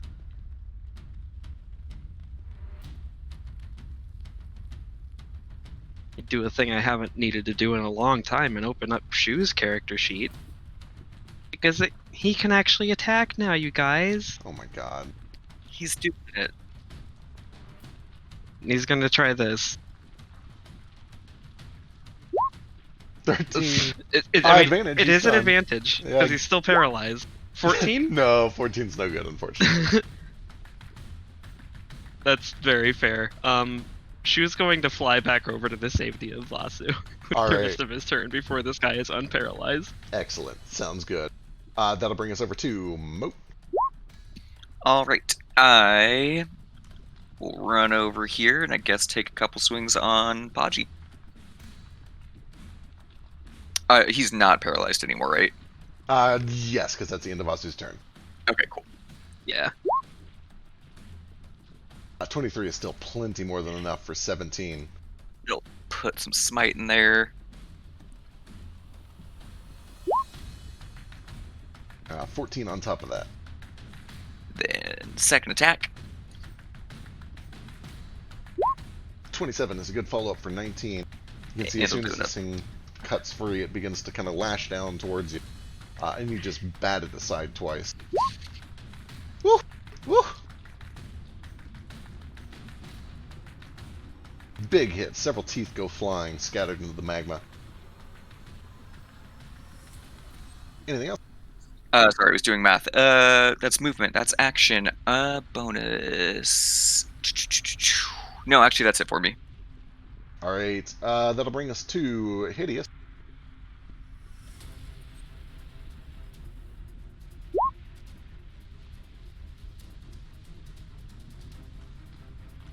Who reforms from the magma into stone and then into bone. And then begins to slither back over towards the side of the ship. Wait, what? And as it lashes, reformed from the lava, is going to bite the juicy paralyzed target. Oh no!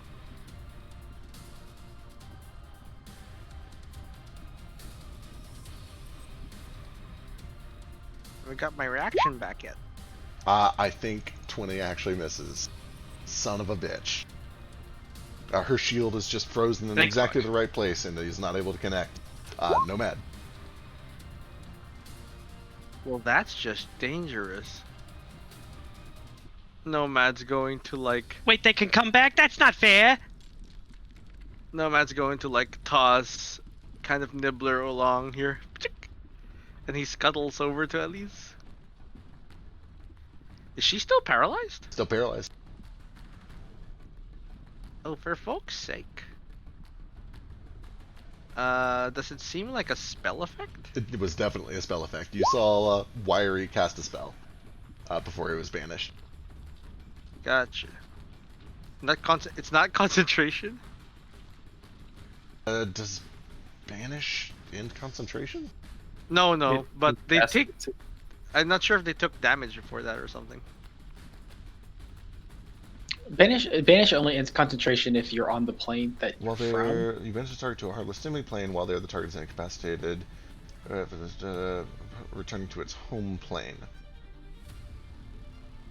Yeah. So if they're on their own plane, it kind of incapacitates them.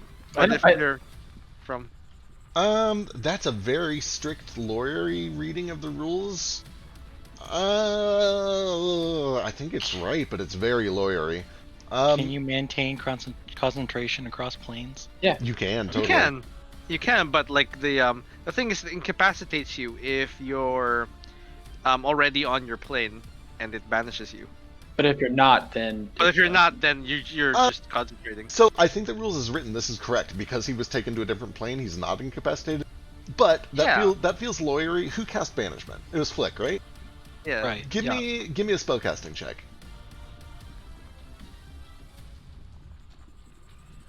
Okay, that's this.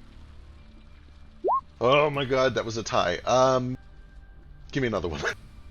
We'll reroll ties. Okay, I'm gonna say that I'm going with the lawyer interpretation. He is still concentrating. That's good to know. So I figured you could just banish yourself sometime. That's okay. I'm going to cast the 3rd level, because it is a 3rd level spell, the spell magic, targeting the fucking paralysis effect. It was a 7 I rolled. I don't think that dispels it. It does not, unfortunately.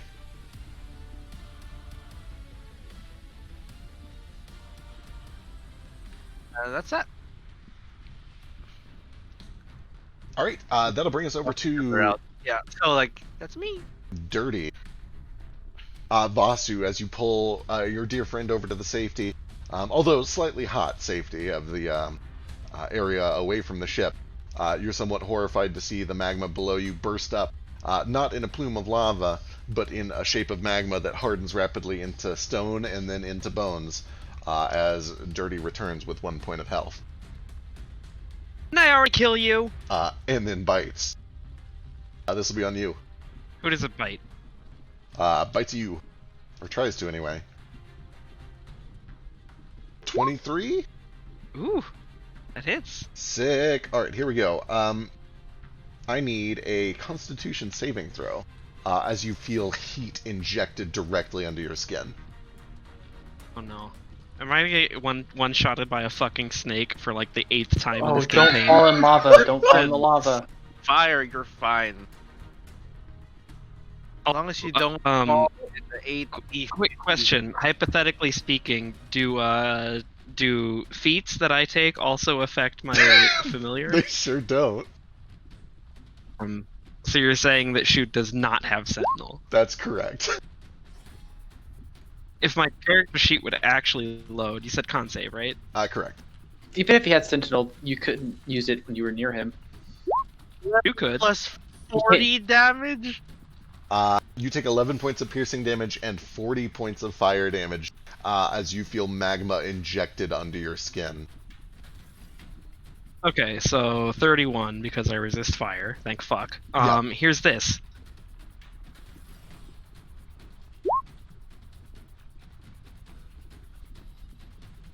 Hellish Rebuke. I'm actually going to cast that with the monk thing, so that's a DC 15 for all the difference that it will absolutely not make. But I only need to do one. But yeah, my ass. That does make it fail, and it does 1 point of damage. I only needed to do 1 point of damage. It did 1 point of damage, and it collapses back down into the magma. Ow! That hurt, you son of a bitch! Alright. That brings us to the bottom of the round. Vasu and Shu, you take 2 points of fire damage. Oh no! So I take 1, right? Yeah, because you're resistant. So the 40, that 40 was the fire damage, right? Correct. And Okay. from My fine. You're fine. Northeast. Nomad and Moat, there is a plume of lava that flies up into the air. Oh. Also, sorry to interrupt. Real quick question. Yeah. I know that these guys technically reformed, but were they still ignited from me charging them before? They seem to be ignited for a lot of reasons. But you know what? Are they ignited enough to take 1d10 of damage at the end of their turn? Yeah, your fire affects them. Yeah, sure. So go and roll damage for Hideous as well if you hit him. I'm guessing I only need to roll 1 damage for each of them. You do, so that one does also collapse. Hey. Yeah, eat shit. I don't know why these things aren't totally immune to fire. I probably should have. They're in magma effect. Yeah. They're also made of bone. It's true. My fire is better than a natural earth and molten rock. It is literally magma. Either way, there is a plume of lava that splashes up, covering the northeastern side of this platform momentarily. I need a dexterity saving throw from Nomad and from Moat.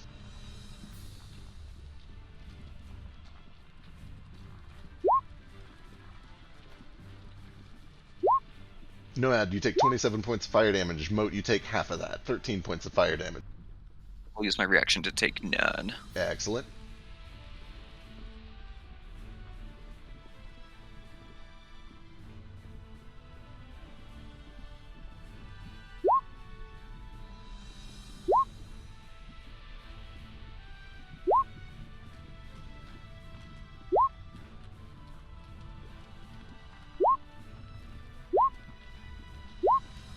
Alright, top of a new round. It is 12:15. Do we need to wrap up, or are we good to keep going?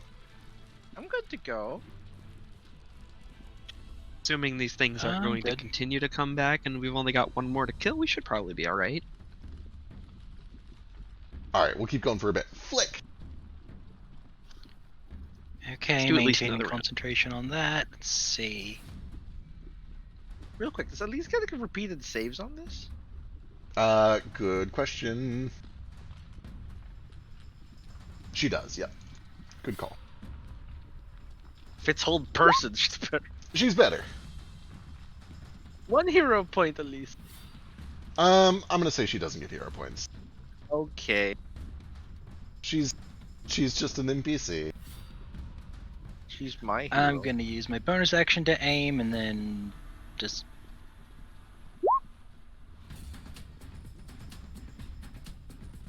Whoop. I aim and then roll 219. Still, though, the 19 is good, and that does slam in for 9-12. The 12 of the second shot misses, and so does the 13 of the third shot, unfortunately. But the first shot slams in, tears away a big chunk of stone from this thing's jaw. Okay, that's it. Alright, Elise, back up and running, in extreme pain, going to heal herself, and smack with the spiritual weapon. Actually, it's not close enough to smack anything, so she'll move it over. Can she not smack that thing that might reform? You can't, like, ready a bonus action. Or you theoretically could, but she's already used her action. She's using her action to cure wounds herself. Yeah, but using the sword is a bonus, isn't it? Right. So she can attack the thing that's still there.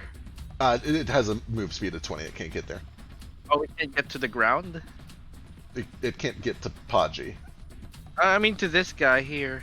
That is currently lava. It's just a pool of lava. Oh, just lava. So there's no dead body you can death kill. No, no, there's no signs of like a dead body or anything. Each time these things go down, the bones turn to stone, the stone hits the magma, and it begins to melt away on the surface of the magma. Understood. Alright, that brings us to Ace. How rough does Podgy look? Podgy looks pretty fucked up. About half of his face is missing and several ribs. Does it like look like he's like super close to death or like half? A little under half. All right, and I guess my bonus action. I'm assuming my hunter's mark is no longer on this thing. It seems to be. You can still feel that there is a connection being made there. There is not, or is? There is a connection. Is. Okay. There is. It just cut out again. Okay, so I feel like this guy's still alive then. Uh-huh. You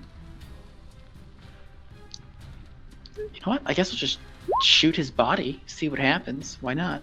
There's no body currently. We just Then- explained that they kind of melt into the magma. Oh, okay, Yeah. gotcha, There is gotcha. no body. You can sense a vague location in roughly that area. Like, you can tell your spell is still active on something, but there's no sign of a body. All right. Well, I guess I'll just shoot Podgy then. I guess I'll just bonus action aim. We have to kill all of them in order to stop them. Oh shoot! That means the The last bandit one's not here. guy- Well, if we concentrate 10 minutes, that guy will disappear. All right, 27 for 25 is a good solid hit. Right between the eyes, chunks fly away. 24 follows up for 7 points. It's still up, just barely. That's my turn. All right, brings us over to Gale.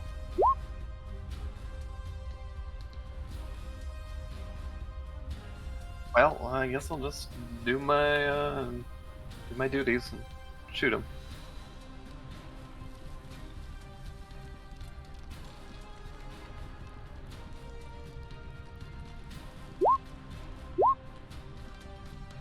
Whew. 21 slams in for 15, and that is all it takes. The first shot hits it right at the base of the spinal cord. The head separates from the rest of the body, and the whole thing begins to collapse down into the magma. And a few short moments after it splashes onto the surface of the magma, there is a brilliant flash of white light that erupts from the entire caldera, momentarily almost blinding several of you, especially Gale, coinciding with a few strikes of lightning coming down from the heavens, this channel of smoke from above. And as you all ready yourselves for these things to re-emerge, they never do, and everything goes quiet for about 10, 15, 20 seconds. 40 or so seconds later, Flick, assuming that you don't intentionally drop your concentration on the spell, it ends successfully, and this thing is banished for good. And as soon as that banishment spell ends, there is a sudden flash of light, and you can see that half of the shape carved into the obsidian stone is now beginning to glow this soft orange color. Oh. Is it safe to assume that I can take some of those passing seconds to fly back in here and not burn to death? Yeah, and you can also begin Cool. resuming your control to make sure that no more splashes of lava hit people. Yeah. How's your health looking, Elise? She kind of looks over her arms. You can see there's very heavy scorching across a big chunk of her body. A lot of the armor that is kind of covering the right side of her body is actually kind of melted up against her skin. It does not look pleasant. But she looks okay. We can repair those, worry not. It hurt, but I think the plate got most of it. I don't think any seeped in too much. Oh, here. She'll get 40 HP back. Oh my goodness. Yeah, as you draw on some of your own energy, you watch as not only are the bright red of her skin begins to kind of return to its normal rosy color, but some of her armor almost kind of bends back into shape and reforms. She looks a lot better. I'm assuming my hunter's mark doesn't pick up that anymore. Yeah, so as soon as that flash of light happened, the hunter's mark registered as gone. Or rather, Perfect. dead. And transferable to something else. A repocket nibbler. It's be safe again. Well, that was fun. That was fun. How's it going down there? Did you figure it out yet? My ship's Not not yet. taking on lava or anything. Yeah, you're welcome. Half a snake. Half a snake. The symbol. Which means maybe we finished half of what we need to do to open it. What did the inscription say again? It read... Oh Death boy, it's and death? way up here, isn't it?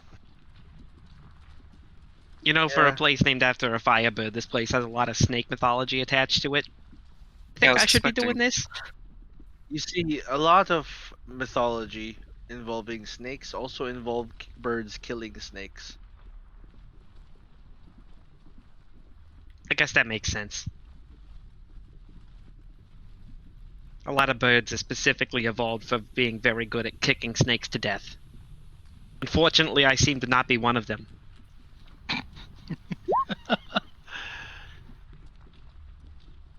You spear them to death, however.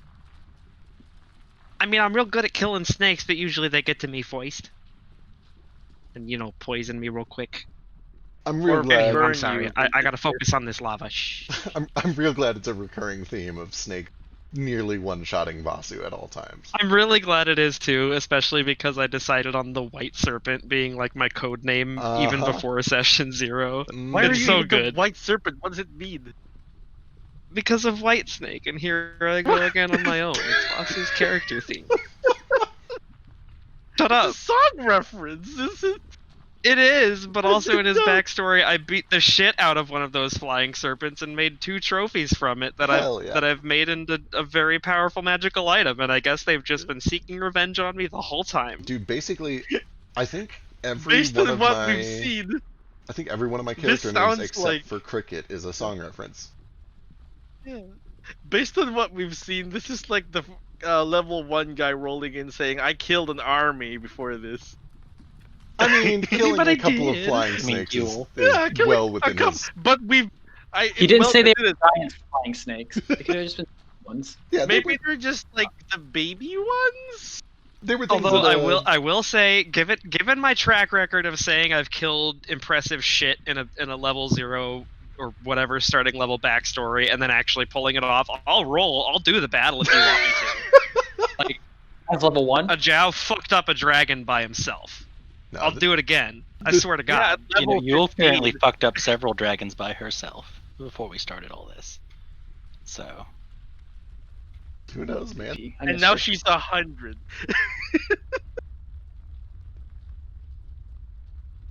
I'm just saying, I'll back up the bullshit to my backstory if I need to. No, I it's know, but completely you've reasonable. already kind of fell into snakes enough. Yeah, that it kind that's of. true. It's already been debunked. But now I'm immune to poison. Yeah, so- now, not earlier. All right, that's probably where we'll wrap up. But you guys, everything has kind of gone back to quiet. The heat is temporarily controlled. The lava spews are temporarily controlled. Half of this weird Ouroboros shape is now lit up. For those of you down there, you can see that it is specifically one of the snakes. It seems to be kind of illuminated where one of them would be dropped. It's giving off this faint orange glow. Moat's lantern is still shining, showing off all of these runes and marks that look very much like a teleportation circle with primordial magic baked into it. And yeah, that's where we'll pick up. You know, if you block the platform that's outside of the ship you drew, it kind of looks like an anime eye glaring at you. Kind of does. From yandere eyes. You're very yandere. I'll kill you, but I love you. Volcanoes so yandere. Can Okay. Also, real quick, I probably should have asked this when they were mentioned earlier, but can I read any of these primordial symbols? It's in Ignan, so if you speak primordial, you can. I mean, I speak Orin. I think we Yeah. kind of established earlier that kind of branches over. It'd be like Australian. Were you reading Australian? Yeah, so You it's just saying. it's close enough. It's a little bit like you have to do a little bit like, oh, that's a weird spelling, and that sort of thing. But yes, you can. Cool. What does it say? Plus, this has already been said, and I just wasn't paying attention. and I It's apologize. literally the line above the most recent thing that you wrote. The firebird roost lies within Oh. the serpents of death and death. Cool. we dealt with the serpents of death. Now we deal with death. I look We around. dealt with for at the- least 4 serpents of death. There might be Wait, some so more the serpents. serpents of death as one object, and then like just the concept of death after that, or the, Okay, the serpents so of death? I'm waiting for the Grim Reaper. Where is it? you still In my have bag that of holding. prepared. If you have Revivify prepared, let's just kill him out. Let's do it. Oh yeah, bring out the bones of Tamarello. See what happens. I was going to, but I think you said we're going to pick Next up time. next. Yeah. I'm still around. Like if you want to like do a little bit more, we can do a little more. But if anybody's got to go, like chime in and say we got to go. No, I'm good. I'm off today. Cool. I do want to get food at some point, so I don't want to go for like another hour. But like if you guys have something real quick you want to do, go for it. Okay, yeah. I'll just real quick then pull out Tomarella's bones and see what happens.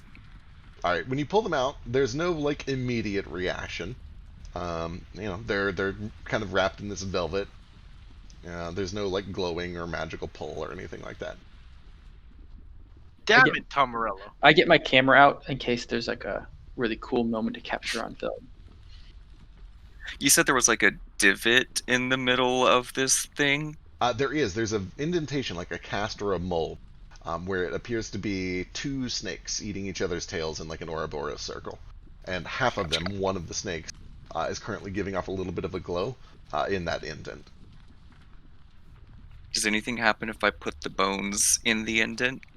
You kind of grab like a rib bone that's roughly the right shape, and it kind of fits a little bit, but nothing unusual happens. Hey, isn't the platform magical? Should we have someone identify it? Sure, let's do that. I can't think of anything. It's like 5:30. Apparently, this thing was described as a fucking teleportation circle, but it's not complete. All right, you spend I'm 10 minutes satisfied. identifying. It is even with the protection of the 11, cool actually. air provided by the ship. The surface of this thing is still very warm, hot to the touch even. Although you've had enough time to kind of like get a little bit cooled down. I'm extra slimy. Yeah, after 10 uncomfortable but not like deadly minutes of holding your hand on this hot surface and concentrating through the spell, you are able to eventually identify that it is a planar gate to the elemental plane of fire that is opened when two conditions are met. One of those conditions is the defeat of the serpents of death, and the other condition is, let's see, how much do you get on identify?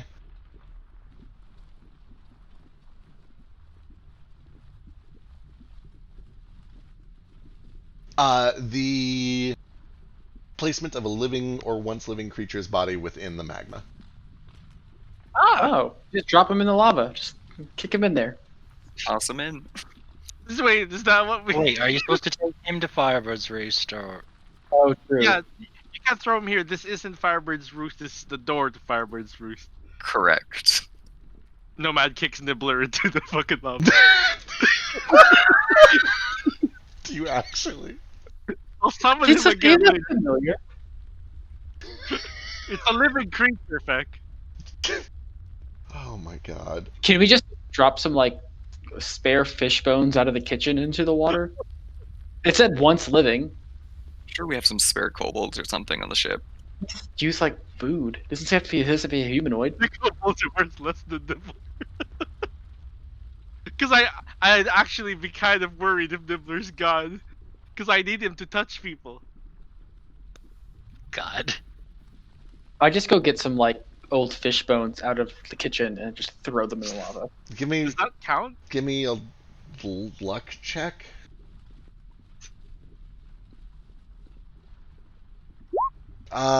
You guys just made a stop in the major town, and you did not like. This ship is not supplied and has never been supplied. What constitutes a creature? Oh, Can it be Like notably, Okay, this okay. is not Gale's ship. This is Flick's ship that has been in a bottle, unsupplied for months. I grabbed some of the feathers I had from the weird phoenix thingy. The thing that we fought, that phoenix, the weird bird. And I just dropped Sure. a few of the feathers in there and see what happens. All right, you do see that as each one lands, there's a little bit of a pop and a hiss. Steam rapidly rises up from each one. But apart from that, there is no strong reaction. They kind of just very rapidly catch fire, pop, hiss.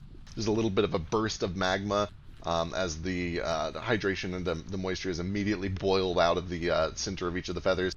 But then there's no additional reaction. Okay, I spaced out for a bit. Did we come to the conclusion that we need to sacrifice something into this lava? No, it has to be living or once living. Okay. Vasu is going to take Shu out of his vest pocket, Oh no, Shu. hold him close and gentle, and whisper in his ear, "Shu, we've been through a lot. You mean more to me now than ever. But I think you may need to take one for the team." I don't mean to ruin this moment, but it's if Nordo were here, he would sacrifice one of his creatures instantaneously. Yeah, I know. Without- This is He'll have weird. the beetle drop it in. I know. Part of me is like, yeah, he totally would, but I'm also not going to have him do that while he's not here. Yeah. Oh no! I mean, we also could just wait until next time so he can make that option of himself. We Here- could. Here's what I'm going to do. I'm not going to sacrifice Nibbler because I need him. Okay. What I'm going to do is put my hands together and call forth an angel and then kick it off the platform. That defeated sigh. Okay. It's a 5th level spell. It's resources. but So Conjure- Vasu pulls Shu out of his coat pocket and starts delivering this heartfelt speech, and Nomad just summons an angel and punts it off the edge. And I look over and I'm like, oh, okay, that works. It disappears when it drops to 0 hit points. The spell ends. Friendly to you and your companions for the duration. It obeys verbal commands that you issue to it, as long as they don't violate its alignment. yeah, this isn't evil. This is self-sacrifice, the most just thing to do. I feel like an angel would definitely sacrifice itself for a greater good. You have literally written your tenets, right? Where are those? Send me your tenets. Yeah. My tenet, I am God. My word is law. Get in there. No. Send I me am God, my word is law. send me Jump your- in the lava, you pussy. Send me your tenets. Tenants of Nomad. Let me rewrite those fucking tenets. Oh no. 'cause they're- Where are the tenets? Like, where are the ones on your pamphlet? If you don't have them, then you don't have them. I don't. Okay. Shit. I have to make them up on the spot. Okay. But you want to know the first one, which I've canonically said on stream. Sure. If you've said it on stream and it's on recording somewhere, that's fine. You are God. Next, never skip breakfast. I do remember those two very distinctly. Those are the most distinct ones. Never skip breakfast. I think was almost a title. Okay. Or I think it was literally God is a state of mind. Was the tenet. Okay. This celestial looks like it doesn't want to jump in the lava. It appears to think highly enough of itself that it's not willing to sacrifice its life like that. But are you not God? You think you will die? I know that. Remember when you were trying to be good? Yeah. This doesn't seem like a good thing. This is an angel. It's good. Exactly. Yes, and killing angels is typically not seen as good. What? No. It's not killing if it's self-sacrifice. Still killing. You are controlling it, are you not? No, I'm suggesting it jumps off. It doesn't want to, so I'll keep it here for an hour. Does it need to be a whole body, or can I just toss a rib in there and call it a day? We threw feathers in it. That didn't count, apparently. We tried feathers and some bones, I think, already. We didn't have any fish bones. I mean, if we're just looking for bones, I've got plenty of bones, and I'll just throw one of those over. Try a bone. Yeah, Try a bone. You toss like a little rib bone over, and it lands with a pop and a hiss, and there's a bit of like a crack, almost like a firecracker, as the moisture is instantly boiled away in literally a little My explosion. angel. No, that it's not trying to kill itself. What is that with your angel? I keep my angel. Can you keep it? Oh, absolutely. And it's like Here now. it's looking at you questioningly, like it's not going to attack you. It's here. It understands you. It just it doesn't look like it's like, oh, okay, cool. I'm gonna jump in the lava right away. I'm just like, I thought that was what angels were for, self-sacrifice. Isn't that what a thing is? But also, if you were God, you would just not get hurt by the magma. There's this horrible voice in deep speech or whatever Qualith or whatever the fuck mind players speak. I always forget. Angels speak celestial because I too speak celestial. Oh, perfect, excellent. Then But also the stats say like it speaks all the languages I speak. there is a resounding chorus, unearthly and haunting and terrible, that seems to proceed from 20 mouths all at once. And That's it the right speaks, angel voice. and it speaks in this horrible booming chorus to itself and to everyone around it and to you. Sacrifice. To what end? To what end should a god sacrifice itself?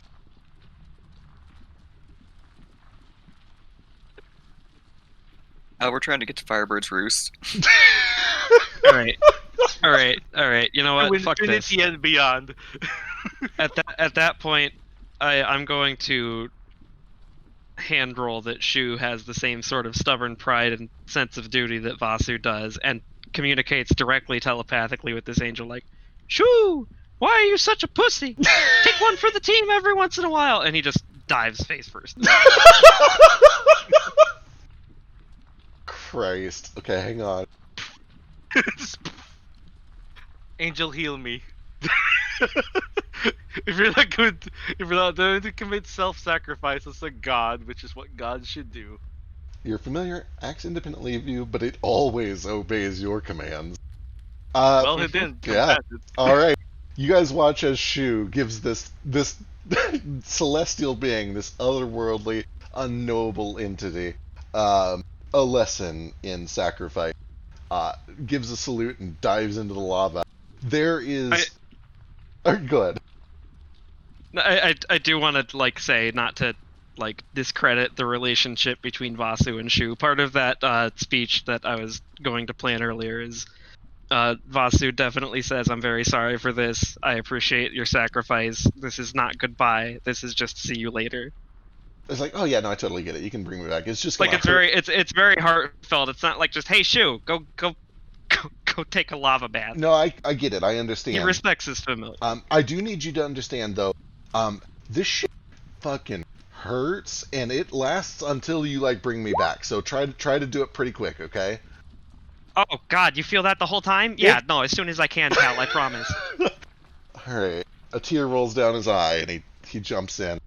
I don't know if you I guys. love you, Shu. For an hour and 10 minutes of suffering, enjoy hell. I don't know if you've seen organic matter being dumped into a volcano, into a caldera. I really don't want to think about it because now you're gonna make me sad. Well, you're gonna need to go look it up so you can see what you've done to your dear friend. Thankfully, his pain. I was just imagining a Terminator. I mean, he's a pseudo dragon. He's basically a phoenix already. Anyway, he probably doesn't hurt too much from this. Well, he doesn't. I was imagining he does the Terminator thing where he dives in and then he kind of raises a wing up and does the best he can. Oh, a thumbs up. He doesn't really. Screaming. He doesn't really feel any sort of pain on this plane at all, because before the pain can even register through his nerves, he literally explodes. The moisture inside of an organic being, when it touches lava, it fucking explodes. It's like throwing a frozen chicken into a lake of sulfur, or sodium, or whatever. Yeah, it's an eruption. It is like a very significant boom when he touches, and just vanishes instantaneously. However, from the eruption that kind of splashes around his body, there is a pinprick of light that swirls through the air for a brief moment until it latches onto the other snake in this indentation, and it too begins to glow a soft orange. I'll never forget you, Shu! Summon him now, he is suffering. Thank you for your sacrifice, Vasu and Shu. Did it work? I just give the angel a certain look. Mm-hmm. I have learned today. Yes, 9 mana is what you're worth. But Shu is worth 1 hour, 10 minutes, and 25 gold. I summoned him for free and it still hurts more than your death could have! How do you summon things for free? It's my warlock pact! Vasu runs below deck, screaming. Vasu, come back! You have to go through the portal! I mean, he did choose to do this himself, so.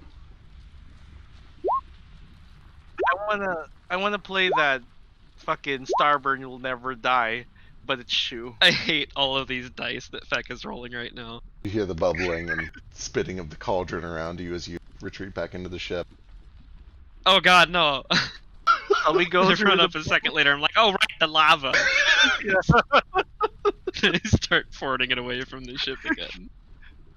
So is the ship gonna go with us through this portal? I'm assuming is what's opening. So notably, both of the indentations are now glowing, kind of a soft orange, but nothing else has changed. There's no portal that's been opened, no runes have lit up. They're just both glowing now. Ah, his death was in vain. Don't you can't say that. I'll kill you too.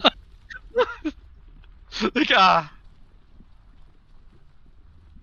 it's a good thing you didn't jump in there, I guess, Angel. What happens if I stick my hand in the middle of it? What happens? You can definitely feel kind of like the hum of magic. You can tell that there is active magic happening here. But nothing happens. You aren't whisked away. I What thought you were gonna happened? what happens if you stick your hand in the lava? With detect God, magic, I do I? float. What do you mean? Moat, maybe you can do something Yeah. about this.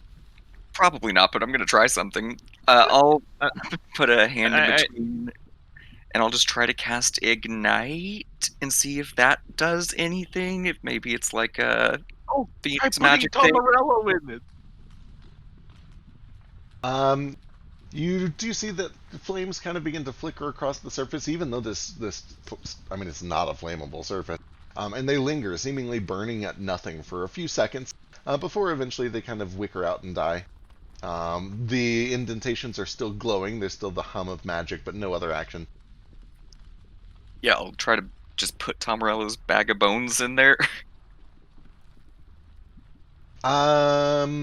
You kind of set it on top, and nothing really seems to happen to it. Damn it, Tomarello, you're useless. Flick, can you talk to Tomarello? Does he have a jaw? Like a, He does. okay, sure. Let me talk to him real quick. Maybe he knows. We're trying everything we can. I did ask him a while back, but all he told me was to not stand on the glass. Okay, maybe that's obsidian? Is that what he's trying to say? Maybe? Should we all jump at the same time so we're not standing on the platform?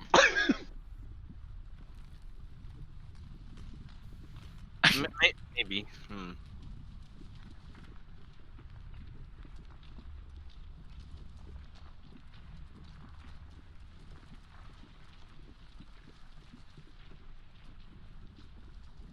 Also, Pack the Chain absolutely does need to pay stuff for the familiar. Yeah, for the record, I probably would have given some shit over that too, but Find Familiar explicitly says it always obeys your commands.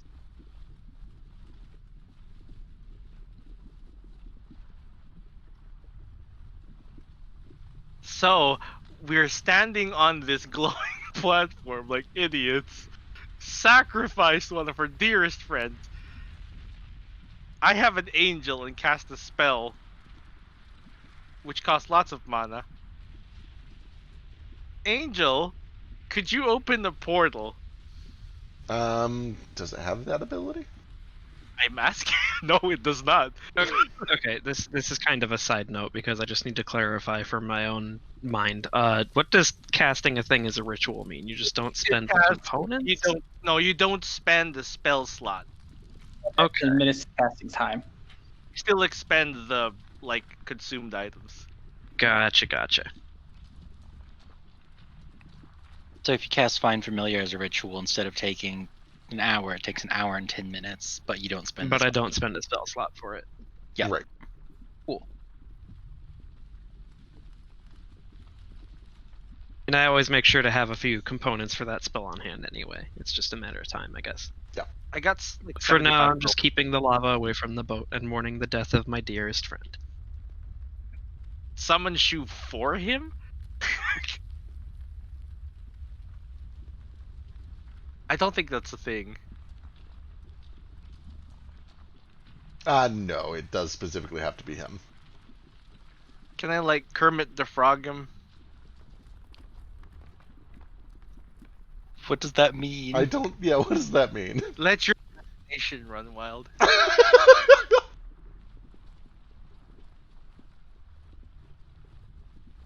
My hand on your back and pretend to be you.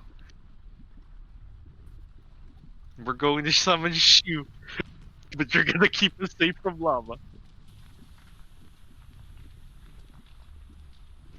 You know, I could just fly up above the lava for a bit if you wanted. take some time to do that, and we figure out how to get in there. The boat Maybe that's can go up and the down. ship. The ship is just blocking the way. Let's try going up a little and jumping down to see if. What if we just See if like that took the helps. ship through the lava? Hmm. Does it look like the bubble's keeping the lava at bay? No, absolutely not. Never mind. Okay. Can I identify the circle again? Will that make it go away? You identified it once. I Also, what kind of magic do I detect from the circle? Let me see.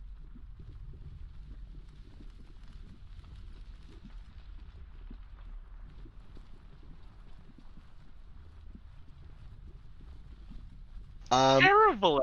The schools that you sense are transmutation and conjuration. With the identification, you learned the two things that were required to make it work. Give me a spellcasting check, Nomad. Okay.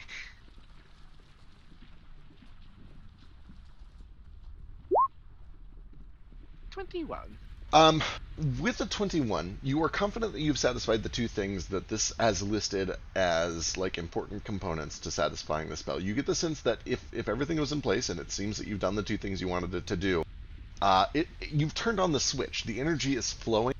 There is there's a conduit missing. It's like you've turned on the power to a lamp, but the light bulb is missing. You get the sense that the energy is flowing correctly, but it needs something. There's some part that has been removed that needs to be replaced. What? Like, something that goes in that hole? Maybe we were supposed to just throw Tom the bones I was in. gonna say, maybe that's what they meant the whole time. Yeah, You died all for I can really think of. Should we just throw? It's up to you, Mo. It's up to you. Yeah, Wait, why don't we just do can you do an augury? I mean, it just seems like if we throw the bones in there and that was the wrong thing to do, the bones just gone forever. Give me a sec. He pulls out the crystal ball, which is just Shul's skull. Throw bones in the lava. Alright, you're casting augury. We will. Maybe specify throw Tom Morello's bones. I say the bones. Tom Morello's bones. Throw the bones TM in the lava. the bones of Tom Morello in the lava. It's magic. will. It understands your intent. The spell goes off, and you get a strong sense of woe. Whoa! Bad things will happen. We did.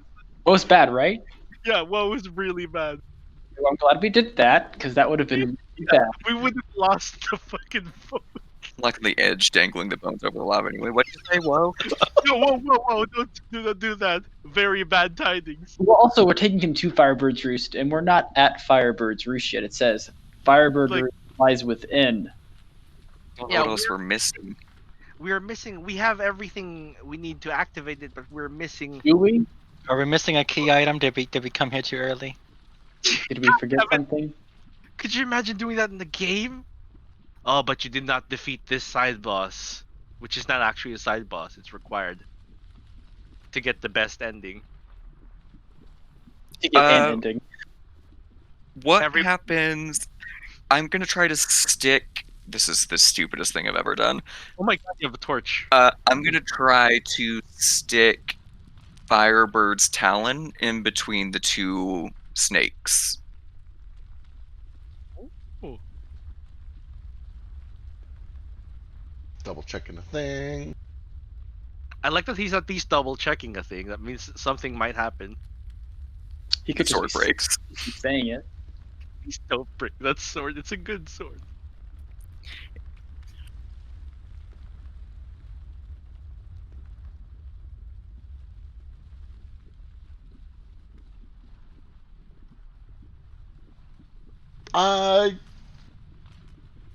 Nothing unusual happened. Why'd you say it like that? I don't know. We activated something awful. Maybe Could you try the torch? Maybe the torch. Yeah, I'll do the same thing with the torch. Try to like just stick it in between the two of them. All right, give me an investigation check.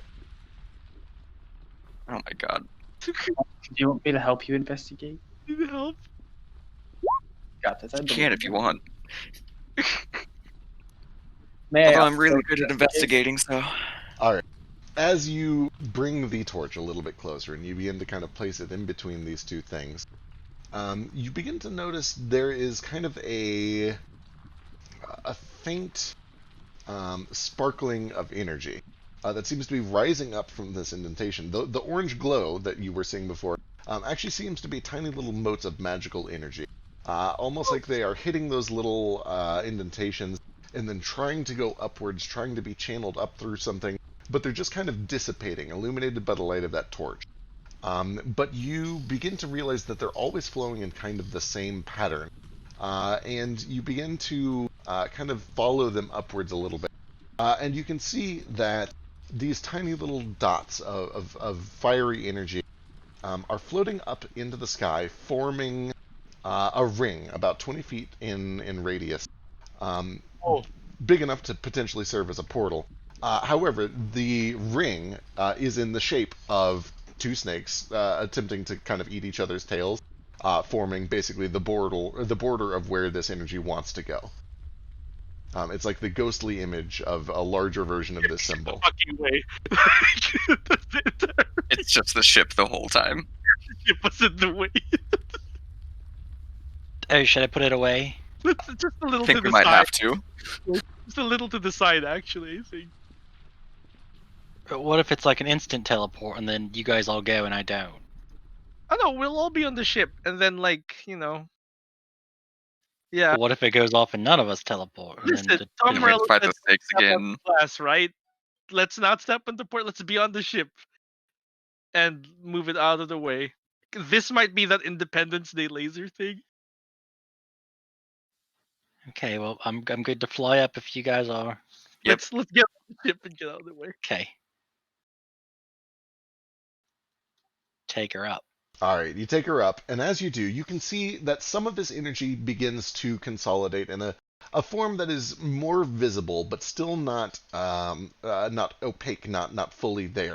But you can now see that there is very clearly this swirling ring of these fiery orange motes, kind of swirling in place in a circle about a 20-foot diameter, and they're trying to take shape. They're trying to grasp onto a form that it can maintain. It's trying to form the shape of these two snakes eating each other's tail in kind of a frame around where this portal would be. But it's just kind of this wobbly, loose energy that is not able to maintain its form. What the shit do you want? Nomad, give me an Arcana check. Yes, sir. Here's my Arcana. It is almost 6 a.m. It is, and we really should probably wrap up because No, this is great. This is a puzzle. You know, Okay. I hate those. We I- can do it next time. 29. Can I give you a snake lore check? sure if you want. Although I think Nomad's probably got it with a 29. Yeah, probably. with Uh, your white snake? Nomad, with a 29 and seeing this all in action, you are able to pretty clearly discern what's happening here. Looks like when somebody tries to cast a spell that has a material component without the material component. It looks like there is some sort of a material component, some physical object that is missing that is needed to channel this magical energy. If I don't tell us what that is. You imagine that you'll probably need to find some sort of a missing physical object that can be inserted somewhere into this situation to channel the magic. Gotcha. Yeah. To find the key. Probably somewhere in the that we skipped over by clipping through the walls. Probably. Did flip through the walls a lot. Maybe we should go back and talk to the Scuba. Maybe. We might have to. Want to just look around the place here in case. Want to maybe wrap up? What is yeah? We can do this next time if you want. Ours will be late, but whatever. I'll make an investigation check on what the middle thing shape might look like. I guess the missing item, but Absolutely. I mean, you've looked at it very, very, very close. You can even see like the little. I mean, it looks like the cast mold of two snakes in an Ouroboros, kind of like eating each other's tails. It looks like it is perfectly made for like something to come out of it or be placed into it or something like that. gotcha. have one last thing to do before we go. Everyone, please stand in a circle around the symbol and link hands. I'll do it. You have to I'm good. complete the circle. Okay. Everybody else links hands. And... No, man, just says Okay. friendship. Nothing happens. Excellent. Good. Let's go. All right. We will pick up there next week. I've canonically had Oh. gay sex in this campaign, and that was gayer than I am, no man. I have no gender. Uh,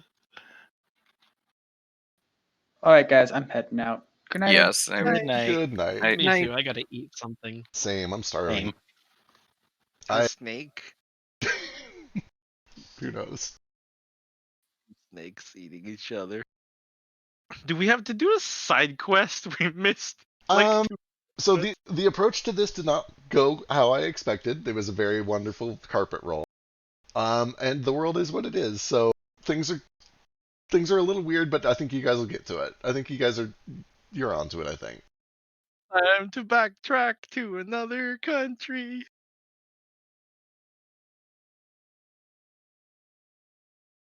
It's okay. I hope we Well, didn't fuck up that much and just went to the completely wrong place. We went to fight on Alduin, the fucking dragon at the end of Skyrim. And we haven't learned all the words to removing the mist. Yeah, there's It's just like one of those frame skips you can do in Ocarina of Time, and we're fighting Ganondorf as young Link with just a bottle. Can you even win that? Oh, I'm sure you can. Yeah, you can. You can But- reflect Ganondorf's attacks with literally anything. I was gonna say if you can. That's why Ocarina of Time speedruns are so fucking ridiculous. Why is Ganondorf so shitty? What kind of crazy evil sorcerer can have his attacks repelled by a bottle? Or a literal stick. Or a literal stick? Yeah, or a fishing rod. What? Dude, I'm telling you.